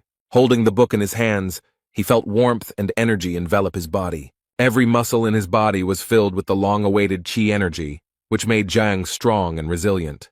Zhang unfolded the textbook and realized that the strength of qi depends largely on the strength of the body. And thanks to the library of the heavenly path, they were able to absorb the best knowledge from the book. His body unconsciously began to transform, and he could now practice the heavenly golden body. Thanks to this technique, Zhang's strength increased, but he still hadn't found any information about the 6th rank. The teacher, who had been watching Zhang all this time, couldn't figure out what he was doing. So he walked up to Zhang to ask him more closely if everything was okay with the young master, touching his shoulders. At the moment of contact, the emperor's teacher felt his body fill with insane energy. From such a powerful blow, the emperor's teacher seemed to be thrown back several meters by an invisible force. Zhang looked back to see what had happened because there was no one else in the library except them. The master, who now had a split lip, looked battered, but at the same time assured that everything was fine. He thought that this unknown power had caused damage that was not similar to a 5th rank power. Zhang ran to the master to help him up, but the old man assured him that he was fine and that he had simply tripped. Zhang placed his palm on the master's back to calm the old man, and he felt a surge of strength in his body again. An unknown but powerful energy burst out and shocked the master again. Zhang couldn't understand what was going on, and for a moment he thought the old man was pretending. He then approached the master again to ask if he was okay, but he quickly and sharply replied that Zhang should not touch him. With numerous bruises and sores, the old man stood up and asked Zhang if she had just reached the 6th rank. Scratching his head, Zhang said that he had indeed reached the rank he wanted, but he didn't think it would happen so quickly. The old man, having recovered from the blow, sat and thought that he had come across cases in literature describing rapid rise in rank. But the master found it strange that the young man looked through the books in a matter of seconds and received a new rank. However, the old man suggested that Zhang might have accumulated a lot of knowledge and was only missing a few phrases. Meanwhile, the king's son asked Huang Yu how she knew Zhang, and she replied that they had just met today. The king's son inquired whether Zhang was really in 5th place, to which Huang Yu replied in the affirmative. This information made the boy happy, because he was eager to meet Zhang in a duel to measure his strength. The emperor's teacher entered the living room, grumbling, and his appearance somewhat embarrassed those present. Despite numerous bruises, he repeated the same thing. He was fine, and there was nothing to worry about. The old man asked his servant, Chen Bo, to bring a column to measure the strength. The king's son asked Zhang about his rank to confirm his guess. When Zhang said that his guess was correct, the king's son began to boast of his strength and challenged him to a duel. Hearing this, the emperor's teacher realized that this was the best way to test Zhang's new strength. Huang Yu tried to stop Bai Sen, telling him that he was not at Zhang's level and would be defeated. Then the old man intervened in the dialogue and said that he was not against a duel, if one knew the limits and did not harm each other. Bai Sen smiled and assured the emperor's teacher that the duel would be conducted according to all the rules. So, Zhang and Bai Sen stood in their stance, preparing for a duel that would show the boy's true strength and skill. Bai Sen swung his arm with all his might to hit Zhang, confident that victory would be easy. Zhang swayed back, wanting to test his strength and see how much his power had increased since visiting the emperor's teacher's library. Their fists clashed in a duel, and each of them tried to win the duel. But Zhang felt that Bai Sen's attack was weak and doubted whether his opponent really had a rank 5 peak. Bai Sen was thrown back several meters after the impact, but Zhang remained unharmed. If it weren't for the wall behind Bai Sen, the boy would have flown much further, but it stopped him. Huang Yu and the emperor's teacher opened their eyes wide when they saw Zhang's strength. Zhang was momentarily worried about Bai Sen's condition, so he asked if he was okay. Bai Sen, who understood that if he did not resist with all his might, he would lose the hand with which he entered the duel. But he didn't show that there was anything wrong with him, so Zhang suggested another duel. Ban Sen said that there was no need for this, since he considered Zhang to be strong, and in that case the duel would be unequal. Zhang felt like Bai Sen was too lazy to fight and didn't even use his full strength. Meanwhile, the servant reported to the master that the force measuring column was ready. The servant also noticed that Zhang had managed to defeat the king's son, but he could not understand how this had happened. The master told Zhang that Bai Sen needed to recover and treat his wounds, but in the meantime, he suggested that Zhang test the strength of the column. Zhang replied that he had measured the strength just yesterday and got a result of 4 dynes, so today it was unlikely to be more. The master listened to Zhang, but still insisted on his own, so he made an inviting gesture towards the column. Zhang began to warm up in front of the pillar, and thought that even though he had used the heavenly golden body, his strength had not increased much. In fact, he measured his strength in the morning and got the result of 8 dynes, so he decided to hit the column with half his strength. Zhang swung his sword and delivered a powerful blow to the stone column, producing a characteristic dull sound. After the blow, the number 4 appeared on the pole, symbolizing Zhang's strength. Zhang turned his back to the pillar and invited the others to see that his strength had not actually changed. But the expressions on the faces of those present did not agree with this statement, because there were clearly not 4 of them. Huang Yu asked Zhang to return so that he could see for himself the extent of his power. Zhang couldn't understand why the 4 sounds caused surprise among those present, but he still looked back. Imagine his surprise when there was no longer any number on the column, but the number 49. Zhang asked the master if the column was working properly, because the whole thing looked like some kind of nonsense. The master explained to Zhang that the meaning of his metamorphosis was that his body was not accustomed to the new strength, which is why he won the duel so quickly. Huang Yu and Bai Sen's mouths dropped open when they saw Zhang advance to the next level and increase his strength to ding. Zhang himself could not understand how this happened, because the transition to the 6th wound means the opening of the chakras, each of which adds 1 ding. Even Master asked Zhang how he managed to open 45 outlets so quickly. Zhang replied that he had not improved his rank, but he had definitely managed to improve his body. The Master asked Zhang what he meant by pumping up the body, and whether Zhang had eaten any fruits before that. Zhang scratched his head, recalling the events of the morning, and replied that he tried some strange fruit at the market. Master then said that what Zhang had tasted was very similar to the pearl fruit, which gave strength similar to the 6th rank. Zhang was confused, because he didn't believe in the existence of such things before, but it seemed like he was lucky. The master invited Zhang to sit down to ask him more about his personal life. Zhang said that he was a teacher in Hongting, to which the master replied that it was no wonder he was so strong. The emperor's teacher asked Bai Sen and Huang Yu to seek advice from Zhang. Bai Sen was more than happy with this advice, as he would finally be able to properly train his fighting skills. Zhang thanked the emperor's teacher for his hospitality and apologized for staying so long. The teacher, in turn, apologized for having so few 6th-rank books, but gave Zhang advice on where to find them. Zhang smiled and thanked the teacher again for such generous help. The teacher laughed at Zhang because he liked his modesty, so he advised him to come more often. Zhang walked outside, thinking that the visits to Master Lu Shen's house had gone well. With his new strength, he could now defeat any 6th-rank fighter, as his punch was around 90 dings. Thoughts about ways to pump up strength and power were interrupted by the steps of some people heading towards Zhang. When Zhang looked around, he saw a shadow that flashed and disappeared behind the walls of the neighboring building. Zhang exclaimed that he had noticed a stranger, so he could show himself without hesitation.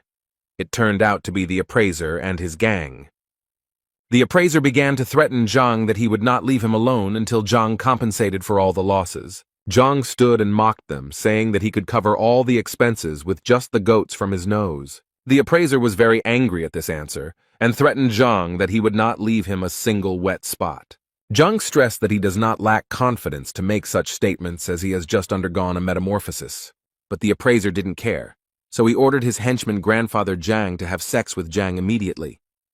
Fat Grandpa Zhang, who was twice Zhang's size, asked if Zhang had anything to say one last time. The salesman with the short mustache pointed out that if Zhang died at the hands of Zhang's grandfather, he would not be able to compensate for the damage. But this did not bother the appraiser. Even if he died, it could be considered a worthy revenge. Grandfather Zhang prepared to deliver a powerful blow, but Zhang didn't even blink at that moment. He grabbed the fat man's hands and pressed his thumbs on certain pain points.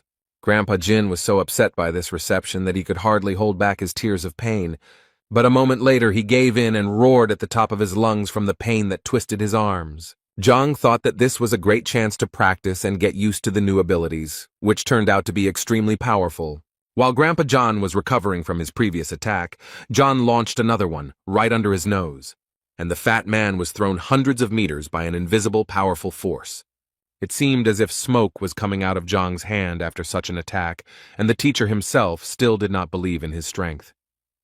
The appraiser's face showed deep surprise at this attack, and he realized that he had underestimated Zhang. He then yelled at his salesman to resolve the issue immediately, as the appraiser himself was in no hurry to fight. The merchant began to accumulate strength and prepared to demonstrate his 6th combat rank.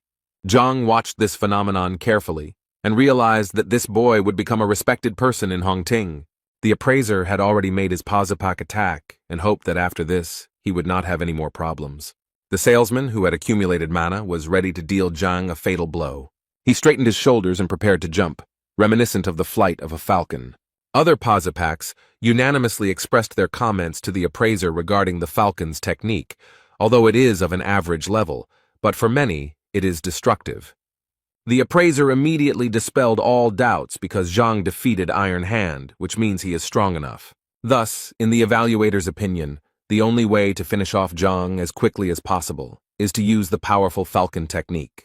Zhang, who was watching this scene closely, was a little disappointed as he had hoped that it would be a decent match. Posapaka with a short mustache rushed at Zhang, preparing to deliver an incredible blow. However, to Zhang, this attack was like swatting a fly, causing the appraiser and others to gape. Zhang raised his leg and kicked it straight into the groin of the so-called falcon, causing him to writhe in agony.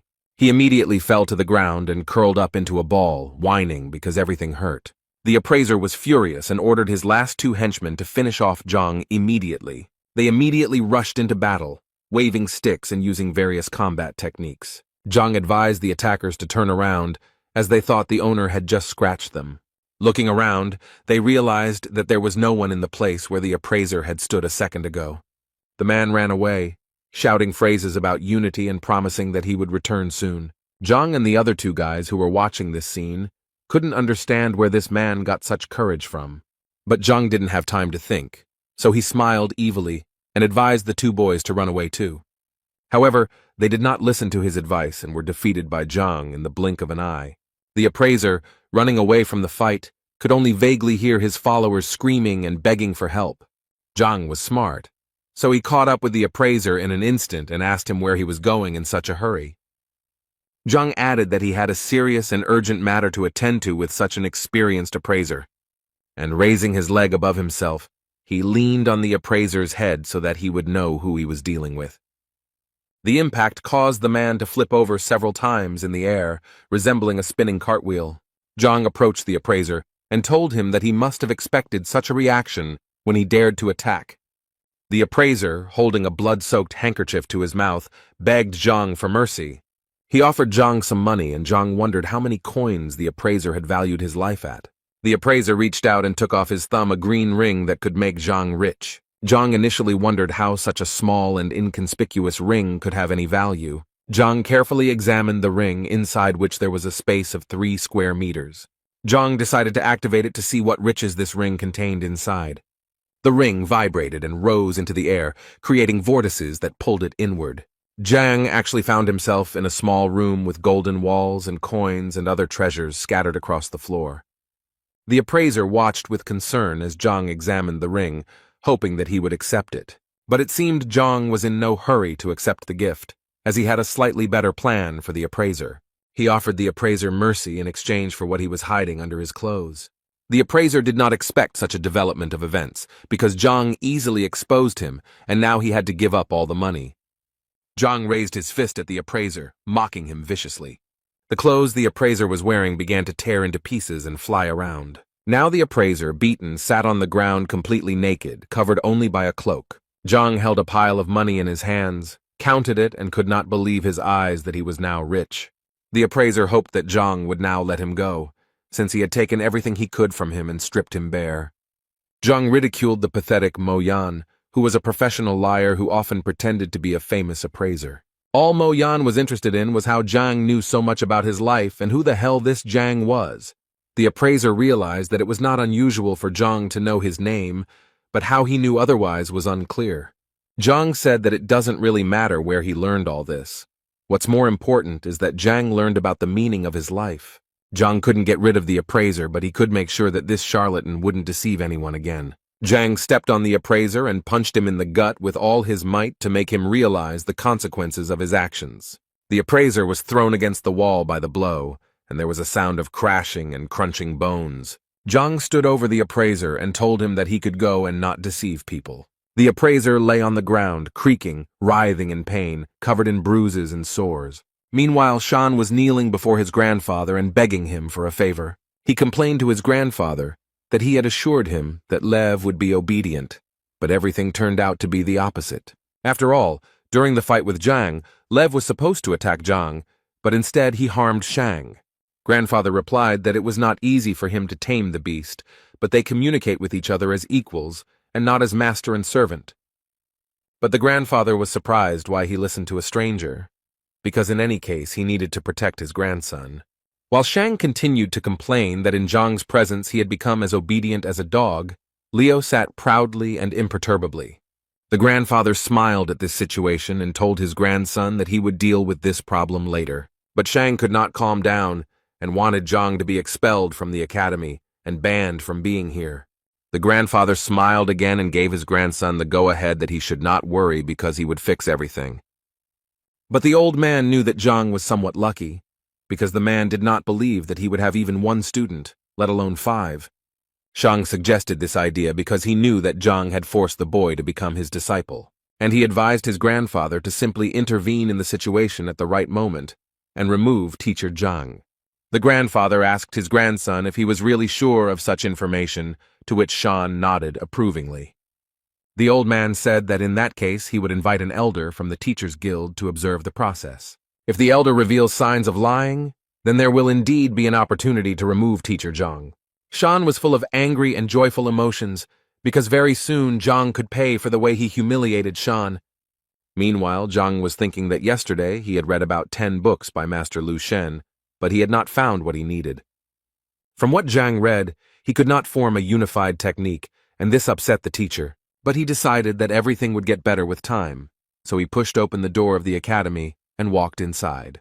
Opening the door, he saw a group of 5 people happily waiting for Zhang. Zhang couldn't believe his eyes, because for a moment it seemed to him that this was a sweet dream that he didn't want to interrupt. It was Zhang's disciples who smiled at him, knowing that he had finally returned. Zhang found this joy a little suspicious, as if they were completely different people, but he greeted them anyway. After rummaging through his pockets, Zhang called Zhao Yao over and said that she would go first. He gave the girl a wooden box containing a herb that could be used to make a healing tincture. When Zhao opened the box, she saw a stalk of ice sungrass in front of her. And then Zhang took out a stack of thin books that described methods developed taking into account the individual abilities of students. He handed out a book to everyone and wished them success in mastering the sometimes difficult techniques. Each of the students began to read the book, and was surprised that they were hearing about such things for the first time. The enthusiasm knew no bounds, and the accessible methodology was easy to learn, as if the author himself were the teacher. For example, Zhao was surprised by the fact that the previous technique was created by an 8th-rank fighter, but the new one was better than the one she had practiced before. Zhang broke the intrigue and admitted that he wrote these techniques in one evening, but did not have time to come up with a name for them. So Zhang asked the students to come up with names themselves, which was extremely shocking news. The students did not expect that the teacher would give them the opportunity to come up with names for techniques that could later become popular. Zhao was confused by the teacher's generosity, so she asked him again if he had made a mistake in entrusting her with such a serious task. Another student couldn't help but appreciate Zhang's generosity, writing as many as 5 guides and letting students come up with the title. For students, this is truly a celebration, because in the entire history of Hongting, not a single student has had the honor of owning equipment created for him. After such generosity and wisdom of the teacher, the students, of course, did not doubt their patron. So the students decided to thank Zhang for his hard work and incredible generosity. All 5 students knelt down and began chanting words of gratitude in unison, which puzzled Zhang. Zhao, on behalf of all the students, swore that the knowledge Zhang had imparted would not be passed on further, and that those who broke the oath would be punished. Zhang was surprised by such an oath, because the works were created with the help of the library, and it would be good if they did not know about them. Meanwhile, the girl with blonde hair was spinning around the yard, lost in her thoughts. It was Madame Shen, and she looked worried because one question had been bothering her for a long time. And she finally dared to take a bold step and resolutely went forward to meet the answers. As she approached the gate, she met a strange stranger on her way. The man, with a long beard and hair pulled back into a ponytail, looked agitated and worried. Mrs. Shen approached her husband and decided to ask him who he was and what he was doing here. The man turned around, looked at the girl and advised her not to mess with him and to go her own way. Madame Shen did not like such rudeness, and she became suspicious. She had memories and thoughts that this man was sent by Shang Bin to finish off Zhang after the failed duel. Then Mrs. Shen decided to warn the bearded man that harming a teacher in Hongting's territory was a crime. These words made the man even more angry, because just the day before yesterday he was beaten because of a quarrel between 2 teachers over a girl. The man added that the girl's name was Shen Bi, so Shen herself advised the man to leave as soon as possible, otherwise he would get into trouble. Realizing that her teacher Zhang was in danger because of her, Lady Shen rushed into battle. The man, despite all his injuries, was preparing to defend himself, especially since, in his opinion, he would definitely be able to fight back against the girl. Madame Shen launched the first strike with a wide kick, but the man blocked the blow at the last moment. Shan was walking outdoors with his friend and was just curious about how the conversation with his grandfather went. Shan smiled because soon Zhang and his disciple, who had chosen the path against their will, would reveal themselves when they fell under the will detector. The red-haired partner was surprised by this news and added that after Zhang's disappearance, Shenbi would turn his attention to Shan. Shang remembered that awkward evening at the restaurant when Shenbi went to dinner with Zhang. Shan's partner added that he needed to be patient for a little while, and then luck would smile upon Shan in the form of a dinner with Shenbi. Shan laughed at these words, but promised his partner a worthy reward in case of success. Their fascinating dialogue was interrupted by the sounds of a fight that was heard very close to where they were walking, and the red-haired boy was the first to notice it. Shang looked closely and saw that Lady Shen was fighting with Yao Han for reasons unknown to Shang. The red-haired boy guessed that Shenbi knew that Yao Han had defeated Shang, and this guess made Shang turn pale. The boy then continued his theory, and was convinced that there were no other reasons, considering that Shen was always calm. Shan's heart began to beat wildly, as if it was about to burst out of his chest at the thought of Madame Shenbi liking him. Shan was silent for a moment, and did not take his eyes off the epicenter of the fight. This state alarmed his red-haired partner. Then Shang shouted in anger at the top of his voice that he would not allow anyone to harm Shen or make her suffer because of him. The red-haired boy wanted to give Shan advice, but he had already rushed into battle with all his strength. During the battle, Yao Han noticed out of the corner of his eye that Shang was approaching and assumed that he was in cahoots with Shenbi. Shenbi, in turn, assumed that Shang had conspired with Yao Han to deceive her once again. After breaking into the fight, Shang threw Shenbi and Yao Han in different directions, but did not harm anyone. Shenbi, catching her breath, thought about how Shan had acted out a scene where he was in the role of a savior. Yao Han, who was already in a bad mood, now looked even angrier. Shan raised his fist and shouted at Yao Han, how dare he raise his hand and hurt his beloved girl. Yao Han grabbed the monster by the collar and blocked every blow, causing Shan to lose strength. When Shang exhaled, Yao Han beat him beyond recognition. Shang's face resembled a blowfish. The red-haired boy begged Lady Shen to intervene and help Shan, otherwise he would die. Mrs. Shen asked the boy why she should help Shan if it was a well-planned scene. The boy denied everything and said that they were not setting anything up, so Mrs. Shen hesitated a little, but decided to help. Yao Han realized that it was time to surrender because he had been fighting with Lady Shen when he was injured, and now the advantage was not on his side. He threw the battered and disfigured Shan towards Lady Shen and said that he was retreating. But before he left, he swore that he would take full revenge on Shan and Shenbi. While the red-haired boy ran up to Shan, trying to help him somehow, Shen stood motionless, looking after Yao. The red-haired boy was panicking because Shan had not regained consciousness, and Shen thought that the performance was delayed.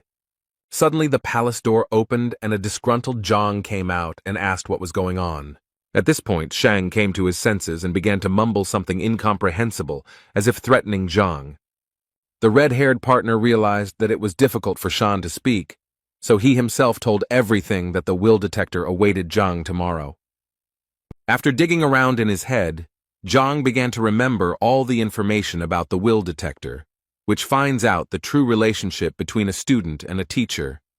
The red-haired boy said that if Zhang refused to take the detector test, he would be breaking school rules. Shen was worried about such events, as she did not understand what Shang wanted to achieve, and advised Zhang to refuse. Zhang listened to all the proposals, thought for a moment, sighed heavily, and replied that he was ready to pass the detector. His answer surprised Shan and Shenbi, who expected him to refuse. It was about Yan Li, who initially regretted his choice, but now he and everyone else are ready to give their lives for Zhang.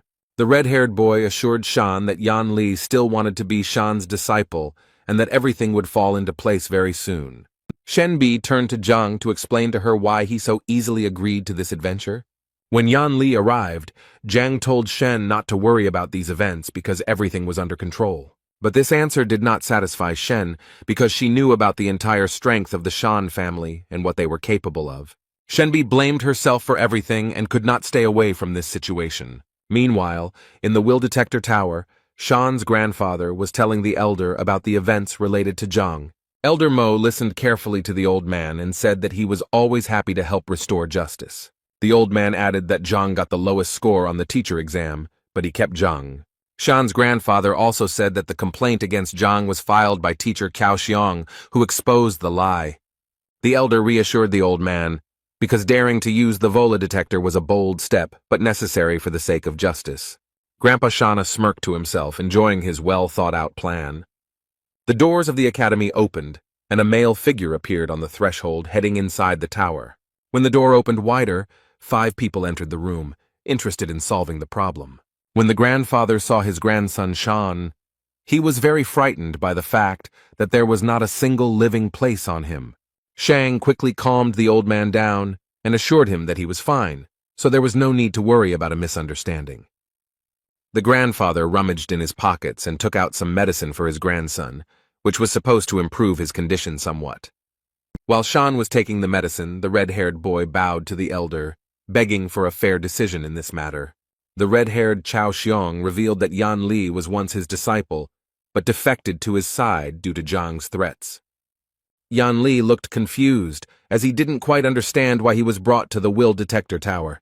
Zhang feigned fear in front of the elder and convinced him that Yan Li had chosen his path voluntarily. Yan Li was even more confused. Now he didn't understand why Zhang looked so embarrassed. Zhang turned to his student and winked at him to play along and say that Zhang was not forcing his opinions. Yang Li listened to the teacher and began to repeat that he chose his educational path of his own free will. The elder was confused and turned to Zhang with a warning that the disciple could return to Cao Xiong and the detector would be cancelled.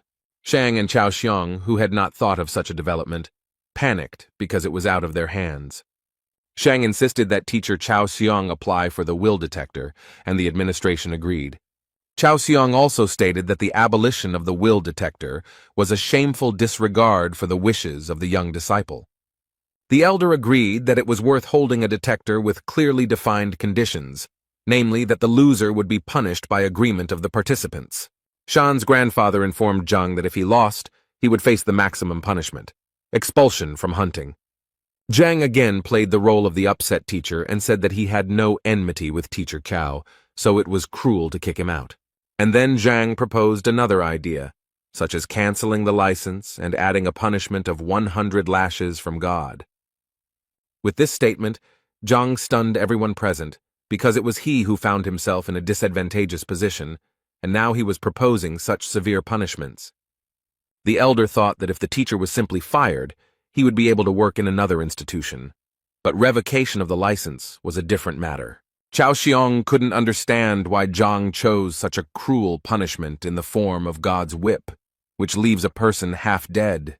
Shenbi's eyes were already wet because it was very clear that this was a trap, but Zhang did not try to escape from it. Chao Xiong did not hesitate to agree to the punishment conditions proposed by Zhang. Meanwhile, Yan Li admired the skill and cunning of his teacher, who pretended to be a loser in order to provoke his opponents. The elder announced that if both parties agreed to the terms, there was no point in postponing the event. The elder showed everyone present a ball of heartstone, which Zhang and Chao Xiong had to touch in turn. Based on the results, the winner will be the one who receives the highest level of trust from Yan Li. Chao Xiong was glad that after the procedure was completed, Zhang would not have a single wet spot left. Since teacher Cao had applied, he had the honor of being the first to pass the detector along with Yan Li. The ball shone with a magical warm light that illuminated every corner of the majestic hall.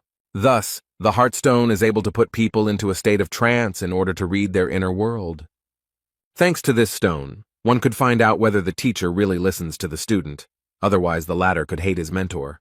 Shauna's grandfather explained that the maximum level of trust is 100, and the relationship between a teacher and a student is usually at 30. Meanwhile, Shen insisted and advised Zhang to leave now and never come back. Shan overheard their conversation and said that it was too late to rush because everything would soon fall into place. Shang was convinced that once the results came in, Zhang would regret being born. But Zhang remained calm all this time and was even amused by Shang's self-confidence. Shang continued to mock Zhang because he believed that the level of trust between Cao and Yang would not be lower than 20. But Zhang, according to Shang, could have scored less than 10 units, and then he would have been ashamed of the entire kingdom. Shen was very irritated by Shang's comments, but she was even more irritated by Zhang's excessive calmness. Shauna's grandfather asked the elder how much he thought these two teachers could be trusted. The elder then casually replied that Cao could get a result of 20, but Zhang threatened even a negative value. Shauna's grandfather replied that if the result was negative, then in that case, he would immediately insist on revoking his license. Shan squinted his bruised eyes, making them look even more swollen as he saw the results. Chao was looking forward to the results because very soon he would be able to get rid of the annoying Zhang. A column of bright warm light rose from the ball and gave a result of 10 units. Shan did not expect such a result, and began to spit at everyone around him out of anger. Chao also did not believe in such a result, because it gave the boy a future in Hongting. Zhang and Shenbi mocked Shang, saying that his source of confidence had failed. Elder and grandfather Shan were also stunned by such a low figure, as the predictions were better. Shan's grandfather was furious that Cao had such confidence in the will detector. Chao consoled himself that it didn't matter because he was still the winner as long as Zhang didn't score more points. For Zhang, such statements were pleasant to the ears because, unlike his opponents, he was confident of his success. So Zhang approached Yan Li, thinking that the sooner this performance ended, the sooner the student would return to class. So Zhang and Yang touched the ball at the same time, and in an instant, everyone was blinded by a bright light that was much brighter than Chao's light. Shauna's grandfather and the elder opened their mouths because these two had not yet managed to touch the bullet when the result was already visible above the flash. Shenbi, Shang, and Cao were no less surprised, especially Cao, who had just managed to step down from the pedestal. A huge number 64 was displayed above a bright column of light. The detector reading stunned everyone present, as no one expected Zhang's confidence to be so high. Cao did not believe that Yang trusted Zhang as a father, and what was the basis for such a high level of trust. Shang was again amazed by the results of the detector, because the difference between Cao was huge. The elder also did not expect such a high result, especially so fast. Shen knew that even extremely popular teachers who taught their students for years did not achieve such high results. So Zhang was confident of his indisputable victory, and asked the elders if he confirmed this fact. Cao continued to be indignant about the result, and exclaimed that the heart balls had broken and given a false result. Shang also believed that there was meaning in Teacher Cao's words, because the students could not trust such a clumsy teacher. Shang then cited the example of the great teachers Lu Sen and Wang Tao, who despite their abilities, did not have such a high level of trust. But the elder who was watching the event saw Yang's eyes shining with respect and gratitude towards Zhang.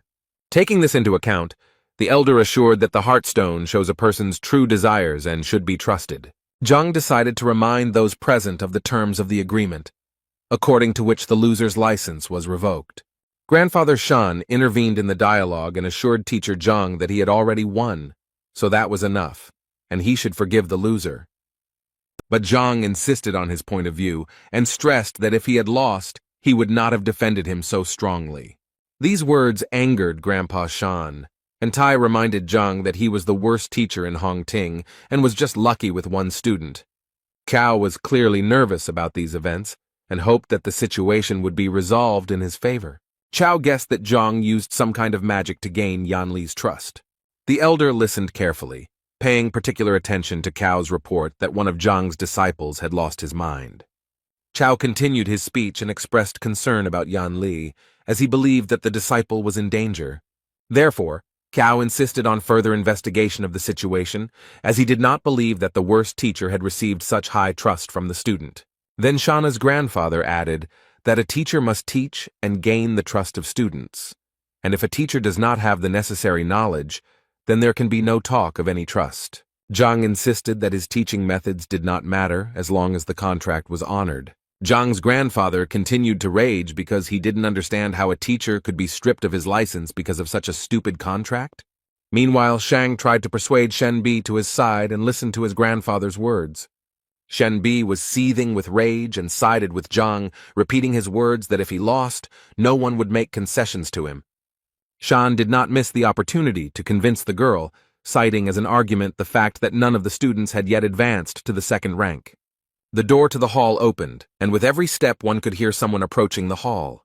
It was a servant who reported that clan leader Wang Hong wanted to see Elder Chen. Those present were somewhat shocked by such a visit, but Chen allowed the guest to be led inside. He was glad to put the matter of Zhang aside for a while when such an important guest arrived at the academy. Shan asked his grandfather why such an influential person, who was on the list of the best masters, decided to pay a visit. The old man laughed and guessed that the visit was related to Master Wang Tao and must have had some important meaning. Grandfather added that Wang Hong heard about Wang Tao's success and decided to thank him personally.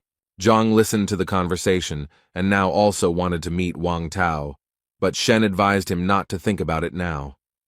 After all, in Shen's opinion, Elder Shang was too influential, and with Wang's support, he would be unrivaled.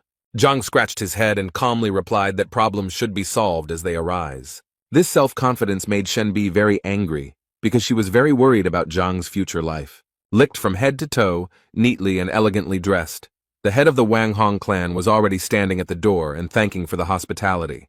Shan's grandfather said that if Wang needed anything, he could just send a letter, but a personal visit would be a great honor. Wang shook the old man's hand and told him that he had some urgent business to attend to. Wang said that his daughter Yin was studying with teacher Zhang Huang, and he would like to meet him. Elder Shang then said that it was a happy coincidence that teacher Zhang Huang was right here. Shang and Cao speculated that Zhang had met his end, as it was possible that he had deceived Wang's daughter. Zhang narrowed his eyes and listened to every word of the dialogue, carefully considering what was said. Wang turned and walked towards Zhang, looking quite serious and perhaps a little angry. And a moment later, he dropped to one knee, saluting Zhang and expressing sincere admiration for his skill. Elder Shang opened his mouth wide, thinking that Wang would make claims to Zhang instead of bowing. Shang and Cao also couldn't understand how everything went wrong, since in their opinion, leader Wang should have finished off Zhang. Zhang turned to Wang with a sincere smile, thanking him for his trust, but asking him not to do this and to get up from his knees. Wang thanked Zhang for healing his daughter's leg and passing on extremely valuable knowledge to her. Zhang smiled sincerely again and replied that it was his duty to give his students only the best. The senior judge, who was watching this conversation, thought about Zhang's actions and realized that he was fulfilling his duties as a teacher very well. He looked at Zhang's disciple and now realized that the high level of trust was indeed based on something. But the judge did not believe that the real reason for Wang's visit was his daughter's recovery. So the man asked Wang what he wanted. Wang laughed in response and praised the elder's sharp mind before adding that he had business with the Shang elders. Old Shang immediately joined the conversation and convinced Wang that he would try to do whatever was necessary if he only asked. Wang thanked Old Shang for the son he had taught, and Wang regretted that he had not been able to thank him earlier. Wang wanted to give Old Man Shan a gift, but he refused, as he understood that this could not be done in the presence of Elder Mo. Wang noted Old Man Shan's honesty and integrity and added that he still talked about some changes in his son's practice. Wang told the old man that his son realized that he was not entirely comfortable with Master Shan, causing the latter's eyes to widen. So now Old Man Shan had to let the boy go, but it seemed he wasn't quite ready for that step. But although Wang expressed his request calmly, he was firm in his convictions. Old Man Shang had no choice but to argue with Wang, so he complied with his request. As he returned the pendant to his son, who was now free, Old Shang knew how shameful he would be for doing this. Wang took the pendant from Old Shan, and Tay assured him that it was normal for young people to have difficulty finding suitable teachers. Wang smiled back, then turned to Zhang and asked if he could take his son into his class. This request shocked everyone present in the hall because recently Zhang almost ended up in court, and now one of the best masters is sending his son for training. This request especially hurt the pride of Old Shan, who had lost a student who could have fallen under the care of the worst teacher. Junior Shang was also worried about his grandfather and couldn't understand why Venerable Wang made such a choice. Zhang smiled modestly and replied that he didn't think it was a good idea. After a pause, as if thinking, Zhang replied that he would have to refuse the offer, which shocked everyone present. Shang Jr. thought Zhang was a complete fool because a member of an influential family was asking him for patronage, and Zhang was refusing. Shenbi and Huang calmly asked Zhang if he had thought about this offer, because such generosity could not be refused. Old Shan got the most out of Zhang's answer because he was exchanged for some loser. Elder Mo wanted to change Zhang's mind, but what he created was not in his mind. In fact, Wang himself did not expect to hear such an answer, since the offer seemed tempting to him. However, Zhang remembered some events from the past, and assumed that Wang Tao did not tell his father that he had somehow attacked Zhang. However, Wang immediately began to say that his son had made a mistake and did not know about Zhang's greatness, for which he was ashamed. The dialogue was interrupted by Cao, who exclaimed that the venerable Wang did not need to be asked twice. Cao stressed that Zhang retreated not because of the attack incident, but for another reason. Cao said that Zhang had 3 ranks in martial arts, while Wang's son was at the 4th rank. Shan supported his friend, because it was unacceptable for a teacher with a lower rank to teach a student with a higher rank. Old Shang added that he respected the fact that Wang's son left his class, but he deserved a better teacher. Wang then thought that his daughter was receiving good knowledge from Zhang, but she never spoke about the teacher's rank. Cao mocked Zhang, saying that he should take off his crown and only surprise the newcomers with his 3rd martial rank. Old Shang confirmed Cao Xiong's words and added that Zhang could not teach anything without experiencing it himself. But Wang remembered one of his daughter's stories, how Zhang stopped Wang's son's sword with 2 fingers. Junior Shang said with a mischievous smile that perhaps this story was just made up to protect Zhang's reputation. In Cao's opinion, such a story seemed like a complete fabrication, since a teacher at the end of the list could not possibly possess such power. Yang intervened in the conversation because he himself witnessed these events, so everyone who speaks against Zhang is slandering. Elder Shang also convinced Wang that this story was nonsense, and that such fables should not be believed. While Old Shang was trying to convince Wang that Zhang's reputation should not be raised in this way, the servant came into the hall again. The servant reported that a young man had arrived who wanted to meet with Teacher Zhang and was waiting for permission. Old Shang reacted to this news with sensitivity and wondered why Zhang was so in demand. The servant added hesitantly that the guest awaiting an audience was King Jiangnan's son, Bai Sen. When old Shang heard who was waiting for him, he shouted for him to immediately let the distinguished guest into the hall. For Elder Mo, the events took on new colors, because the king's son is a master of martial arts, but he wants to meet one of the weak teachers. Shen Bi was surprised by Zhang's influence because Bai Sen is a very influential person in the kingdom. As soon as No Bai Sen appeared in the hall, everyone greeted him with honor, bowing as a sign of respect. However, Bai Sen seemed uninterested in those present. He noticed Zhang and waved his hand at him. Zhang asked with a picky look and a simple voice, "What does Bai Sen want?" Bai Sen ran up to Zhang and told him that he was leaving the city soon, and that he really wanted to learn all of Zhang's skills. The faces of those present reflected surprise. Why was Bai Sen communicating so well with Zhang? Old Shang became angry and advised Zhang to be careful with his words, since he was dealing with a royal person and etiquette must be observed. After this, Old Shang apologized to Bai Sen for Zhang's ignorance, as he did not understand who he was talking to. Bai Sen shouted at the old man to get out of here before he lost his head. Bai Sen Zhang was a master and equal to his mentor Lu Shen, so there was no point in dishonoring his honor. Hearing this, all those who had tried to humiliate Zhang in every possible way felt the ground slip out from under their feet. Old Shang analyzed what he heard, and could not believe his ears that a certain Zhang was of the same level as the tutor of the king's son. Junior Shang and Cao simply turned pale upon hearing this, and almost lost consciousness. Elder Mao also wondered why Master Zhang was considered so strong. Bai Sen said that everyone present heard the information correctly. Zhang's strength was 3 times greater than Bai Sen's. Bai Sen added that if anyone wants to contradict his words, they should keep their mouth shut if they want to live. Otherwise, if Master Zhang showed his strength, no one present would say hello. Those present in the hall began to whisper among themselves about how it happened that Zhang was stronger than Shan, and how he exhausted his abilities so quickly. Only Zhang stood modestly in the corner, and was somewhat embarrassed by these dialogues, since he did not really want to demonstrate his strength. Upon hearing this information, Wang began to persuade Zhang to accept his son into the class. Bai Sen shouted to Wang to hold the horses because Bai Sen also needed a teacher. Zhang told Wang that his son could come to class tomorrow as a free student, and Zhang would think about enrolling later. Bai Sen kindly asked Zhang if there was anything that needed to be settled that the king's son would be happy to help with. Zhang reminded Elder Shan that now that the will detector had been passed, it was time to pay the bills. Cao objected to Zhang and said that he could do nothing despite Cao's defeat. After all, it's not possible to simply take away a license, and the most that Cao can get is 100 lashes from God. Zhang asked why Cao was so confident, to which Cao replied that there must be good reasons for revoking the license. Cao also said that there was nothing to complain about in his teaching, and that he had never put students in danger. Zhang didn't listen to Cao very carefully because it was just chatter to him, so he wanted to know Elder Mao's opinion.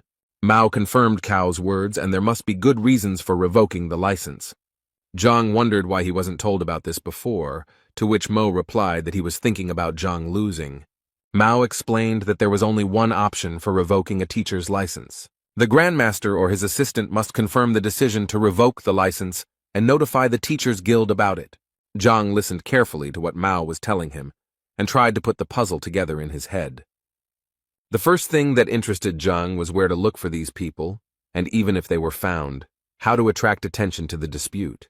The servant entered the hall again and announced that a girl named Huang Yu had come to the tower and wanted to see Zhang. Bai Sen was very happy to hear that his beloved Huang Yu had also come to the castle. Elder Mao gave the go-ahead and ordered that the girl be immediately admitted into the hall. A few minutes later, a fair-haired woman in an elegant robe appeared at the threshold of the hall and thanked for the hospitality. Huang Yu greeted all the elders and was very happy to see them in full health and well-being. Finally, the girl approached Zhang and greeted the master with a low bow. Bai Sen informed Zhang that Huang Yu had just taken over the position of assistant to the Grand Master that had just been discussed. Old Shan, who was watching all this, had tears in his eyes because he could not believe that Zhang was being protected by the son of the king himself. Cao and the younger Shang were already on the verge of a nervous breakdown due to the fact that Zhang was acquainted with such respected people. Zhang asked Huang Yu if she was really an assistant, to which the girl replied that she was just lucky to meet teacher Liu, who needed help. Zhang smiled at the girl and said that he also needed Huang Yu's help now. Zhang told Huang Yu about this fight, and she was furious that if Chao remained as a teacher, sooner or later he would tarnish Hong Ting's honor. Therefore, Huang Yu decided that Chao was not worthy of a teaching license and should prepare documents to dismiss him. Chao's legs buckled at the sound, and he fell to the floor with a dull thud that echoed throughout the hall. Losing his license meant that he would no longer be treated with respect and would be treated like trash. Cao sat and stared at one spot for a while because he had worked hard to get his license. Cao bit his lip and clenched his fist with all his might, unable to accept the fact that such a shameful outcome awaited him. He rose to his feet and shouted that the Teachers Guild would be interested to know how Zhang drove his students crazy. Zhang responded calmly and assured that it no longer mattered, since Cao should be punished according to the terms of the dispute. Cao didn't know how to respond to such words because all his arguments had simply dried up. Junior Shang began to threaten Zhang that he would not see a peaceful life after he committed such a vile act towards Cao. Old Shang confirmed Chao's words and believed that Zhang's teaching abilities should indeed be questioned. Huang Yu said that if these accusations were true, then the guild needed to check some things. Zhang was a little nervous because he underestimated his opponents, who also know how to use facts to their advantage. Zhang began to think about how he could get out of this situation dry, because now everything was against him. He saw no other way out than to confess everything, and in that case, he would at least be honest. Zhang began his speech, but before he could say a few words, Shen Bi intervened. She said that now everything was clear to her, and teacher Zhang no longer needed to make excuses. Shen reported that Elder Mo had recently asked Zhang some exam questions, to which Zhang had given multiple-choice answers. The king's son reported that Zhang's striking force was 49 dings, which corresponded to the 6th rank. Shen Bi said that such indicators did not match the teacher's test results, so Zhang was framed. Wang entered the dialogue and said that the exams were held behind closed doors by the Education Bureau and were unfair.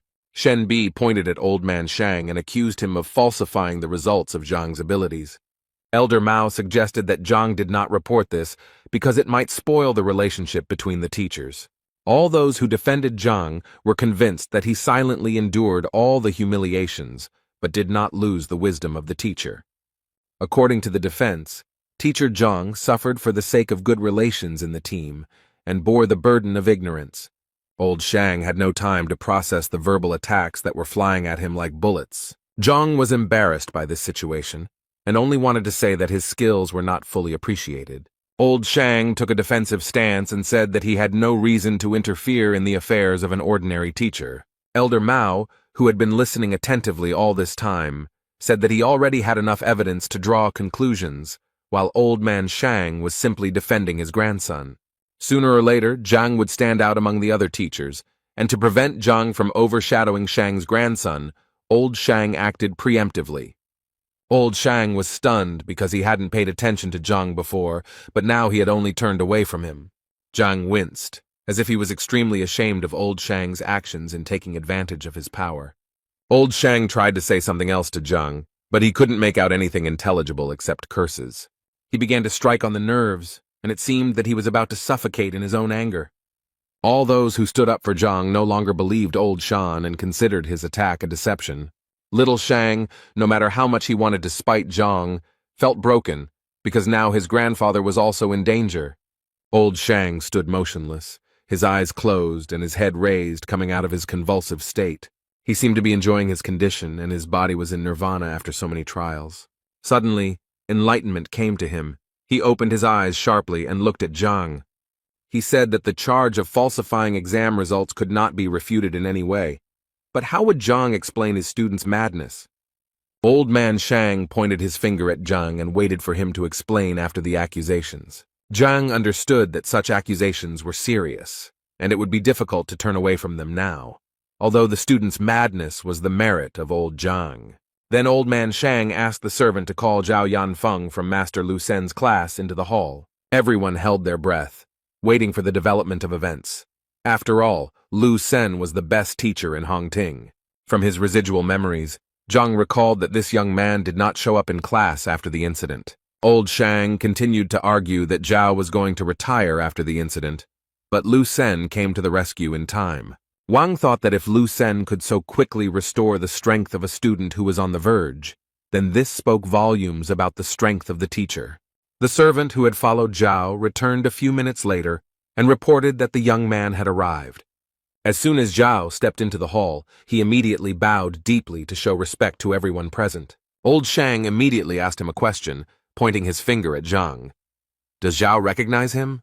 Zhang watched his student carefully, hoping that he would not say anything that could harm the teacher. It only took Zhao a few seconds to recognize teacher Zhang, who had harmed him in the past. Then old Shang asked the young man if it was true that he had almost lost his mind while studying under Zhang Zhao. Zhao confirmed this information, and old Shang turned to everyone who had so actively defended Zhang, saying, "What a scoundrel." Mao agreed that causing mental harm to a student was a valid reason for firing a teacher. A sad expression appeared on Huang Yu's face because she didn't expect Zhang to be capable of such a thing. Old Shang began to ask Zhang why he was silent and whether he could say anything in his defense. Zhang bowed his head and scratched the back of his neck, saying that he saw no point in saying anything. Old Shang wanted to say that he knew that Zhang would deny everything, but a second later, he realized that Zhang agreed with everything. Zhang threw up his hands and said he saw no point in making excuses. Old Shang continued to say that Zhang was not even ashamed of what he did. Zhang advised the old man to calm down and not repeat the same thing several times. These words made old Shang even more angry, and he said that Zhang had better start worrying about his situation. Zhang turned to his former student with curiosity.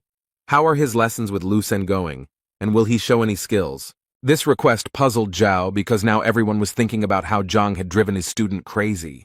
Huang Yu also decided that it was inappropriate to talk about the student's abilities now, and that they should discuss some other details. Zhao said that teacher Lu confirmed that the technique Zhang used was not only incorrect, but also dangerous. But Zhang insisted, and asked the student to demonstrate what he had learned from the new teacher. Huang Yu agreed with Zhang Guo, and asked Tai to demonstrate some of the skills he possessed. The guy did a warm-up, focused on his breathing, and began to confidently demonstrate elements of various techniques. The elders noted that despite his young age, the boy had excellent command of the power that corresponded to his rank. But old Shang was worried that Zhang asked him to demonstrate the technique. When he looked at Zhang, he stood with his eyes closed and did not look at his student even once. When Zhao finished the demonstration, he asked Zhang if he had seen enough to appreciate what he wanted. At this moment, Zhang opened his eyes and looked at the boy with a confident gaze, indicating that he had seen enough. Old Shang insisted that there was no time to waste, since all the evidence in Zhang's confession proved his guilt. Zhang asked the old man to take his time as he needed to explain why he had asked Zhao to show him some pieces of equipment. Before explaining his actions, Zhang told everyone present that he had deliberately driven the boy mad. After such a statement, it seemed to everyone present that the ground was slipping out from under their feet, because no one expected such a development of events. Old Shang decided to use this to his advantage, and began to say that Zhang was not even ashamed of his actions. The old man turned to Huang and Elder Mo, hoping that they had understood everything and drawn their own conclusions. Zhao was seething with anger, clenching his fists. He did not understand what had happened to Zhang, that he had treated him so cruelly. Zhao was just a student, and to him, Zhang's actions looked like he was deliberately teaching the student the wrong techniques. Zhang made a dissatisfied expression, indicating that Zhao had misunderstood. Such actions made Zhao even more angry, and now it seemed to him that Zhang was back to his old ways. Zhang asked Elder Mo and Huang if they noticed anything suspicious when Zhao demonstrated the technique. They shook their heads, and then Zhang explained that Zhao had a congenital stiffness of the gaze. Huang Yu thought about this statement because people with this disorder have narrowed acupuncture point passages and cannot release qi energy. Elder Mo was very surprised by Zhang's proposal because it was a very risky move. Zhao also didn't believe it, as he had not experienced any obstacles during the training process. Zhang advised Zhao not to jump to conclusions and to think about whether the boy had encountered difficulties before he lost his mind. Zhang gave an example of how every time the boy tried to gather energy, his body seemed to be torn apart. The boy was surprised by what he heard. Wang and Shen Bi listened carefully to Zhang, and although his speech seemed stupid at first glance, they still guessed that there was a destiny of truth. Only old Shang was categorically against these judgments, because the hardness of the glasses no longer mattered. The fact was that the boy was injured. Zhang advised Shan to take his time and give him time to complete his judgment, and then asked how to characterize a person who has lost his mind. Old Shang was surprised by the question, but explained that the energy that bursts out cannot be controlled, and the person loses his mind. When the old man realized what Zhang was getting at, he became angry, and did not believe that this was designed to destroy the blocks. Huang Yu and Elder Mo wondered how realistic this tactic was, as it was very risky to use. Zhang then asked Cao if he still felt like his body was being torn apart when the qi was released. Zhao was surprised again, because when the state of madness passed, all the difficulties also went away, but the boy attributed these merits to Lu Sen. Zhang advised not to rush to conclusions and explained that the force in the fool's body is extremely powerful and capable of breaking down barriers. Teacher Zhang said that he had planned further steps that could improve Zhao's body features, but he left without saying goodbye. Old Shang was furious, shouting insults at Zhang and asking why he did not tell his disciple about his tactics. Zhang had a simple explanation. If the plan was revealed, Zhao would not agree, and everything would be in vain. Zhang added that you don't have to believe him because what he says is shocking, but Zhao is just one step away from second place. Zhao said that Teacher Lu said that if he worked hard, the boy would reach the second rank in 6 months. Shenbi and Wang were convinced that Teacher Lu's evaluation was quite high. But Zhang had a different opinion. For him, 6 months was too long a period, which could be significantly reduced. And when Zhang started talking about layoffs, he offered to move to a second position in just half an hour. This harsh statement caused a stir among those present, as in their minds it was an unrealistic term. Old Shang said that training is not like hunger that can be satisfied in one sitting. What is important is consistency and time. Zhang, confident in his words, saw completely how those around him did not trust him. Zhao was lost in his thoughts, which threw him from side to side, where it seemed that Zhang wanted to help or, on the contrary, harm. Zhang walked up to the boy and placed his hand on his shoulder, saying that he didn't blame the young man for not trusting him, but that Zhang could help now. Zhao thought that Zhang had identified his problem correctly, and therefore Zhang must have a solution. Zhao exclaimed that he was willing to take the risk and trust Master Zhang and try to advance to the next level. Zhang thanked the student for his trust, and promised that he would not let the boy down this time and would do his best. Zhang explained that he would use silver needles to widen the passage around the energy release points. Zhao sat on the floor, and Zhang took a silver needle out of his pocket and stuck it into the right spot. The hall was filled with a powerful blue light, and a hurricane seemed to form around the boy. The boy looked at his hands and could not believe that what he had dreamed of for so long had finally come true. Despite the fact that Zhang promised about 30 minutes, the boy mastered the new rank literally in an instant. Those around them could not believe their eyes, because a miracle had just happened before their eyes, which at first glance seemed unreal. Huang Yu and Elder Mo thought that this was some kind of dream, because only with the help of the needle could the disciple reach the next level. When the reincarnation was completed, Zhao bowed deeply to Zhang and continuously thanked him for his help. And then he apologized for letting the teacher down and being so rude to him, hoping that he could come back. Wang, who had been watching the transformation closely, remembered how much effort he had put in to reach the next rank, and the boy had done it in an instant. Wang told Zhang to forget about the request with his son, because now he also wanted to become Zhang's disciple. Bai Sen shouted at him to get in line because the king's son was also very eager to learn from Zhang. He tried his best to attract Zhang's attention, and even promised to give up his title so that Zhang would take him under his wing. Zhang, who could barely get a word in edgewise, asked everyone to speak more slowly and promised to talk about it later. The teacher then turned to Zhao, wondering if he had made a mistake this time. Zhao apologized for the 100th time for his reckless actions and promised that from now on he would completely trust Zhang. Zhang asked Old Man Shang if he had anything to say, considering that he was already actively making accusations. The old man was disheartened by all these events because Zhang had proven his innocence, but Shan had no chance to defend himself. Elder Mo interrupted Old Shan, saying that any words would be unnecessary. Mo announced his verdict that Shang Bin had attempted to frame his colleague, so he is now suspended from his post pending the outcome of the judicial investigation.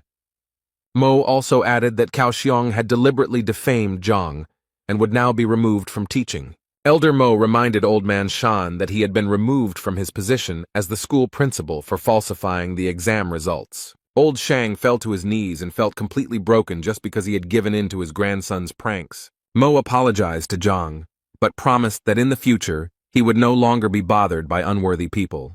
Zhang assured the elder that everything was fine, adding that difficulties sometimes arose. Elder Mo ended the conversation by saying that after the verdict was given, Zhang would receive a message from the guild.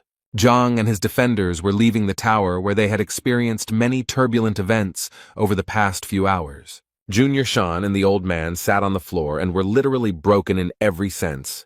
Now Zhang has new plans for his life, to become a famous teacher, that is, a grandmaster, but to do this he must first become a student. Zhang returned to Huang Yu and asked the girl how he could become the great master's disciple. The girl said that everything is arranged quite simply. No tests are needed for this, just to catch the eye of the Grand Master. Zhang asked Huang Yu how she managed to run a store and be a student. The girl smiled and replied that she lacked life experience, so she chose a crowded place to observe the world and society. Zhang remembered the requests that Master Lu Shen had made to Zhang from Huang Yu and Bai Sen. Bai Sen explained that Lu Shen had a painting called The Ruler's Canvas, which he would give to the winner of the competition. Zhang mentally analyzed the painting, which was painted by Master Mo Chenzi in an exquisite style. Bai Sen and Huang Yu were very happy to receive this painting as a gift because it really touched their hearts. That's why they turned to Zhang, who they considered a very good artist. Zhang was confused, because he only understood the paintings thanks to the Library of Heavenly Path. Meanwhile, at Hongting Academy, the entrance exam was taking place in teacher Lu Sen's class. The man with long gray hair and beard praised Lu Sen, and emphasized that the students are willing to do anything to get into this class. Although Lu Sen was pleased to hear this, he responded modestly, but the old man continued to flatter the teacher. After receiving several compliments, Lu Sen asked Elder Hong Hao how he could help. Hong Hao replied that he was a good friend of Lu Sen's father and enjoyed watching Lu Sen's development. Lu Sen asked not to mention his father's name in his presence and to get straight to the point. Hong Hao then revealed that it was a young and annoying teacher named Zhang Huang. Lu Sen wondered how the boy with the worst test score could cross his elder. The elder explained that the whole thing was due to the pogrom of the restaurant that Zhang had carried out, after which the business became unprofitable. Lu Sen assured the elder that Zhang was just a loser who would be fired sooner or later. The elder agreed with this statement, and added that he heard the administration give him an ultimatum to fire him if Zhang did not have any disciples. That's why the elder asked Lu Sen to lure all of Zhang's students into his class. After all, it is difficult to teach a teacher who has students, but if Zhang has no students, then everything will be easier. The elder insisted that Lu Sen cast aside his doubts and recalled the incident of poor Zhao, who had almost lost his mind. Lu Sen listened to the elder and replied that he would announce a new recruitment of disciples today. The elder said that he would not be indebted to Lu Sen and would thank him with a delicious meal at the restaurant. The conversation between the two men was interrupted by a fair-haired boy who dodged teacher Lu before making his request. Lu Sen asked what Wang Yan, the grandson of the Wang clan leader, wanted. The boy tried to say something, but it was obvious that he was shy and afraid to voice his desires. Lu Sen convinced the boy that if he had any problems with his studies, he could share them with him. The elder did not miss the opportunity to praise Lu Sen once again, and assured the boy that he would receive an answer to any question. Wang Yang knelt down and announced that he intended to leave teacher Lu Sen's class. Lu Sen didn't expect this development, because people want to get into this class more than anything else. Lu Sen wondered what the reason for this decision was, whether anyone had offended the boy, but Wang Yang insisted on his initiative. Lu Sen tried his best to keep the boy, so he said that if he left this class, no other teacher would accept him. The boy said that if he left this class, he would have the opportunity to listen to teacher Zhang's lectures. This news shocked Lu Sen greatly, and after becoming Zhang's free listener, the boy punched Lu Sen in the nose. The elder was also extremely surprised by this decision, since Zhang's reputation was not the best. Lu Sen asked the boy if he knew of the case of a student who had lost his mind while studying under Zhang. The conversation was interrupted by Zhao Yanfeng, who was told by Lu Sen that Wang Yan wanted to go to Zhang's class. Lu Sen asked Zhao to tell Wang what Zhao had gone through while studying under Zhang. But Zhao also knelt down and asked Lu Sen to let him into teacher Zhang's classroom. Lu Sen now didn't understand what was going on at all, because the disciple who had suffered under Zhang was now also going to Zhang. Zhao explained that Zhang was a good teacher, and now Zhao regretted his mistake. Lu Sen turned pale at this and couldn't understand why Zhang's thoughtless actions turned into good deeds for Zhao. Without thinking twice, Lu Sen agreed to let the boys go, believing that they had thought about their decision. The boys were very happy that they would now be able to listen to lectures from such a talented teacher as Zhang. Before Lu Sen could finish speaking about what the boys looked like, the spirit disappeared as if they had never been kneeling. Now Lu Sen was very angry with Zhang because he had somehow taken away his 2 disciples. The anger burning inside Lu Sen made him act immediately and decisively, so he called Zhang Hong for help. The boy, who looked like the embodiment of evil and hatred, was already standing next to Lu Sen, waiting for instructions in a moment. Lu Sen ordered his disciple to go to Zhang and give him a letter declaring war. The elder was surprised by the decisive step of declaring war on the freshman competition. Lu Sen was extremely angry, and now if Zhang was so impudent, he would have to answer for his actions. Lu Sen was also going to conduct an evaluation of the teachers, and when Zhang lost, Lu would take the students to his place. Before these events, Lu Sen wanted to attract the Grandmaster's attention at the novice competition in order to become his assistant, but his plans changed. Meanwhile, in Zhang's class, the students were discussing their upcoming classes with Zhang and what unforgettable experiences awaited them. The conversation was interrupted by the sharp sound of the door flying into pieces. The red-haired boy stood at the door and broke the door of Zhang's class. He barely touched the ground with his fingertips, and all he cared about was Zhang's whereabouts. The students of Zhang's class were outraged by this development and were already ready to defend the honor of the class and their teacher. One of the students recognized the red-haired guy as Zhu Hong, who had placed 4th in the entrance exam. Holding the envelope addressed to Zhang, Zhu Hong was glad that he was so popular. He told a student in Zhang's class that the envelope contained a letter from Lu Sen calling for Zhang to be examined by his teachers. Zhu Hong threw the envelope at the feet of the disciples, adding that Lu Sen was angry after the recent events and therefore declared war on Zhang. Zhang's students were confused by this statement, as they believed that Zhang was the best teacher. Zhu Hong was about to leave when one of Zhang's disciples decided to stop him. Zhang's student accused Zhu Hong of disrespecting their teacher and smashed the classroom door. Zhu Hong laughed at the boy, especially at his apology for his actions. In an instant, Zhu Hong, like a butterfly, began to reproduce his graceful and decisive fighting technique. After that, he punched Zhang's disciple straight in the face, but he was not ready to block the blow. The boy flew several meters at lightning speed, his face touching the grass near the classroom. Zhu Hong, who had not a single scratch on him, stood proudly and declared that Zhang and his disciples deserved no mercy. Such remarks had a strong effect on Zhang's student, and she decided to teach him a lesson in good manners. The girl was the first to attack Zhu Hong, but he immediately blocked her bold strike.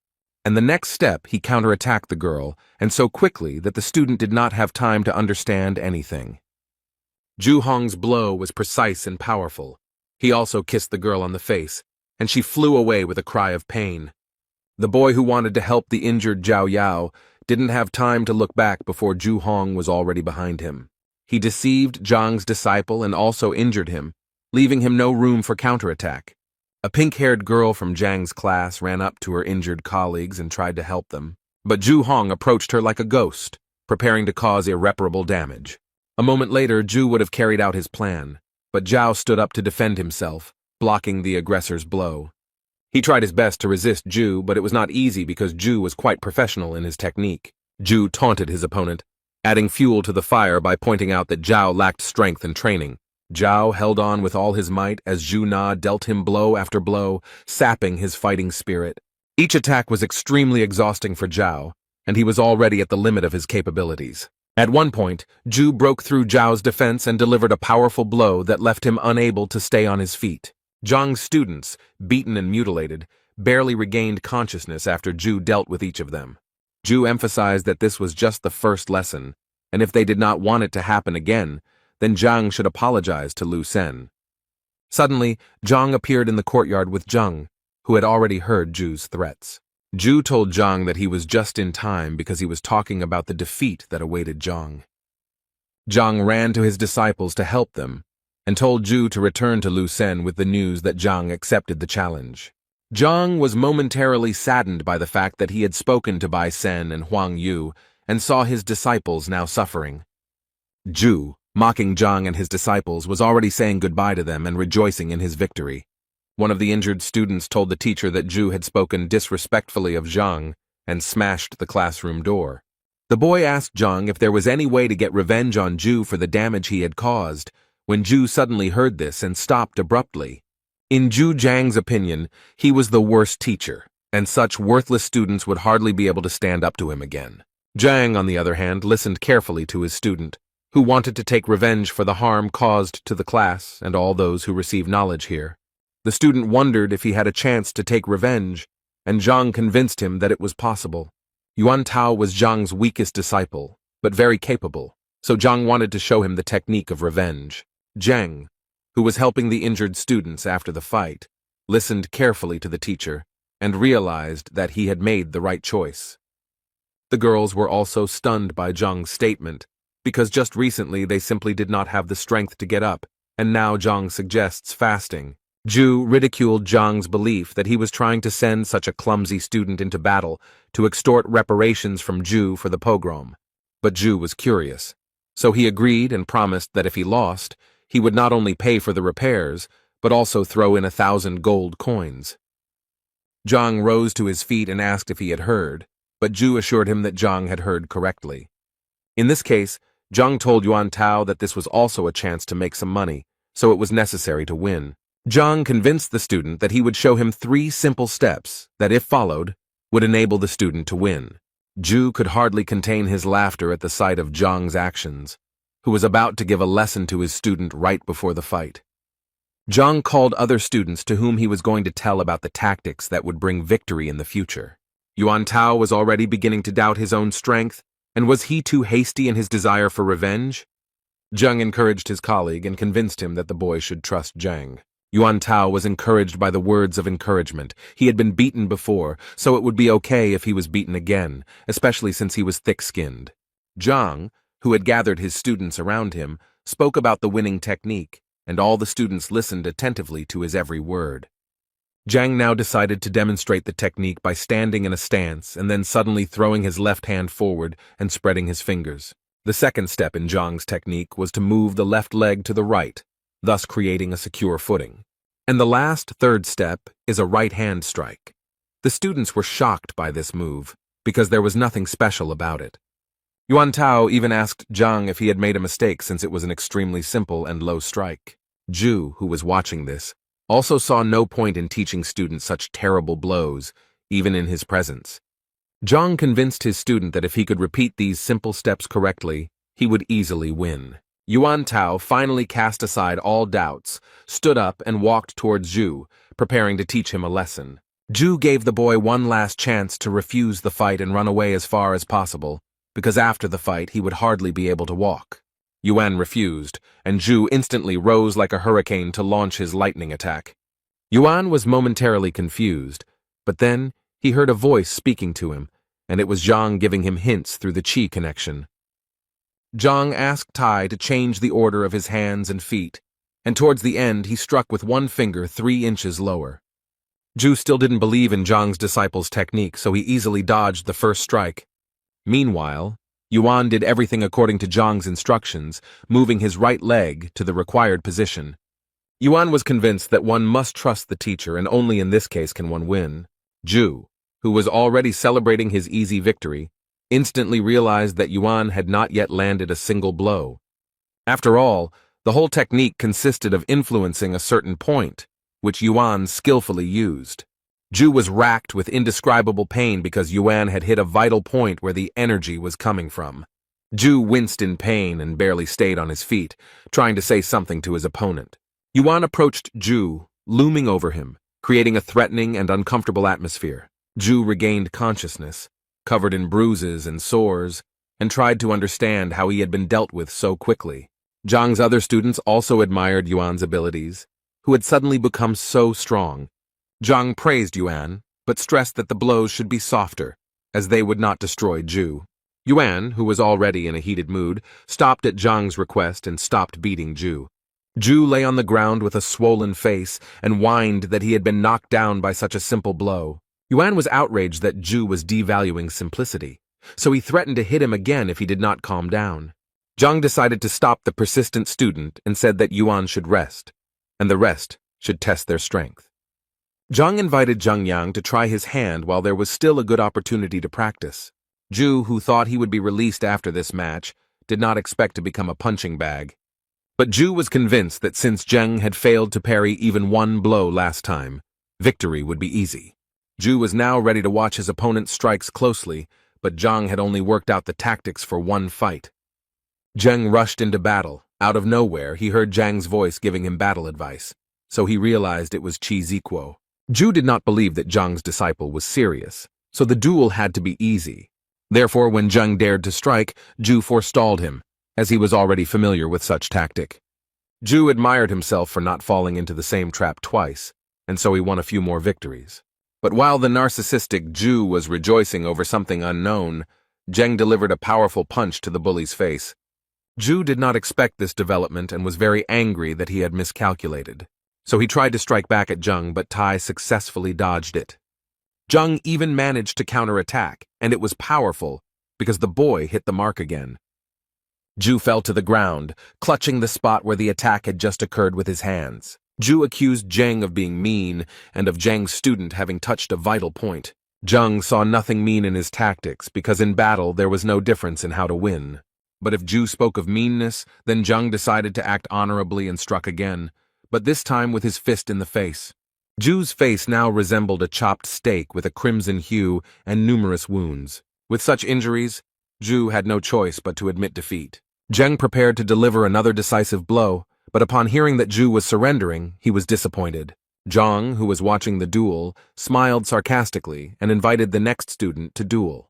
Ju was barely able to stand when he was soon forced to compete with another of Zhang's students. Zhang asked Wang Ying and Liu Yang to also prepare for the fight after Zhao Yao finished. While all of Zhang's students were practicing their martial arts on Ju, he lay on the ground and barely moved. Yuan approached Ju and reminded him that it was time to pay. Now each student had to pay 1,000. And when Yuan added that the total payment was 10,000, Ju's bloated body could not understand where such a sum came from. Yuan reminded Ju that he included the broken door in the compensation amount, which was not that expensive, only 5,000. Yuan suggested a backup plan that Ju could use in sparring during the entrance exam. Ju was covered in bruises and sores and cried in pain, but he had no choice but to agree to the payments. Meanwhile, in Lu Sen's class, Hong Hao wondered if Zhang would accept Lu Sen's challenge. Lu Sen didn't care anymore because he couldn't just leave the situation like that. Otherwise, he wouldn't be able to succeed. Hong Hao fully agreed with Lu Sen's vision and wanted to add something, but their dialogue was interrupted. Ju appeared in the classroom, and now it was difficult to recognize him due to numerous bruises and a swollen face. Master Lu Sen did not recognize his disciple, who now resembled an aggressive needlefish. Then Ju Hong had to mutter his name, but his swollen lips were unable to do so right away. Lu Sen asked his disciple what could have happened to him when he only had to deliver the letter to Zhang. Looking at his poor disciple, Lu Sen even assumed that Zhang was capable of raising a hand against him. But Ju quickly denied this information and told me that he received it from Zhang's students. Lu Sen didn't expect this development, as it meant that his former students were also involved. Lu Sen was upset that Ju was unable to stand up to such weaklings, as he had paid special attention to Ju. When Lu Sen learned how exactly the students managed to defeat Ju, he said that knowing the point was no guarantee of victory. Combat is a much more complex system, where the speed of reaction and adaptation to the enemy is important, Lu Sen said. Lu Sen understood that this tactic was not invented by the students, but by Zhang, so this teacher was not as simple as he seemed at first glance. Lu Sen promised Ju that he would help him recover, advance to the next level, and quickly increase his vitality. The teacher asked Elder Hong if there was a way to influence Zhang through Elder Shang, who worked at the Education Bureau. The elder explained that it was not so simple, because there had to be good reasons for such a decision. While the elder and the teacher were talking, an unknown man entered the hall and interrupted the conversation. The young man had flowing blue hair and bowed to the elder and teacher as a sign of respect. Lu Sen greeted Teacher Wang and asked him what he was doing here. Wang announced that he had news from the Education Bureau and that the audience might not like it very much. Lu Sen became wary in anticipation and told Wang not to intrigue and to get down to business. Wang reported that from now on, Elder Shang has been released and is under investigation. Lu Sen was now interested in the details of these events, since Elder Shang had held this position for a long time. Wang said he heard that Shan was suspected of falsifying the teacher's test results, and this was discovered during Will's check. Lu Sen became nervous when he heard about the detector because he knew that Cao Xiong was the one who initiated its creation. Lu Sen then asked Wang which of the teachers dared to accuse Elder Shang of such a thing. Elder Hong whispered to Lu Sen that Shang had good connections in the teachers' council, so it would not be easy to get him released. Wang said the decision was influenced by a teacher with poor academic performance, Zhang Huang. Zhu, who had been kneeling silently until now, became furious at the mere memory of Zhang. Lu Sen was also not happy to hear that after his disciples went to Zhang, he was now involved in the liberation of Shang. Elder Hong, who was still on the sidelines of the restaurant's events, was shocked by the news about Director Hong Ting. Lu Sen and the Hong elders now had the impression that Zhang was always one step ahead and mocking them. Meanwhile, in his class, Zhang completed another productive lesson in mastering new techniques. Zhang told his students to go home and practice there because the teacher evaluation was due in 6 months. Zhang told the students that he had no intention of losing, so he hoped the students would help him. After the lesson, the students gathered in the yard to discuss the events that had happened recently. It was said that Zhang had reached the 6th rank, and even Bai Sen himself wanted to become his disciple. Zhang said that it was worth using Lu Sen's challenge to justify Master Zhang's name, and he urged his colleagues to make every effort over the next 6 months to perform with honor. The students were convinced that Zhang was an honest and noble man who had been treated unfairly, and it was time to make amends. After discussing the plan of further action a little more, the students sat in the yard and then went home. Meanwhile, Zhang remained in his office, collecting his thoughts and developing a winning plan before the competition. In his opinion, Zhao Ya and Wang Yin had proven themselves well, and if they followed the instructions, then in half a month their strength would increase. Yan Li and Zheng Yang have good prospects. They are goal-oriented and capable guys that Zhang did not worry about. But Yuan made Zhang uneasy because he had not trained professionally before, and now he had little time. Then Zhang came up with the idea that he should try to activate the blood inheritance of the horned dragon Yuan. However, Zhang struggled because although the idea was good, he did not know how to implement it. A second later, Zhang felt himself falling into a kind of trance, and this feeling was already familiar to him. Zhang headed to the Library of Heavenly Path, where they tried to answer his question. Zhang held a book in his hands that described the method for activating hereditary abilities. The teacher began to study the book carefully and realized that there were 3 different ways to achieve the desired result. The first method involved hard training, the second required taking special drugs to wake up, but the third confused Zhang.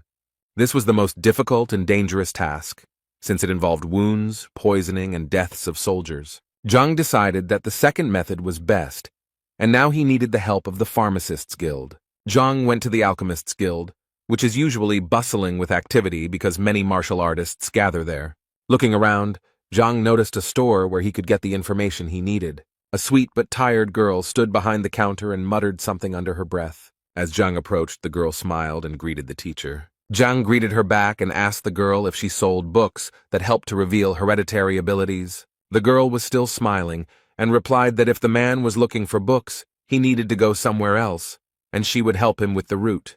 Zhang asked the girl not to jump to conclusions, as what he was looking for could not be found in regular stores. There was no longer a joyful smile on the girl's face, and raising her eyebrows, she said that there were no books here. Zhang was a little embarrassed that he was treated with disrespect even though he had done nothing wrong. Zhang then suggested that there was a library in this guild, and asked if the girl could show her this library. Now the girl looked as strict as possible, and indeed confirmed that there was a library, but only for employees or at least for the apprentice pharmacist.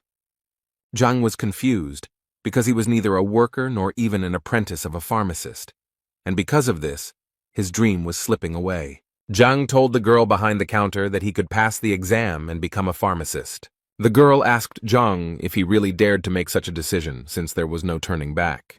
The saleswoman, with a displeased expression on her face, explained that the exam would be held in another wing and she would take Zhang there. On the way, Zhang asked the girl about how the exam goes, what is tested on it, and how to prepare.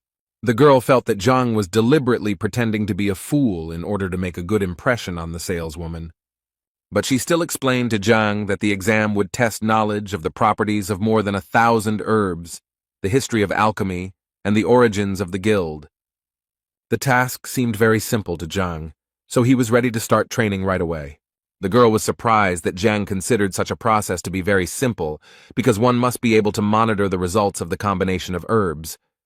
So the girl felt like Zhang was just bragging to her, because even she, with her excellent memory, was confused. The girl led Zhang into the examination room, where a plump man named Li stood behind the counter. The girl introduced Li Zhang and spoke about her intentions to take the pharmacology exam. Li greeted Zhang Guo and told him that here he would find the necessary books to prepare for the exam. Li also said that registration costs 2,000 gold coins, which are returned if successful and remain in the guild if unsuccessful. Zhang agreed to the terms of participation and reached into his pocket for the money that he fortunately had left over from the incident with the appraiser. The girl who brought Zhang watched with envy as he counted the bills, as she had rarely seen such large sums. Li told Zhang that the exam would start in 2 hours and that he could do his own thing in the meantime. Zhang thought about returning home, but this turned out to be a bad option since it took 2 hours to get from Hongting to the guild. Zhang then asked where he could find books to prepare for the exams. Li pointed to the room behind him and said that everything you need is there. You can just read it or buy it. Zhang had no need to buy these books, so he decided to just read them. The girl who brought Zhang still looked at him with distrust and watched him closely. From the room where Zhang was familiar with books, the constant sound of pages being turned could be heard. The girl was alarmed by this, and it seemed that Zhang was only pretending to learn something new. Li advised the girl not to pay attention to Zhang. Perhaps he was just looking for the right book. But the girl was convinced that in order to achieve a title in any profession, you need to work hard, and not just learn something in 2 hours. Zhang, who finished reading the last book, came to the conclusion that to succeed in alchemy, it is not enough to simply mix everything. Now it became clear to him why there are so few real pharmacists, and why people who are perfect have several professions. The girl who didn't believe in Zhang felt that Zhang had pretended very well for 2 hours. But Zhang had just finished his studies and was already full of the knowledge needed to pass the exam. When he entered the room where the exam was to take place, he saw other participants who were actively discussing something and were worried. The examiner and his assistant announced the start, and warned that if the participant was caught cheating, he would be disqualified from taking the exam.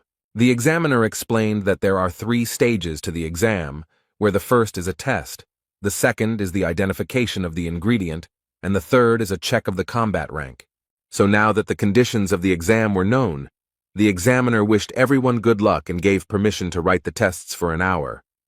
Zhang carefully studied the exam papers, which required him to answer a large number of tests. The examiner reminded the participants of the need to control their time and complete all tasks on time. Zhang was completely calm because he was hoping for help from the books he had recently read. He placed his palm on the test paper, hoping to get the answers in his head. Zhang had doubts about the quality of the parchment on which the exam was created, as well as the information about the ink. Zhang exhaled and decided that he needed to focus on the task at hand. Otherwise, he wouldn't be able to answer correctly. He reread the question he needed to answer several times and programmed himself to search. He imagined himself rummaging through the vast expanses of the celestial library in search of what he needed. Several such attempts bore fruit, and Zhang already had the answers to the exam questions in front of him. He began to write them down quickly, which confused the examiner a little while all the other participants were still collecting their thoughts. The examiner watched Zhang closely, thinking that he was just another arrogant son of rich parents. Zhang ignored the examiner's scrutinizing gaze and confidently continued working. In a few minutes he used up all the paper given to him for the exam and put his pen aside. Zhang stood up preparing to hand in his paper, which surprised the crowd, considering there was still so much time left.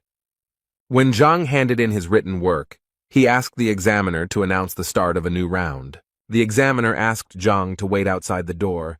The test results would be announced later. The assistant asked the examiner if he would check Zhang's work now, but it seemed the examiner was not going to do so as not to spoil the mood. Li and the saleswoman were surprised when, less than a minute later, Zhang was already standing in front of them. Then the girl decided that the exam was too difficult, and Zhang could not stand the stress and gave up.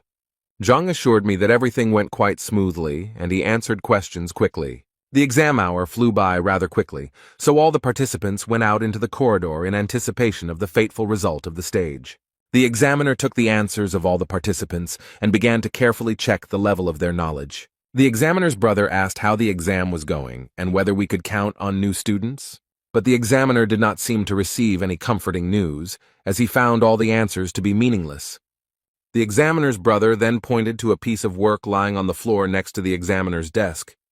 The examiner looked around and replied that he would not check this examination paper because the person who had taken it had not even read the question. But the examiner's brother became interested in the work, so he took it and began to study it. The examiner assured that the participant who wrote this work did not understand the value of the profession of an alchemist.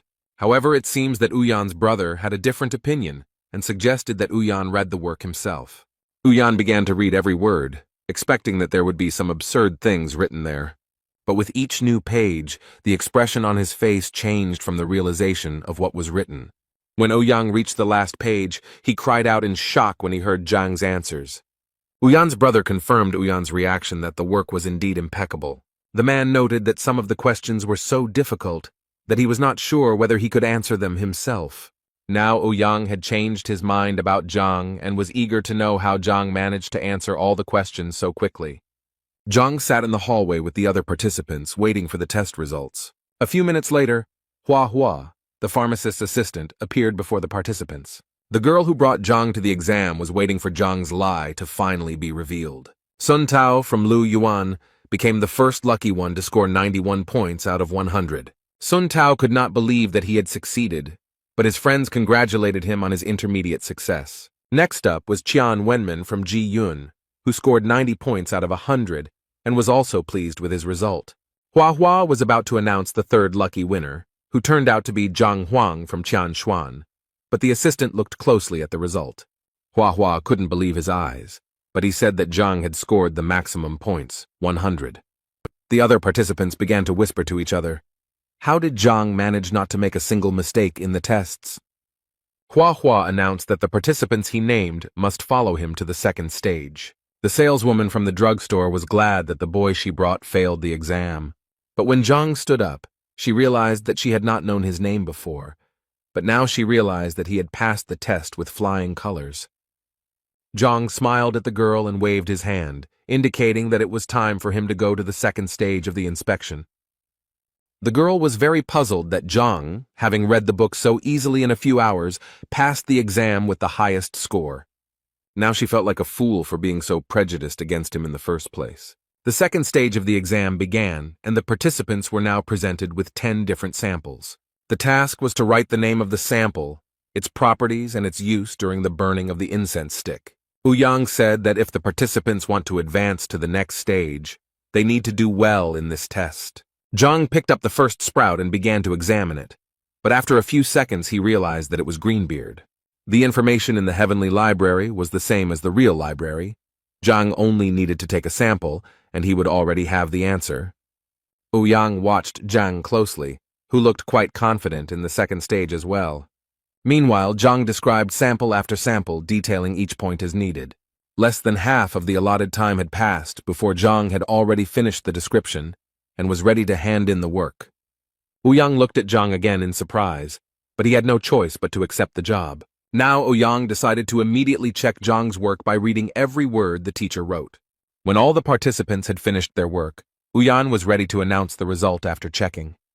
Only one participant was able to answer the questions perfectly, and that was Sun Tao from Lu Yuan. Sun Tao's pupils dilated to the size of gold coins at this joyful news. But Zhang didn't believe it because he checked the answers to the questions using the Library of Heaven's path. Zhang felt he had been treated unfairly, so he decided to ask the examiners about his mistakes. The other participants did not expect such audacity, since, in their opinion, the examiner's decision could not be challenged. The examiners also did not expect such a development of events, and therefore looked at each other. Ouyang explained to Zhang that he had made a mistake by calling it dragon-scale grass instead of fish-scale grass, So they wanted Zhang to practice more so that he could pass the pharmacist exam next time. They believed that Zhang had potential, so he should not stop studying alchemy. Zhang walked over to the sample stand and took the one he needed to prove the examiners wrong. But Uyan insisted on his point of view and, as evidence, cited a description from a textbook in which these two plants were distinguished. Zhang demonstratively picked up a plant stem and assured the examiners that he could prove otherwise. He assured the examiners that they should not make hasty decisions as they themselves did not know what samples would be in the exam. Zhang then said that the book Special Herb Review in the cooking room would help verify his words. Ouyang asked his assistant Hua to bring this book to resolve the dispute. A moment later, Hua brought out the textbook in question, and Zhang pointed out that the information he needed was on page 17. Ouyang was surprised by Zhang's accuracy, as it showed his excellent memory, but he began to study the textbook.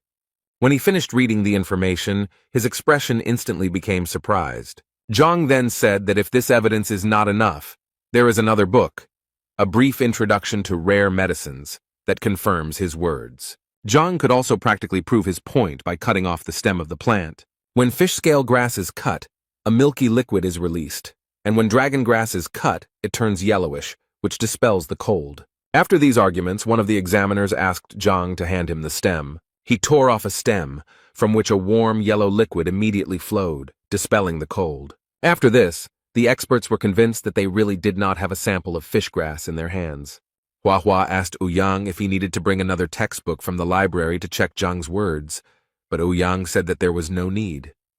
Zhang's opponents, realizing the events that had just happened before their eyes, were very upset. Huayan smiled and said that they had indeed made a mistake, and so it needed to be corrected. Since Zhang demonstrated excellent knowledge in the second stage of the exam, he will definitely advance to the next stage. Sun Tao, who had just celebrated his victory, turned pale and fell to his knees in despair. Ouyang's colleague gave Zhang an alchemist's badge, which gave him access to the basic section of the library and a discount at pharmacies. Zhang smiled and lovingly accepted the well-deserved prize, which was supposed to improve his life a little. Now the examiners, getting ahead of each other, offered Zhang to become their student. They showered him with compliments and promises, but Zhang very quickly rejected their offer. Ouyang explained that after such a difficult exam, Zhang really should have thought it over carefully. The colleague agreed, but stressed that Zhang should not put off such a proposal for long, so as not to harm the talent. Zhang asked the examiners where he could buy a drug that could help identify hereditary characteristics. The smiles on the examiners' faces turned to surprise and confusion at Zhang's question. Then Ouyang's colleague said that such drugs exist, but they have individual characteristics, and one must be careful with them. Zhang was very interested in this issue, so he tried to grasp at any straw and inquired about textbooks on this subject. Ouyang assured Zhang that there were many such textbooks, but they were all in the advanced section of the library. Huayan's colleague added that this is very important information and only wise specialists have access to it. Ouyang's comrade convinced Zhang that if he wanted to gain access to difficult books, he should study with him. The man stressed that if Zhang chooses the path of a pharmacist, he will be respected everywhere. Zhang winced at such promising prospects, but all he needed was a book on hereditary abilities. Ouyang reminded that access to the library is limited, and to get in, you need to be at least a pharmacist. Then Zhang thought about how to become a pharmacist, because he really needed a book. Ouyang took Zhang's curiosity as a desire to learn something from him, which upset his colleague. Ouyang knew that he could not lose such a valuable student as Zhang, who was endowed with extraordinary abilities in pharmacology. Ouyang began to explain that in order to become a great pharmacist, one must be able to distinguish and classify different plants. Colleague Ouyang added that only through hard work and time spent studying can one achieve great heights. Zhang thought out loud that in 6 months he would have to become a pharmacist and that other options did not suit him. With this statement, he stunned the examiners, who exchanged surprised glances. Ouyang laughed and said that Zhang should be spared since, despite his young age, he still managed to do well on the exam. Zhang sighed heavily and said that he was not ready to spend much time on studying, so he would look for another option. Ouyang tried to stop Zhang from making a rash move so that the wasted years of alchemy would not be erased. Zhang didn't know how to react to such statements, because it wasn't a matter of wasted years. His preparation took hours. So Zhang decided to say goodbye to the examiners as he had other urgent matters to attend to. Ouyang decided to stop Zhang by offering him another way to become a pharmacist. Ouyang began to talk about a method that suited Zhang, given his extraordinary memory, but his colleague stopped him. Ouyang gave his partner a look that meant he was confident in what he was saying. The partner was against it, as the method was too risky and had dire consequences in case of failure. But Ouyang insisted because it was the only way for Zhang to achieve what he wanted. A whole conflict was brewing between the examiners, but Ouyang was extremely persistent in his decision. Zhang was already a little seething from the verbal altercation between the two men, and he didn't like the intrigue they had created. Ouyang started by saying that there are two ways to become a pharmacist, the first being the traditional way, which takes a lot of time and effort. A colleague told me about the second method, and this method did not consist of preparing medicines, but of discussing them. Zhang scratched his temple, analyzing the information he had just heard, but he lacked the details to understand it. Ouyang then continued that the most respected profession was the grandmaster that everyone had heard of. The examiner said that the grandmaster is proficient in several crafts at the same time, but Ouyang stressed that becoming a grandmaster takes a lot of time and effort. Colleague Ouyang added that it is impossible to guide others to the true path without having significant status. That's why Ouyang decided to share a quick method called pill talk. Grandmasters don't have time to endlessly make pills, but they can demonstrate their knowledge during discussions. This skill is also not easy, because you need to be able to defend your knowledge from the attacks of 10 alchemy experts. Zhang thought about this proposal, since with the Library of Heaven's Path, this method was the best for him. They explained to Zhang that although the discussion method seemed simpler at first glance, they preferred long-term training. Zhang wondered why most people choose the long road when they have the option of shortening their studies. Ouyang explained that in no profession is there a path without practice, no matter how much time was spent on theory. Zhang considered his decision, but also thought that he would never know until he tried. Ouyang continued that since the invention of this technique, more than 1,000 brilliant people have tried their hand at it, and only 5 have succeeded.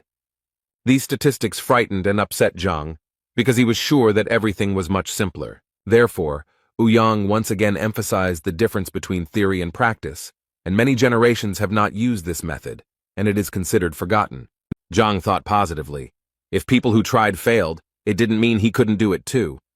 So the teacher gathered his courage and declared his intention to take part in the pill discussion and become a pharmacist. He stunned the examiners with this answer because they didn't even have time to tell Zhang about the consequences. Zhang looked at the examiners with childish innocence, hoping that the consequences would not be too dire. Zhang was told that no one would judge his abilities lightly, especially experienced alchemists. According to the rules, a student who fails the discussion pays each alchemist about 100,000 gold. Zhang listened carefully to the fact that after paying, he would also be punished with divine strikes and a 10-year ban on taking exams. Therefore, the expert emphasized that it is precisely because of such cruel punishments that this method has remained unnoticed for many years. Therefore, Ouyang reminded Zhang that with his skills, it was better to choose the traditional path while minimizing the consequences. But Zhang was confident and decided for himself that he would take part in the discussion and was ready to prepare for it. With his desire and determination, Zhang stunned the examiners, from whom he had expected help in organizing. Zhang just smiled back and was completely calm, giving the impression that he was ready to move mountains. The examiner pointed out that Zhang had just become an assistant and had not even studied the program yet, but was already moving forward so confidently. Zhang simply wondered if he could get into the base section of the library to study the material. The examiners were even more surprised by Zhang's next move, since the library contains hundreds of thousands of books that cannot be read again. Zhang was still smiling and assured the teachers that he would be able to absorb such a volume of information. The examiners were even more shocked by this information, because they did not believe that such a thing was possible. Zhang stood his ground, arguing that he was capable of learning the material and that teachers just needed to organize everything. The examiners' arguments to convince Zhang were exhausted, and they simply accepted his decision. Then Ouyang promised that by tomorrow he would take over the organization and manage everything. Zhang thanked the examiners for their help, then said goodbye to them and prepared to leave. And then he suddenly came back and asked how he could get into the library, frightening the examiners. When Zhang finally left, The men began to discuss among themselves whether it was too risky to reveal the method during the discussion. But Ouyang emphasized Zhang's talent and special tenacity, which could help him. However, Ouyang's colleague did not believe that Zhang's persistence had any basis, and would he regret it? So the examiners decided to send someone to the library after Zhang to observe his methods. After a while, Hua, who had followed Zhang in the library, returned to the examiners. When the men asked him what he could tell them, he scratched the back of his head and could not find the words. All he could say about Zhang was that he was simply leafing through book after book, much to Ouyang's surprise. Hua said Zhang studied books such as Basic Methods of Alchemy or All About Alchemical Cauldrons. After listing the books, the examiners looked at each other and were surprised by this choice. After all, Ouyang understood that these were ordinary basic textbooks that every pharmacist's assistant should know. Hua was then asked if he had mixed up anything and if Zhang had looked at any other books. Hua assured that he saw everything correctly and made a gesture with his hands, demonstrating how Zhang was studying books. The examiners were unable to figure out exactly what Zhang's method was, as he simply skimmed through the textbooks. They then suggested that perhaps he was looking for a specific book in this way, studying it by its cover. Meanwhile, in the Hongting dormitory, Zhao Yao was sitting in her room, deep in thought. Her thoughts were interrupted by Uncle Yao, who came to say that he was leaving on business and that the girl would not be disturbed by unfriendly people. The girl became wary and wondered who her uncle was talking about, focusing on the unfriendly people. Then the girl realized that they were talking about teacher Zhang, whom the girl began to defend in front of her uncle. Yao was convinced that his niece had not yet experienced the world and did not see evil in the people around her. Then the girl took the wooden box and showed it to her uncle, who was very surprised by what he saw. Zhao Yao explained that Zhang gave her the sprout because he knew her health was not perfect and it could help the girl feel better. Uncle Yao couldn't understand where Zhang, given his status, got this sprout from. The girl was confused by her uncle's persistence and asked if everything was okay with the gift from the teacher. As Zhao carefully examined the plant, his uncle explained that it was extremely valuable and was the ancestor of the ice sun grass. Uncle continued to say that the ordinary ice sun grass did not have much value, unlike its ancestor. The girl was very shocked by the information from her uncle and asked him if he was confusing anything. Yao then assured his niece that this was the most expensive herb he had ever seen and that he could not be mistaken. The girl carefully examined the sprout, holding it in her fragile hands, which for some reason were now trembling. Meanwhile, Uncle Yao wondered how Zhang managed to get such a valuable sprout and why he shared it with the student. Zhao Yao was warmed by the thought that teacher Zhang had not only developed a customized training method for her, but had also given her valuable medicine. The girl got out of bed and pressed the sprout to her chest, realizing its true value. Then the girl asked her uncle how much money he had with him now. The uncle rummaged in his pockets and answered his niece that there was not much money, namely 20,000 gold pieces. Then the girl asked her uncle if he knew where teacher Zhang had gone, since he had been gone for a long time. Yao replied that he had been following Zhang and last saw him at the apothecary guild, which led Zhao to believe that he had acquired such a valuable gift there. Zhao Yao closed the box containing the plant and confidently walked towards the exit, taking Uncle Yao with her. Zhao Yao and his uncle arrived at the pharmacists' guild, where they learned that Zhang was taking the exam to become an assistant pharmacist. The saleswoman who met with Zhang before the exam just passed this information on to Zhao. Yao explained to his niece that this was not easy to do, since an alchemist's apprentice needed to remember the properties of more than 1,000 medicines. Therefore, Yao doubted that Zhang would be able to pass the exam without many years of training. The saleswoman then added that Zhang had passed the first part of the exam without making a single mistake.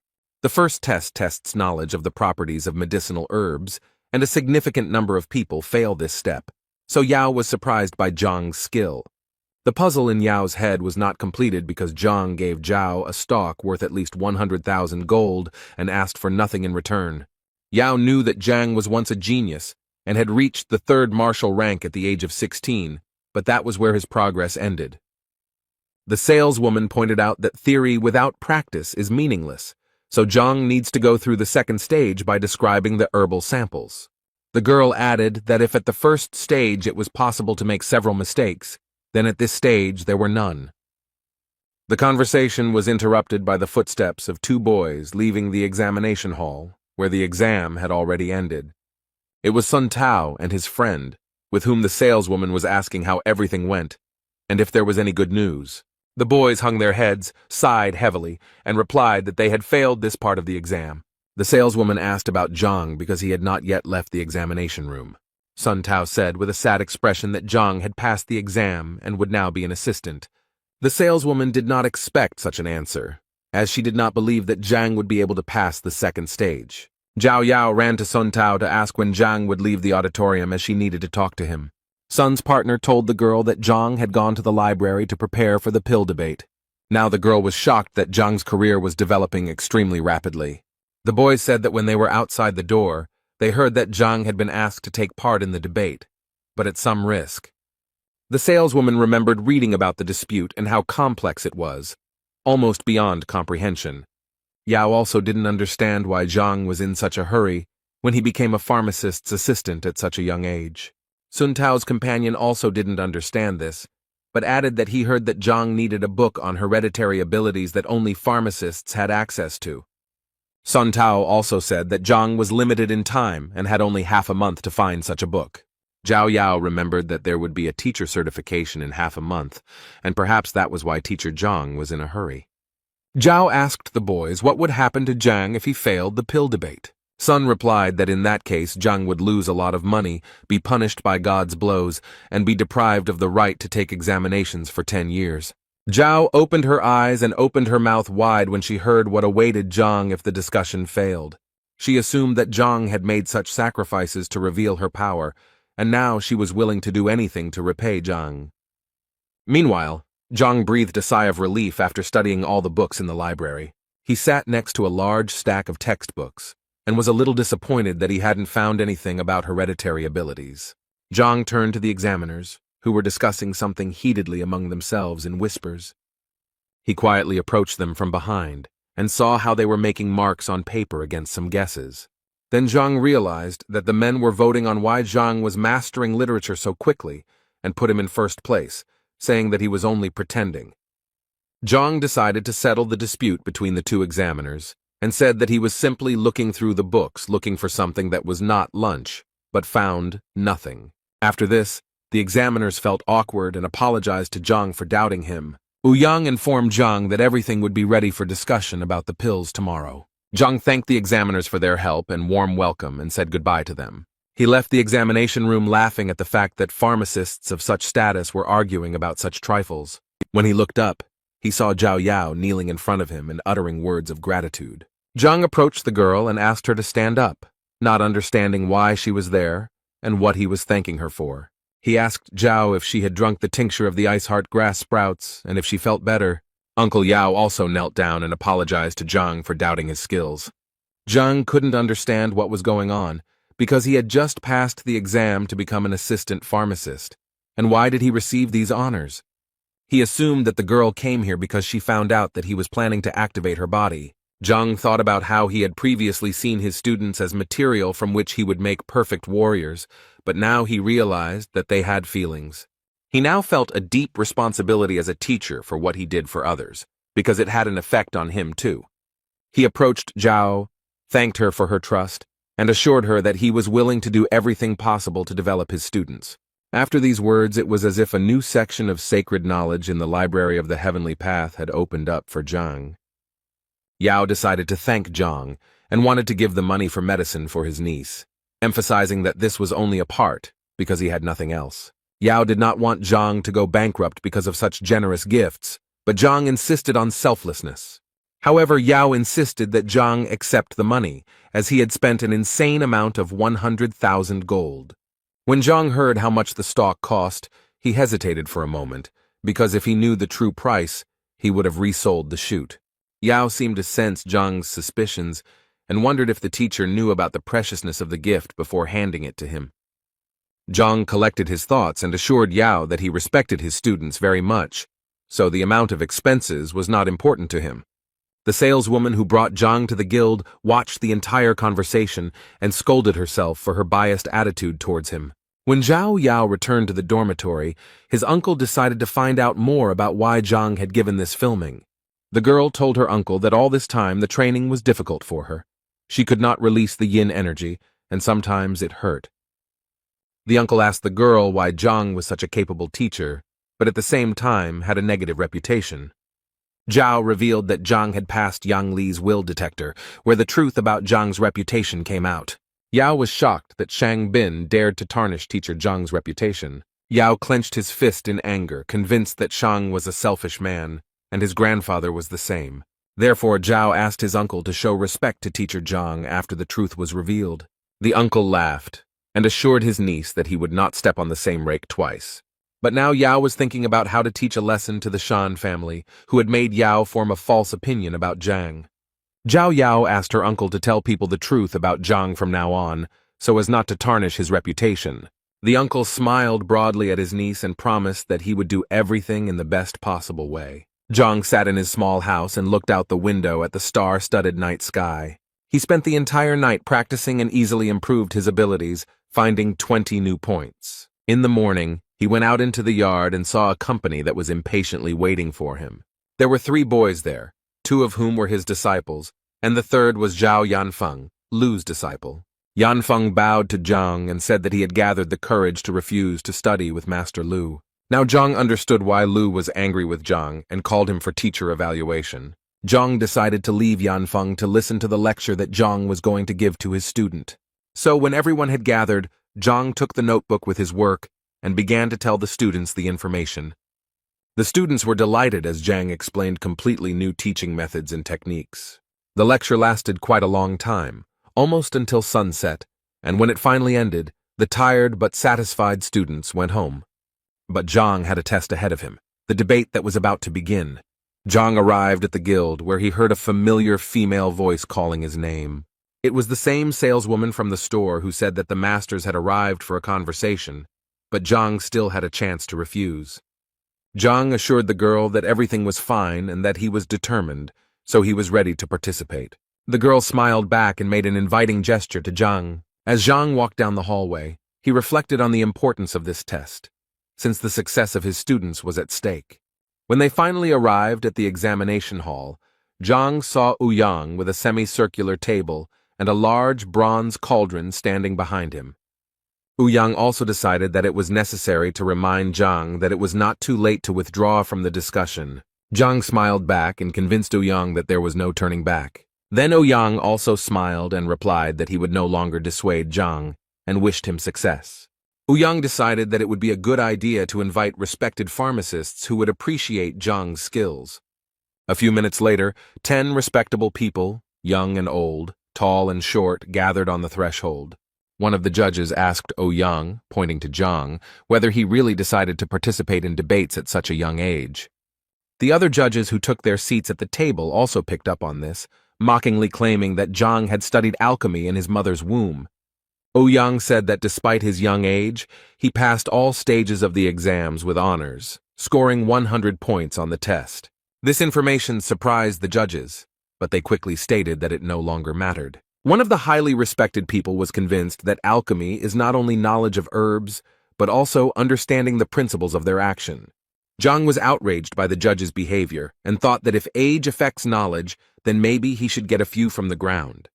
Gathering his courage, he congratulated everyone present and emphasized that the discussion was not about his age. Zhang then tried to cast aside all prejudices about his age, because he was confident that his knowledge was no worse than that of the judges. One of the judges, who was an adult, did not appreciate Zhang's story and advised him to choose his words better. Ouyang called on all the judges to get down to business, as everyone was here to discuss pills, not discuss Zhang's age. Ouyang clarified the rules of the discussion, according to which Zhang had to give clear answers to the master's questions. He also added that if both parties are unsure of the answer, then the truth can be found out by making a pill. Ouyang also noted that the questions should concern only pharmacology without classified information. Ouyang made sure that everyone understood the rules, and all participants responded that they were ready to begin the discussion. Ouyang was ready to start the discussion, but Zhang made it clear that he wanted to make some adjustments. The masters laughed at Zhang, saying that it was too late to give up or declare defeat. Zhang smiled at the masters and assured them that he was not at all afraid of their questions. One of the masters did not like Zhang's behavior and became wary, waiting to see what would happen next. Zhang apologized for his behavior, but added that none of the masters would have conducted the discussion properly on their own. With these words, Zhang seemed to have stirred up a hornet's nest, and the masters were already on the verge of getting angry at Zhang. One of the masters advised Ouyang to guide Zhang onto the true path, since he could pay dearly for such statements. But Zhang suggested that Ouyang raise the level of difficulty of the discussion, so that the masters would not have any questions about his competence. Ouyang turned pale at this request, because the discussion itself was a complex phenomenon, and raising the level could turn out to be negative for Zhang. But Zhang suggested that each master prepare a pill, and he would explain the method of preparation and point out the shortcomings of the medicine. One of the masters was extremely unhappy that Zhang, being an assistant pharmacist, was going to point out the master's shortcomings. Ouyang couldn't understand what Zhang was thinking, because even though he had shown a great performance yesterday, he had been prudent. Zhang continued to mock the masters, saying that by pointing out their shortcomings, he could dishonor their honor and skill. One of the masters decided to start a discussion and agreed to accept Zhang's challenge first. It was Zhang who praised Zhang, despite his young age, for his courage and worthy knowledge, which Ouyang checked. Zhang asked Ouyang to prepare a furnace to demonstrate to Zhang that he was very wrong in his beliefs. The masters noted the skill of Master Zhang, who showed great promise among alchemists and managed to create more than 100 pills in 3 years.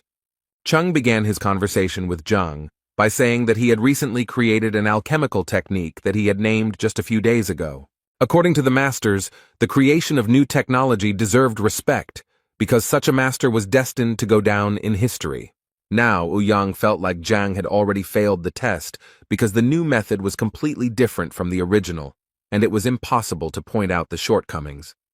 Zhang remained calm and confident as he waited for Master Zhang to demonstrate his technique. Master Zhang walked up to the stove, taking out everything he needed to demonstrate the authentic technique from his pocket. He put on the ring of storage, and with a few movements, 3 blue flower buds were summoned. Returning them to his hands, the master whispered some words, similar to a spell, after which he threw the flowers into the oven. Zhang felt a little confused as he could hardly make out anything due to the master's rapid movements. Zhang understood that he seemed strange to the masters, because even an experienced pharmacist sometimes did not notice the shortcomings. But Zhang knew that what was invisible to the naked eye was like an open book in his library. When Master Zhang finished cooking, several pills fell out of the cauldron through a special sieve. Zhang, pleased with himself, said that his work was complete and ready for Zhang's evaluation. Other masters watching the process admired Zhang, who managed to make a simple tablet in an unfamiliar but exquisite way. Zhang decided to convince Zhang that he needed to name 3 shortcomings, and then the master would admit defeat. Zhang smiled and assured Zhang that he was a full-fledged pharmacist with a high status and sense of honor. Zhang nodded in response and decided to begin his speech by naming the technique, which he dubbed 10,000 Flowing Rivers. The master began to get nervous, but he tried not to show Zhang his excitement and continued to listen to him. Zhang then continued, and noted that the master had created the calm breathing pill using 12 techniques. Zhang switched to the Qi connection, and now only Zhang heard Zhang reveal that the master had copied several techniques from Master Bai Ming and Ling Tamba. Zhang looked deeply into Zhang's eyes, realizing that he was right, which made it difficult for the master to control himself. Zhang put his hand on the master's shoulder and said in Qi's voice that he should specifically not say anything about the techniques in his voice, because it would embarrass Zhang. Zhang wondered if he should continue further, but the master knew that it was a defeat, so he allowed him not to continue. The other masters who watched this spectacle could not understand why such an experienced Zhang gave up so easily. The masters were amazed at how easily Zhang was able to guess the name of Zhang's new technique. Thus, the masters realized that Zhang was not as simple as he seemed at first glance. Zhang continued to smile and urged the masters not to waste their time, so he invited the next one. One of the masters loudly slammed his fist on the table and said that he would be next, and now Zhang would not have to do the transfusion. The master was unclear about what had happened to Zhang, but he could not allow the masters to continue to be humiliated. Meanwhile, Zhang sat clutching his head, lost in thought about how his reputation now rested on Zhang's silence. The next master suggested that Zhang change the rules so as not to fall into Zhang's trap. So he invited Zhang to observe the cooking technique, but to point out any shortcomings in the process. Ouyang felt that Zhang would not be able to escape from such a trap, and would definitely fail the test. Zhang slowly remarked that there was no point in wasting time and that it was better to get down to business. The master began to get angry at Zhang's overconfidence, but he was still convinced that Zhang would fail. So the master concentrated all his internal energy, and then with a few movements created hundreds of tongues of flame around himself. Zhang, who had been closely observing Bai Ming, guessed that he was using the multiple mountain hands technique. The masters sitting at the table did not hide their admiration for the skill of Bai Ming, who created a pill for relieving pain at acupuncture points.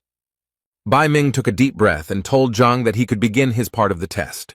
And now Bai Ming stood proudly and waited for Zhang to list all the shortcomings of this technique. Bai Ming believed that without Zhang's talent, he would not be able to obtain the approval he desired from him.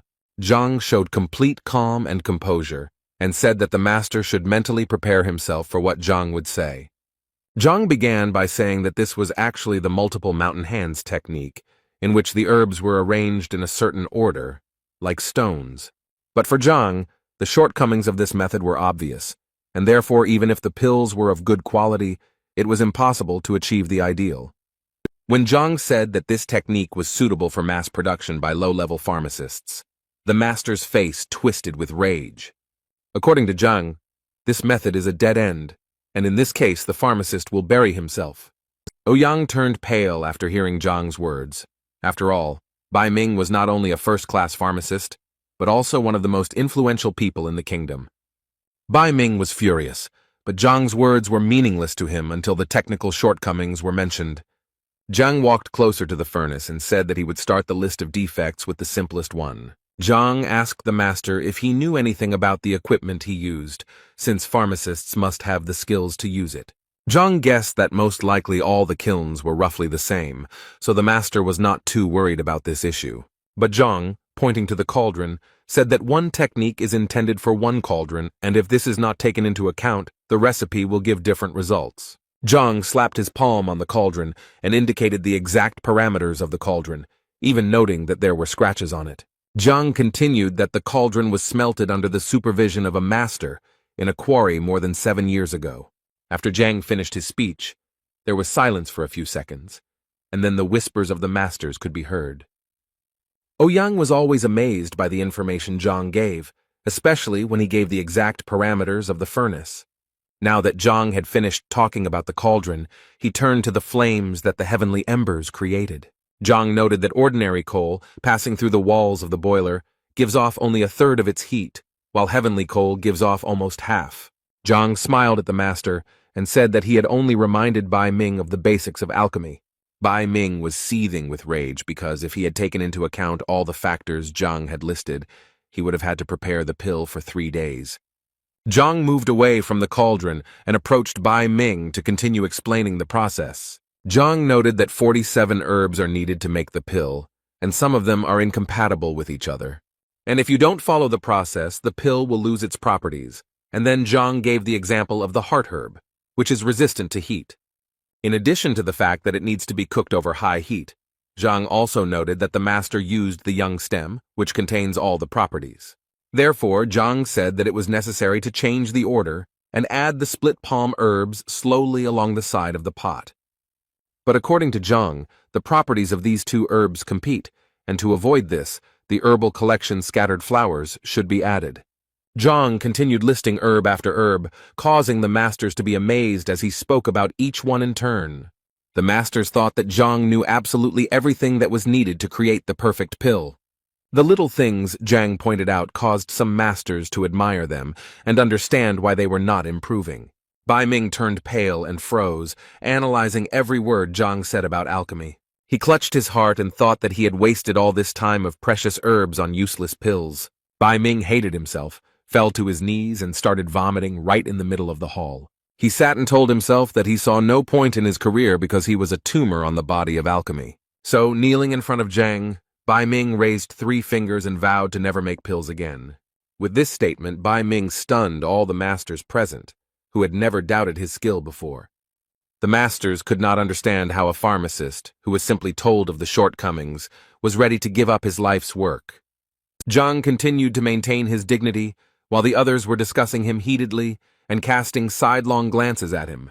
Now he was ready for a new challenge, but he decided to slow down and choose his words more carefully. One of the blue-haired masters cast a wary glance somewhere to the side. His attention was drawn to another master with blue eyes and thick gray eyebrows. It was Masters Meng Yan and Chen Dan who rose from their seats to challenge Zhang. Zheng was still recovering from the round, but the masters decided that Zhang would not be able to face two professionals at the same time. They informed Zhang that they understood that his knowledge was no worse than their own, so they decided not to ask Zhang about the shortcomings of the technique. Instead, they asked Zhang to determine the quality of the meditation pills they had prepared that morning. One of the masters protested, as this meant that the masters had forgotten the honor of the apothecary. Meng Yan and Chen Dan looked back at the displeased master, pierced him with an angry gaze, and advised him to shut up. Zhang said he was willing to consider the pills, especially since the debate was still ongoing. So he approached the masters, took the pills from their hands, for which they thanked young Zhang for his help. Zhang first looked at the pills carefully, then clenched his fist, analyzing the flaws. He later said that they cannot be called meditation pills because they have negative effects such as rabies and death. The masters were stunned by Zhang's statement and looked at the young master with apprehension. Zhang noted that it is important to remain calm while preparing pills, as preparing medicines is not only a technique but also an emotion. The young man said that one of the pills was prepared by a man with an overly ardent heart, and it worked. Zhang suggested that the masters test his claim on the guild's experimental animals. Master Chen Dan immediately rejected such a proposal, much to the surprise of his colleague. Chen Dan actually recently noticed that his meditation pills had a detrimental effect on test animals. Chen Dan told Meng Yan that he had doubts deep down in his heart, so he didn't regret checking the pills. Meng Yan turned to Zhang and asked if he could tell him more about the pill. Zhang touched Yan's shoulder and pointed out that he had become very irritable recently due to some emotional distress. Zhang was glad that he had used his abilities well to collect data for the discussion, but he didn't even know that he would be able to extract skeletons from the examiner's closet. Zhang advised Meng Yan to face the problem head-on and draw appropriate conclusions, then everything would be fine. The masters were very polite to Zhang, thanked him for the information, and admitted defeat. Now it seemed to Yan that at some point the exam had ceased to be an exam. Now the masters admired Zhang and wanted to ask him the questions that had been troubling them for so long. This caused a verbal altercation between the masters, as they could not decide who would be first. It reminded Zhang of a kindergarten where such respected people had made a mess. But before, Zhang's job was to find flaws in the technique or ingredients, so there were no takers, unlike in those cases when Zhang could solve some problems. Some of the masters already regretted that they had called for a discussion earlier, because now they could ask questions to which they had no answers. But Yan hoped that he would still have the opportunity, as an examiner, to ask a few questions after the debate. A loud sound on the table made everyone present turn their gaze towards the one who did it. Master Lu stood up and reminded everyone present that the discussion was ongoing and that questions should be asked and not shy away. Master Liu looked at everyone coldly to make sure no one had any questions. Zhang knew that he was facing a serious opponent, because Master Liu was head and shoulders above all the masters. Everyone knew that Master Liu was famous for his ruthlessness, so they expected that Zhang would be unable to resist. The master approached Zhang and stopped in front of him, creating an atmosphere of pressure with just his tall stature. The question that bothered Master Liu was also related to the meditation pill. He agreed with Zhang about the need to have stable emotional energy to create a pill. The master created a certain intrigue with his silence before asking his question, and then there was no stopping him. He showered her with question after question, and all of them were connected with his daughter's unsuccessful love. When the questions were finally over, the master finished by asking Zhang if he needed to make a meditation pill. There was silence among the other masters at the table, because for a moment they did not know how to react to them. And then they seemed to explode one after another, reminding Lu that questions about his daughter were irrelevant to the discussion. Some of the masters began to say that Liu had gone crazy and was simply trying to find out something about his daughter. Liu lashed out at the masters, saying that this was bothering him and that he could not prepare the meditation pill. Zhang, who hoped that the conversation would be about alchemy, was very much mistaken, because the masters began to quarrel among themselves. When everyone finally calmed down, Yang, wiping the sweat from his face with a handkerchief, announced that a new one-star specialist had appeared in the guild. He took out a wooden box in the middle of which a golden alchemist's badge shone. Zhang took the badge in his hands and examined it carefully, listening to Ouyang's story about the benefits of this title. When Ouyang finished, Zhang asked if he could show her where the extended section of the library was. On the way to the library, Ouyang told Zhang that there were about 10 pharmacists in Tianshuan, and they only came to the library when absolutely necessary. Upon entering the library, Ouyang noticed that it was usually empty, so Zhang should not hesitate to take any book. The library was impressive in size, so Ouyang advised Zhang to seek help if the need arose. Ouyang wished Zhang a good time, congratulated him again on his new achievement, and said he would ask some questions later. Zhang was pleased with himself and happy that he finally had access to the library he needed. Although it took him several hours to find the right book, he still found the material he needed. Zhang managed to find information that long ago, King Shenling's daughter, Princess Shenchu, had a yin body, which she successfully activated with the purity-revealing pill. Zhang took this information into account, but decided to look for something else about the horned dragon blood. Zhang found what he was looking for, and learned that a single person could not release such energy for a long time until he used the blood of the giant rhinoceros. With the help of the Library of Heavenly Path, Zhang decided to test all the shortcomings of such methods. In the library, he was told that only 10% of the power could be activated with the purity pill and the blood of the giant rhinoceros. But for Zhang, it was better than nothing. And besides, he decided to combine these techniques, and now he just needs to find everything he needs. Zhang returned to Ouyang as he was sitting in his office, sorting through various documents. Zhang announced his intentions to purchase the purity pill, the meridian rejuvenation pill, the body nourishing solution, and the giant rhinoceros blood from the guild. Ouyang replied that everything was possible except for the purity pill and rhinoceros blood, but perhaps those ingredients were in the main branch. But since the main branch is geographically located quite far away, the delivery will take 10 days. Zhang tensed up, because there were 14 days left until the teacher's evaluation, and if the materials would only be available in 10 days, then he needed to get it together. Zhang accepted Ouyang's proposal and asked him to submit his application as soon as possible. Zhang also asked how much he should expect to pay, and whether he should pay for the product now. Ouyang began to count out loud, listing the importance and difficulty of obtaining the necessary items. So, taking into account Zhang's new status, after completing the calculations, Ouyang announced the amount of 23 million. This price turned out to be beyond Zhang's means, because before this he considered himself rich after the incident with the appraiser. But now, he was unable to pay for the goods. Then Zhang decided to deceive Ouyang and blame everything on the new status, thanks to which he wanted to pay for the goods later. Ouyang declined the request, arguing that the materials were extremely valuable and the guild could not be in debt. Ouyang combed his beard and thought about how he could help Zhang with the necessary things. Ouyang then suggested to Zhang to prepare a meditation pill with a complex composition and an acceptable price on the market. But Zhang was not satisfied with this proposal, because according to Ouyang's predictions, under such a scenario, Zhang would become rich in 2 months.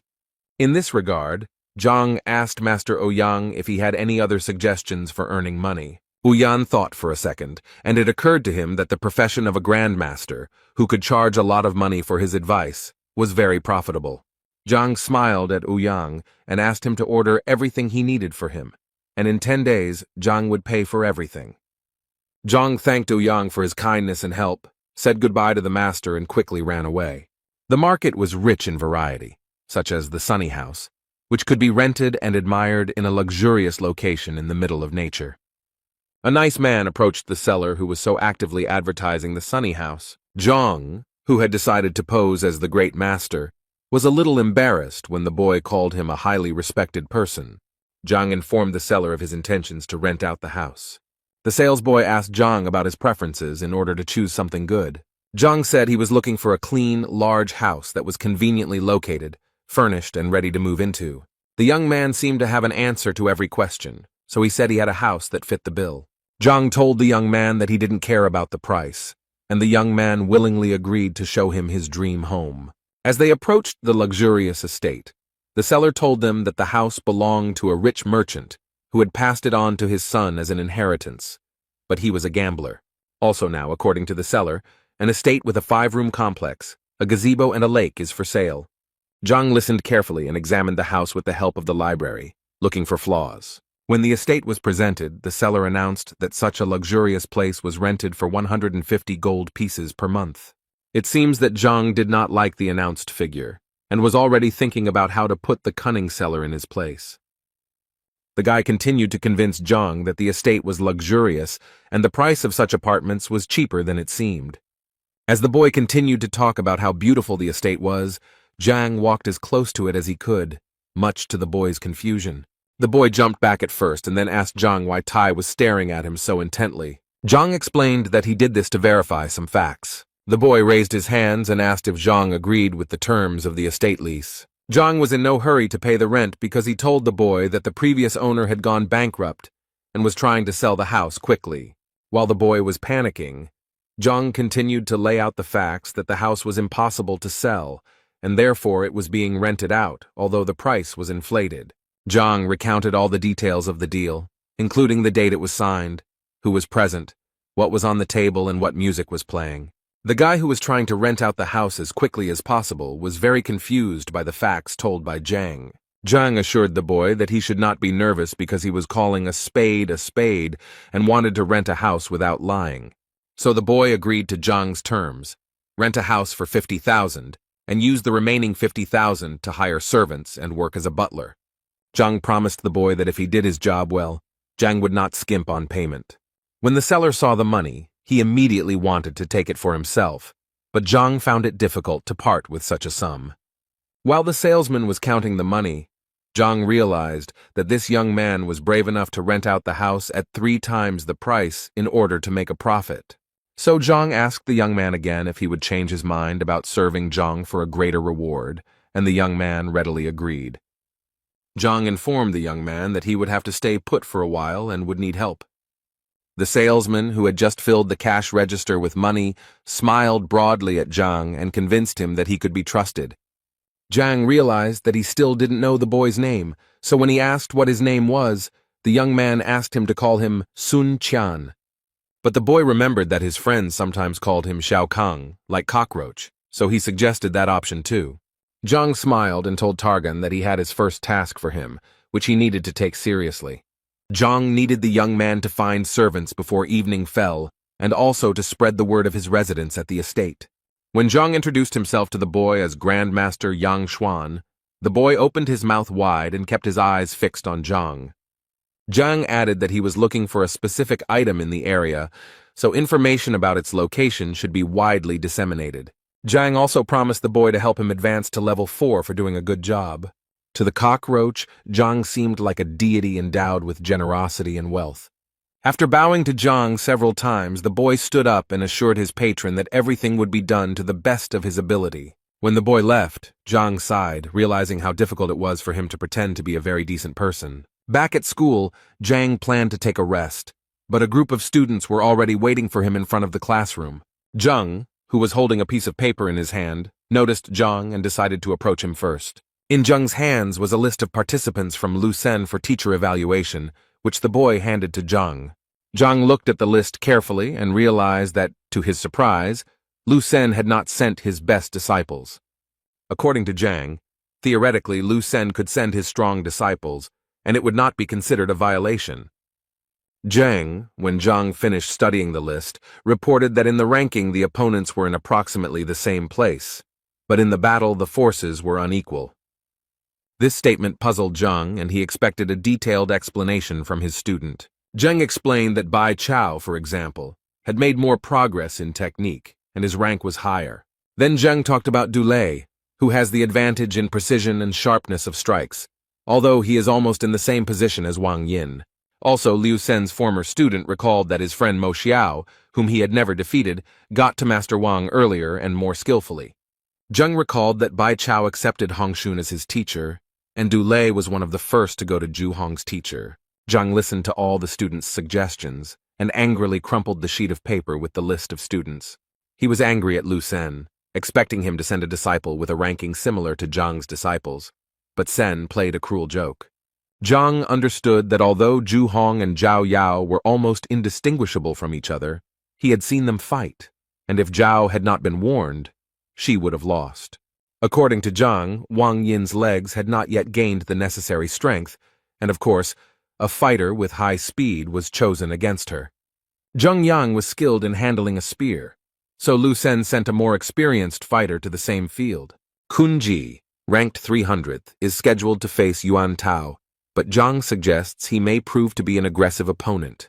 Zhang strained himself at every step to come up with a plan because Lu Sen carefully selected the participants so as not to give Zhang's disciples a single chance. Zhang got angry and threw the paper on the ground. He was furious that Lu Sen wanted to wipe his feet on it. Zhang now realized the even greater importance of earning money in order to purchase the necessary medicines that would improve the students' techniques. After some time, Zhang returned to the house he was renting and noticed that security had appeared there. As Zhang approached the entrance, the guards bowed to Zhang and greeted him. As Zhang walked through the courtyard, he noticed several servants, which made him happy, because the seller turned out to be a capable young man who fulfilled all his wishes. Meeting the salesman, who was now a butler, Zhang thanked the boy for doing the job. Cockroach informed Zhang that he had spread information about his location and was confident that word of mouth would work as expected. Zhang asked his butler to tell him how this information spread. The boy said that he had sold his shop and told everyone in the shopping district that he was now serving the great master. Zhang asked the boy if he still had the money he had given him, and the boy assured him that the people had agreed to serve voluntarily after hearing about the great master. Zhang liked it, but he was a little amused by the idea that people didn't check the information. After hearing all the information from the butler, Zhang asked him to make him some tea while he waited for customers. For some time, no one appeared at the estate, so Targan suggested that Zhang hang a sign saying that the great master lived in the house. Zhang declined the offer, instead suggesting that the butler take a walk around the area. But before going for a walk, Zhang asked Dvoretsky that the guards not let anyone in during the walk.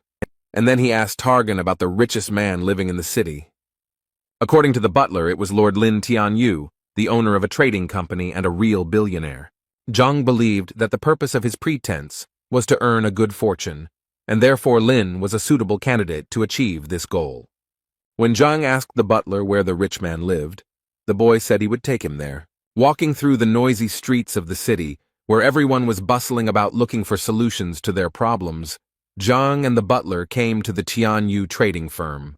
The house was striking in its high cost, had several floors, and was finished with precious materials. Zhang and his butlers walked closer to the lord's estate, looking at the lions made of green southern jade at the entrance. Zhang thought that with $1 million gold in his hands he was incredibly rich, but compared to the wealth he saw, he felt like a beggar. The butler suggested that Zhang inform Lord Lin of his arrival, but Zhang refused. Zhang walked up to the lion and touched it with his hand, so to speak, to study the area. When Zhang finished his assessment, he invited the butler to sit somewhere while he asked Zhang why they didn't go to the lord. The cockroach immediately stated that he did not object to Zhang's orders, but Zhang told the butler to express his opinion freely. The butler was surprised because Zhang was a famous great master to him, and therefore the lord could not refuse the meeting. Zhang agreed that he would not be refused a meeting, but he wanted to force the lord to come on his own. According to the butler, this sounded like something impossible because the lord is a very respectful and caring person. The butler told Zhang that the lord had built a large trading network on his own, and some princes and ministers were unable to meet with him. Zhang calmly sipped his tea and said that he would prove that the lord himself would come to him. But in order to carry out such a plan, the butler must do everything Zhang says without objection. The boy agreed, and Zhang asked him to cut off the head of the precious stone lion. The butler was shocked to hear Zhang's wish and almost fainted. He knelt down in front of Zhang and began to say that each lion was worth millions, and for such a prank, the boy would have his head torn off. Zhang looked at the boy with a stern and cold gaze, reflecting the boy's distrust. The boy didn't know what to do, but Zhang convinced him that if he broke the lion's head, he would protect the boy. The boy sat on his knees for a few more seconds, then gathered his strength and fulfilled Zhang's request. The cockroach took a sledgehammer lying near the construction site and approached the lion, daring to take a bold step. Swinging with all his might, the boy delivered a powerful blow that knocked off the stone lion's head. Passers-by noticed something was wrong and began to discuss what happened to the boy. A group of 5 guys with red armbands decided to stop the riots. They ran up to the butler, who looked extremely frightened and confused. They threw the butler Zhanov to the ground and began to beat him severely with their feet. Zhang did not expect such a quick reaction, as he assumed that they would first go and complain to the Lord. So while the boy was being kicked, Zhang decided to stay away so as not to get hurt himself. Hearing the noise, Lord Lin went out into the courtyard to see what was going on. One of the boys told the Lord that he was patrolling the street with his friends and noticed a boy who had injured a precious lion. The Lord leaned towards the beaten boy, recognizing him as Sun Qian, and began to wonder why the boy did such a thing. Covered in bruises and with a black eye, the boy could barely speak, but still said that such were the orders of his patron. Zhang sat with his back to the Lord and the others, but he felt the Lord's piercing gaze on him. The Lord ordered the boy to stand up and walked over to Zhang, who was still sitting motionless. When the Lord approached Zhang, the first thing he was interested in was why he gave the order to crush the lion. The Lord knew nothing about Zhang, so in order to get to know him better, Zhang offered to sit next to him. The Lord listened to Zhang's proposal, but was still puzzled as to why he had crushed the lion.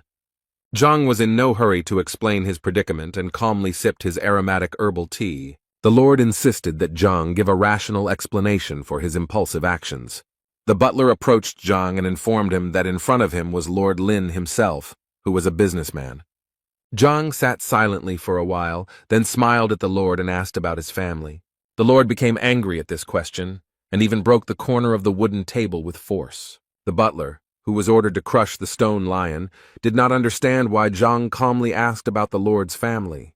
The Lord became angry and did not want to answer Zhang's question, holding the table fragment in his hands. But Zhang insisted on his own, so after praying to the Lord, he repeated his question about the family. The Lord angrily replied that Zhang should not worry about his family's condition, because it was none of his business. After taking a sip of tea, Zhang said that he had an obligation to help God save his relative's life. The Lord still looked confused, while Zhang calmly put the cup of tea on the table and began to talk about southern jade.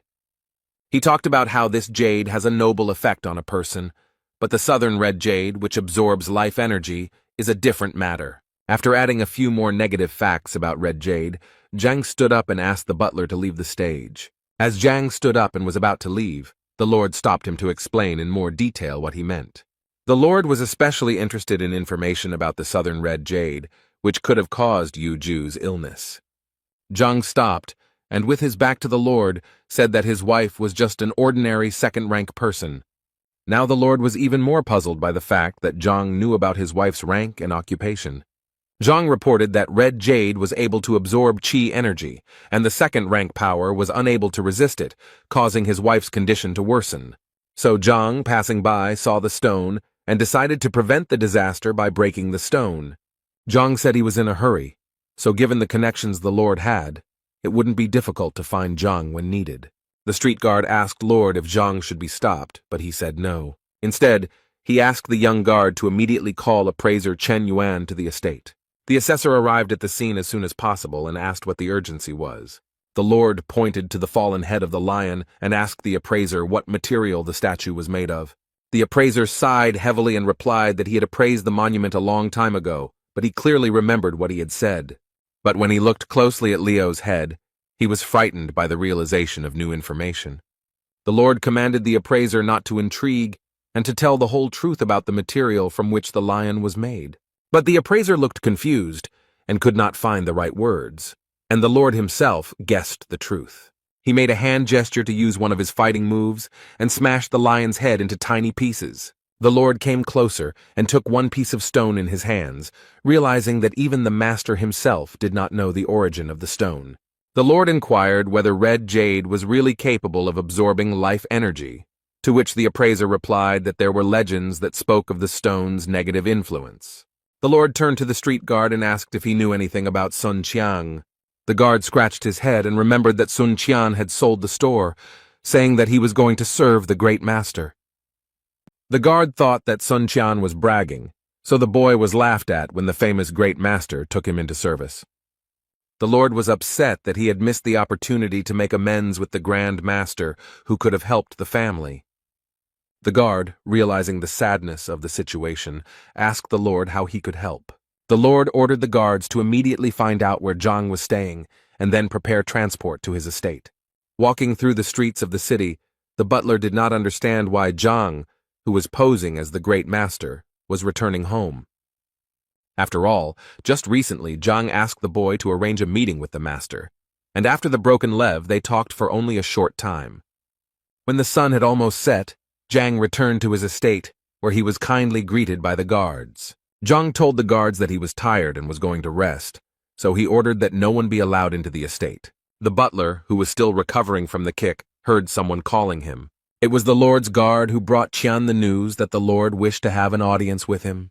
The butler was very surprised that Lord Ling Tianyu had called him for a dialogue, given the recent events.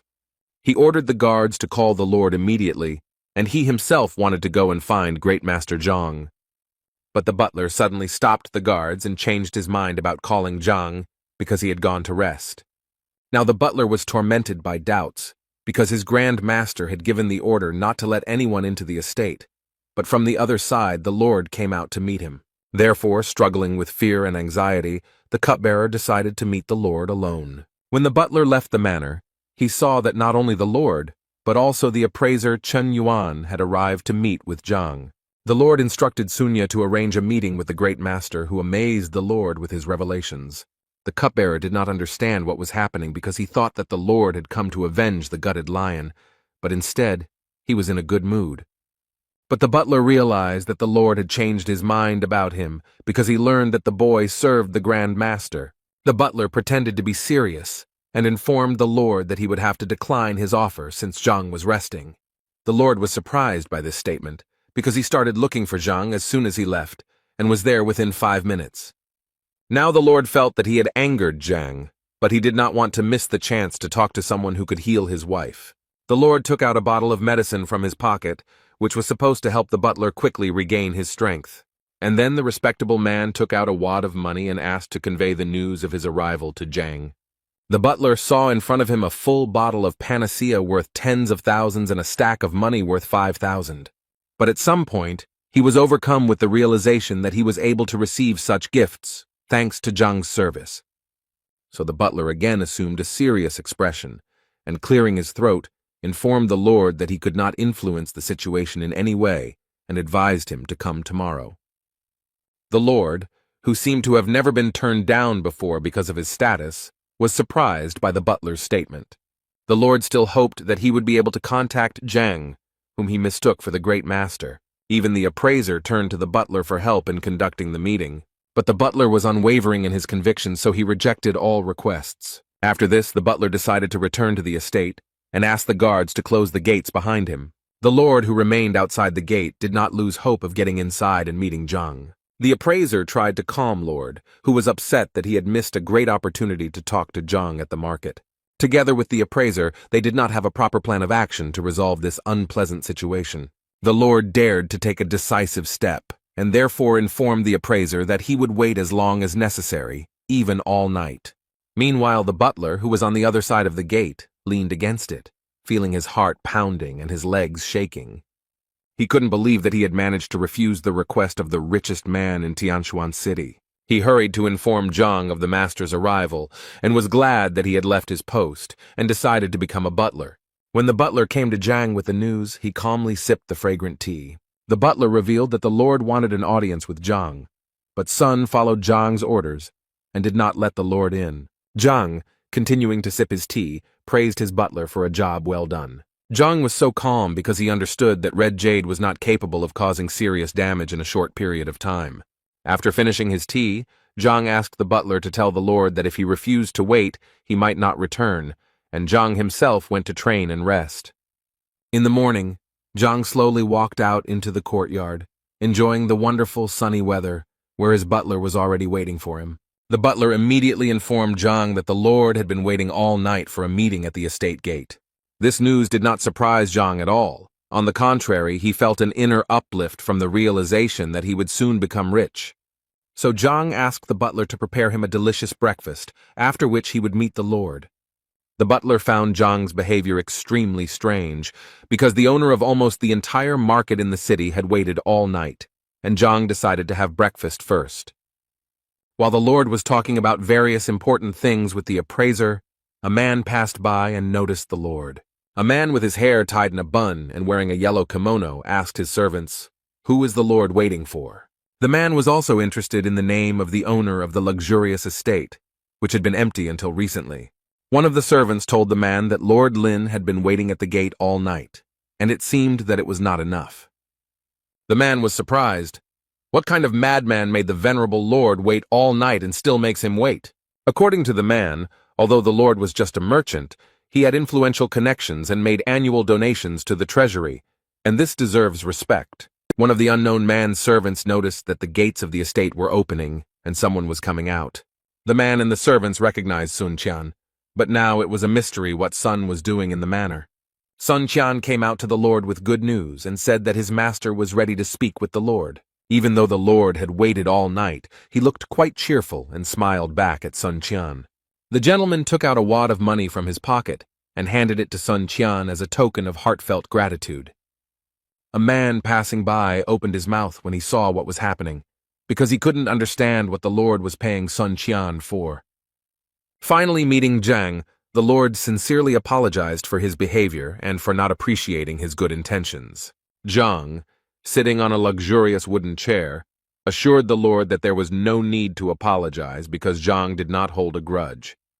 But Zhang still asked the Lord if he understood why he had to wait all night outside the gate. The Lord thought that this was due to a misunderstanding that occurred in the market.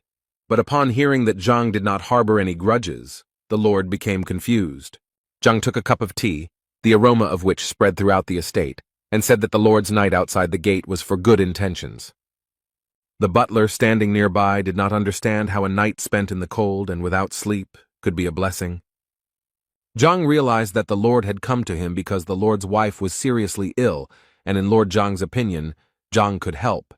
In order to help the Lord's wife, Zhang needed her to come to the manor, but the Lord was in contact with Red Jade, and he could cause harm.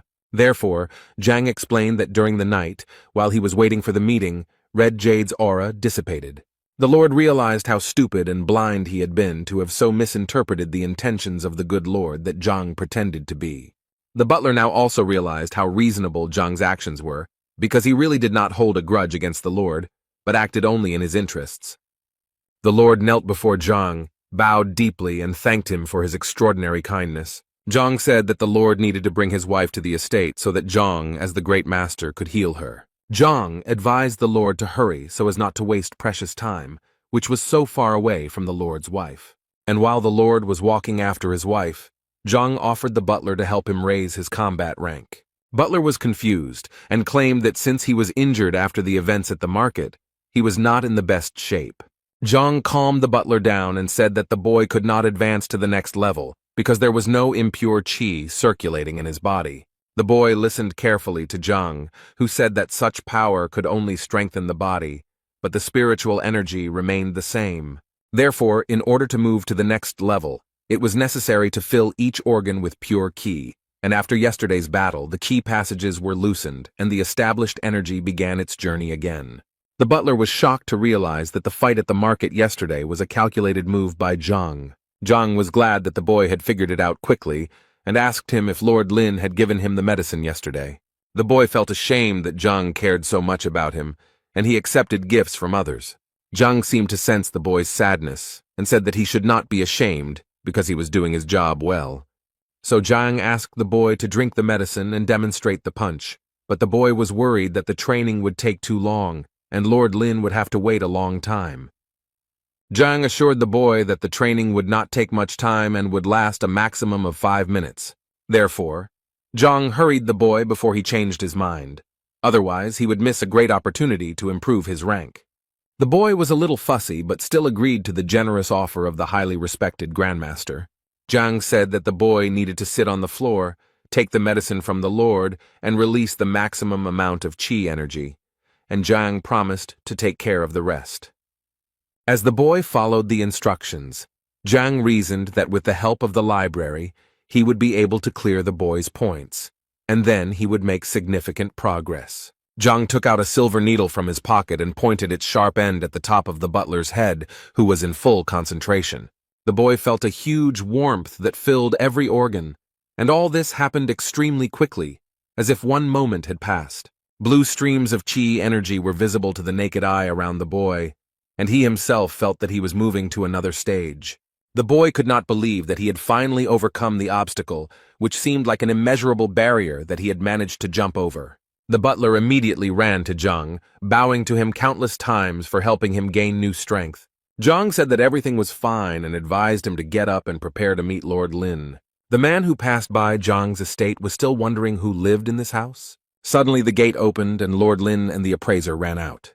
For the man in the street, the mystery was now even greater, because he did not understand why Lord Lin was fussing so much. He gave his servants a cage covered with a white cloth and intended to find out who lived in the estate. As soon as the lord went to his wife, a butler emerged from the courtyard of the estate, who could not be pleased with his new title. He noticed a man walking near the Zhang estate and recognized him as Du Yuan, so he decided to ask him what he was looking for. Du Yuan said that he was just passing by and wondered why Song Qian was not at the market. With a smile on his face, Sun Qian announced that he was now a butler in the service of the glorious master. Du Yuan was very surprised by this statement, so he immediately asked Song Qian who exactly he served. Sun Qian proudly declared that he was in the service of the generous and prudent Grand Master Yang Xuan. Yuan was shocked by this statement, but now everything fell into place for him, and now he was looking forward to meeting the great master himself. Yuan was surprised that he didn't know anything about Yang Xuan, so he asked Sun Qian as much as he could, including how long the great master planned to stay here. Sun Qian pretended that his master did not like too much attention, so he briefly answered all of Yuan's questions but advised him to keep his mouth shut. While the boys were talking, the sound of horses' hooves announced that the lord had returned with his sick wife. The cupbearer approached the lord and informed him that everything was ready to examine his wife and help her to be healed. While the lord's servants carried the feeble woman on a stretcher, Yuan carefully watched the events unfold. But he couldn't understand why Lord Lin felt so delighted and so sad about his wife when all the other doctors had given up on her. When the lord entered the estate, his wife was laid before Zhang, who listened to the lord's pleas for help. As Zhang approached the unfortunate woman, he noticed that the situation was much worse than he had imagined, as the woman already had one foot in the other world. Zhang thought deeply, as he expected that once he crushed the lion, a book that could cure such an ailment would immediately appear in the library. But this did not happen. But the lord did not allow Zhang to collect his thoughts, because every second he asked Zhang if he would help. Zhang, who had boasted of his abilities before, could not afford to lose face, so he said that he needed to conduct a thorough check. As he walked from one end to the other, Zhang thought about how to avoid tarnishing his reputation and losing everything he had achieved. And then it suddenly dawned on him, and he even exclaimed out loud, which surprised Lord Lin. He leaned over to the woman and asked the lord to help him touch her, a woman who was poor and exhausted by illness. The lord reacted to this request from the Grand Master rather violently, since it seemed somewhat unacceptable to him. Even the butler was shocked by such a sudden request, but tried not to show his surprise. Zhang noticed that there was no initiative from the lord to help, so he decided to literally take matters into his own hands. The lord was already clearly angry that the Grand Master wanted to commit such atrocities against his unconscious wife without his consent. The lord was about to interrupt Zhang's actions, but noticing that he was only touching his wrist, he changed his mind. In his tension, the lord twisted himself with various shameful thoughts, while Zhang only checked his pulse. The butler also exhaled, because after Zhang spoke quite directly, everyone froze in tension. Zhang smiled to himself as he felt the woman up, as he finally had a clear plan on how to help the weak woman. Zhang remembered that when he competed with the appraiser Mo Yang, he could find out information about an item just by touching it. But now, Zhang doubted whether such a trick would work on the lord's wife, because the objects he was evaluating were inanimate, but the necessary book was quickly found in the library. Zhang began studying her to learn more about the weaknesses of the lord's wife, and found information that she had weak meridians. For Zhang, this was just what he needed, as the protective energy shell had been destroyed by the red southern jade, causing the meridians to become blocked. The lord, who had been closely monitoring Zhang's actions, was always worried and wondered if Zhang would be able to help her. After finishing his analysis, Zhang let go of the woman's hand, stood up, and assured the Lord that his wife's illness was quite easy to cure. The Lord began to make low prostrations, uttering various prayers and petitions aimed at saving his wife. Zhang, combing his false beard, informed the Lord that he was here to help. The Lord was ready to give Zhang everything he had, was ready to become a beggar, but the health and life of his wife were a priority. Zhang advised the Lord to calm down and explained that his wife had been suffering from the effects of jade for too long, so she could not be cured in a short period of time. She needed to take the medicine for 10 days. The Lord was ready to get everything necessary for the preparation of medicines, so that they would only help his beloved. But the Lord immediately realized that in such a matter it was better to trust the Grandmaster, and therefore decided to trust him completely and entirely. Zhang nodded in agreement, took a silver needle out of his pocket, and announced that he was going to perform the first procedure. Zhang stuck a needle into the top of the sick woman's head, and blue streams of light appeared around the needle. A second later, the woman came to her senses, taking a loud and deep breath, which slightly frightened Lord and Zhang.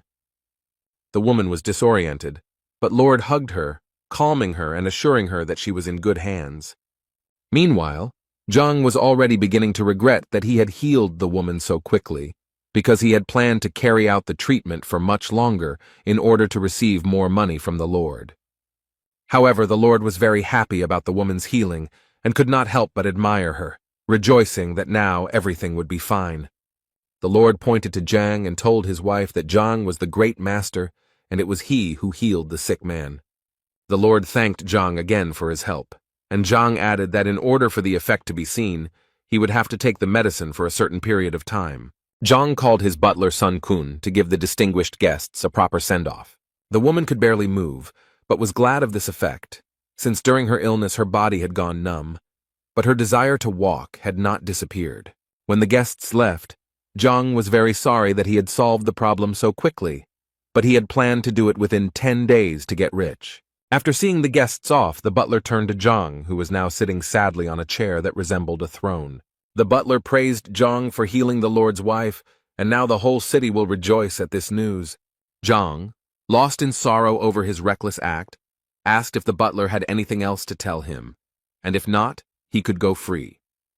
The butler added that before leaving, Lord Lin left money, namely 100,000 notes. Zhang was often pleased by such gratitude, but he was still depressed by the fact that he had overdone it with the women he treated. Meanwhile, in the Du clan's residence, old Du Miao Xuan went out into the courtyard and took a sunbath. He settled down in a rocking chair, thinking about his life, which was sometimes shameful and sometimes beautiful. The old man's rest was interrupted by his son, who suddenly appeared in the yard, which the old man was not happy about. The son was embarrassed that he had disturbed his father, apologized, and decided that he would come next time. The father continued drinking his freshly brewed tea and stopped the boy, as he was in a hurry with some news. The boy said that there was a grand master in the city who had healed the Lord's wife in 10 minutes, so the young man suggested that perhaps he could help his father too. The old man, hearing the news about the great master, put down his cup and asked his son to slowly repeat what he had said. The boy repeated everything, and when he was distracted for a moment, he saw that his father's trail went straight. He saw his father standing at the gate and already pinching somewhere, urging the boy to follow him. As news of the Lord's wife's quick recovery spread throughout the city, Zhang pondered how to improve his technique. So Zhang came up with a theory that he wanted to test on his butler and ordered him to lie down on the floor. The butler was frightened by Zhang's unexpected proposal, but on the other hand, it was difficult for him to contradict someone who had more power. Zhang persuaded the boy to stop mumbling, and then assured him that the procedure he wanted to perform was completely safe. The boy obeyed his master and lay down on the floor, trembling all over, while Zhang touched him, but did not get any result. The butler was scared when he noticed that Zhang was unhappy about something, so he hoped that this would be the end of it. Zhang said he needed the boy to be unconscious to carry out his plan, so he warned the young man he was going to stab him. Now the butler was even more frightened when he heard from Zhang that he did not like it when the young man was conscious. Zhang asked the boy to shut up and hit him several times, causing the boy to lose consciousness. Zhang touched the boy's wrist again and now gained access to the library, concluding that when people were unconscious, the library perceived them as inanimate objects. While Zhang was performing some ritual, A guard approached him and informed him that Du Miao Xuan had arrived at the estate. Zhang gave the order to let the distinguished guest in and began to bring his butler to his senses. While the old man was waiting for an audience with Zhang, he thought that because of his illness, his abilities had weakened and no one could help. But now the great master had hope. Standing in front of the entrance to the estate, the old man asked his son if he had brought him here, if he had not made a mistake. The boy convinced his father that Sun Qiang had brought news of the great master, and moreover, the young man had seen with his own eyes the master's wife healthy after the visit. The old man wondered why the Grand Master's visit had not caused a stir among the locals and whether he was a charlatan. A few minutes later, Sun Qian came to his senses and informed the guests that Zhang was ready to receive them. Following Sun Qian, the old man looked around the estate's surroundings, which he found unimpressive, making him wary. The old man and his son found themselves in a rather luxurious room, where Zhang, in the role of Grand Master, was already waiting for them, sitting on the throne. The old man carefully studied Zhang's appearance, guessing that he was in his 40s, although his skin was much younger. Meanwhile, Zhang sat calmly and casually on the throne, drinking fragrant herbal tea. He then turned his gaze to the old man and saw that he was studying him closely, which did not please Zhang. Their eyes met, and for a moment they stared at each other with serious expressions. The old man's son was the first to start a conversation and said that his father was seriously ill and needed help.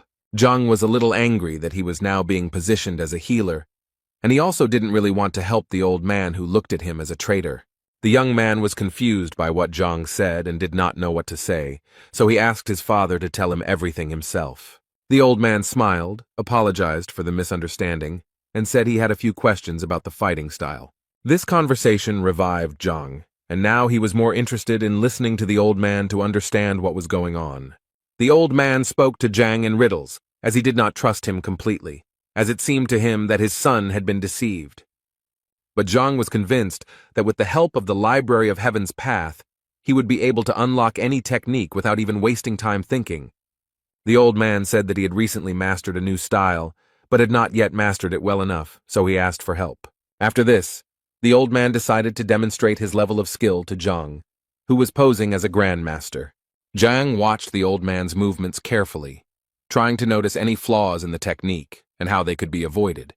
And as soon as the old man made a few movements, Zhang stopped him, because looking at the old man's posture, one could tell that the old man had been familiar with the fast fist technique for quite a long time. But Zhang noticed something else. The old man was having trouble controlling the power he was endowed with. And Zhang assumed that the old man was not who he claimed to be. Zhang even thought that the old man was not a human being. Zhang's butler and the old man's son were stunned that Zhang called the old man inhuman. The old man's son told Zhang that perhaps his father had been disrespectful, but to insult him by calling him inhuman was too much. Zhang simply smiled and advised the boy to ask his father if he was offended by what he said. The boy looked at his father in surprise, expecting some logical explanation from him. But the old man simply remained silent for a while and seemed to have no intention of explaining anything, and then fell to his knees. He began to bow to Zhang, begging him for help and saying that Zhang was his last hope. The butler was surprised by Du's behavior, who had just been impudent and cruel, but if Zhang called him not a human, he would fall to the ground. Zhang sighed heavily and asked the butler to escort the distinguished guests out the door. The butler immediately began to carry out Zhang's order, accompanied by the cries of the old man, who tirelessly begged for forgiveness. Zhang was outraged by the guests' behavior, because his words should not have been empty words for them. The butler called for help from the guards to help take the respected Du out of the estate. 2 guards grabbed the old man by the arms and dragged him out of the gate, and he shouted that he was ready to wait as long as it took, if only they would help him. Now the old man sat on his knees outside the estate, thinking about the big mistake he was about to make. The son did not understand why his father was going to wait under the estate for at least an eternity, and why Zhang's words did not offend him. The old man told his son to sit next to him and explained that he had shown disrespect to Zhang, whom he now considered the true great master. Song Du didn't understand why he had to kneel down next to his father, but the old man insisted in a harsh tone because he wanted to apologize to Zhang for his behavior. Now the old man was 100% convinced that only Zhang in the role of the great master, could heal him. The situation became even more confusing for Du's son, but he couldn't argue with his father, so he knelt down next to him. The butler, who had just escorted the guests out the door, also didn't understand what was going on because Zhang's behavior seemed somewhat superior to him. Sun came to Zhang and told him that Mr. Du was kneeling in front of the entrance to the estate, which Zhang advised the boy to ignore. The butler then asked Zhang what he should do now that the last visit had failed.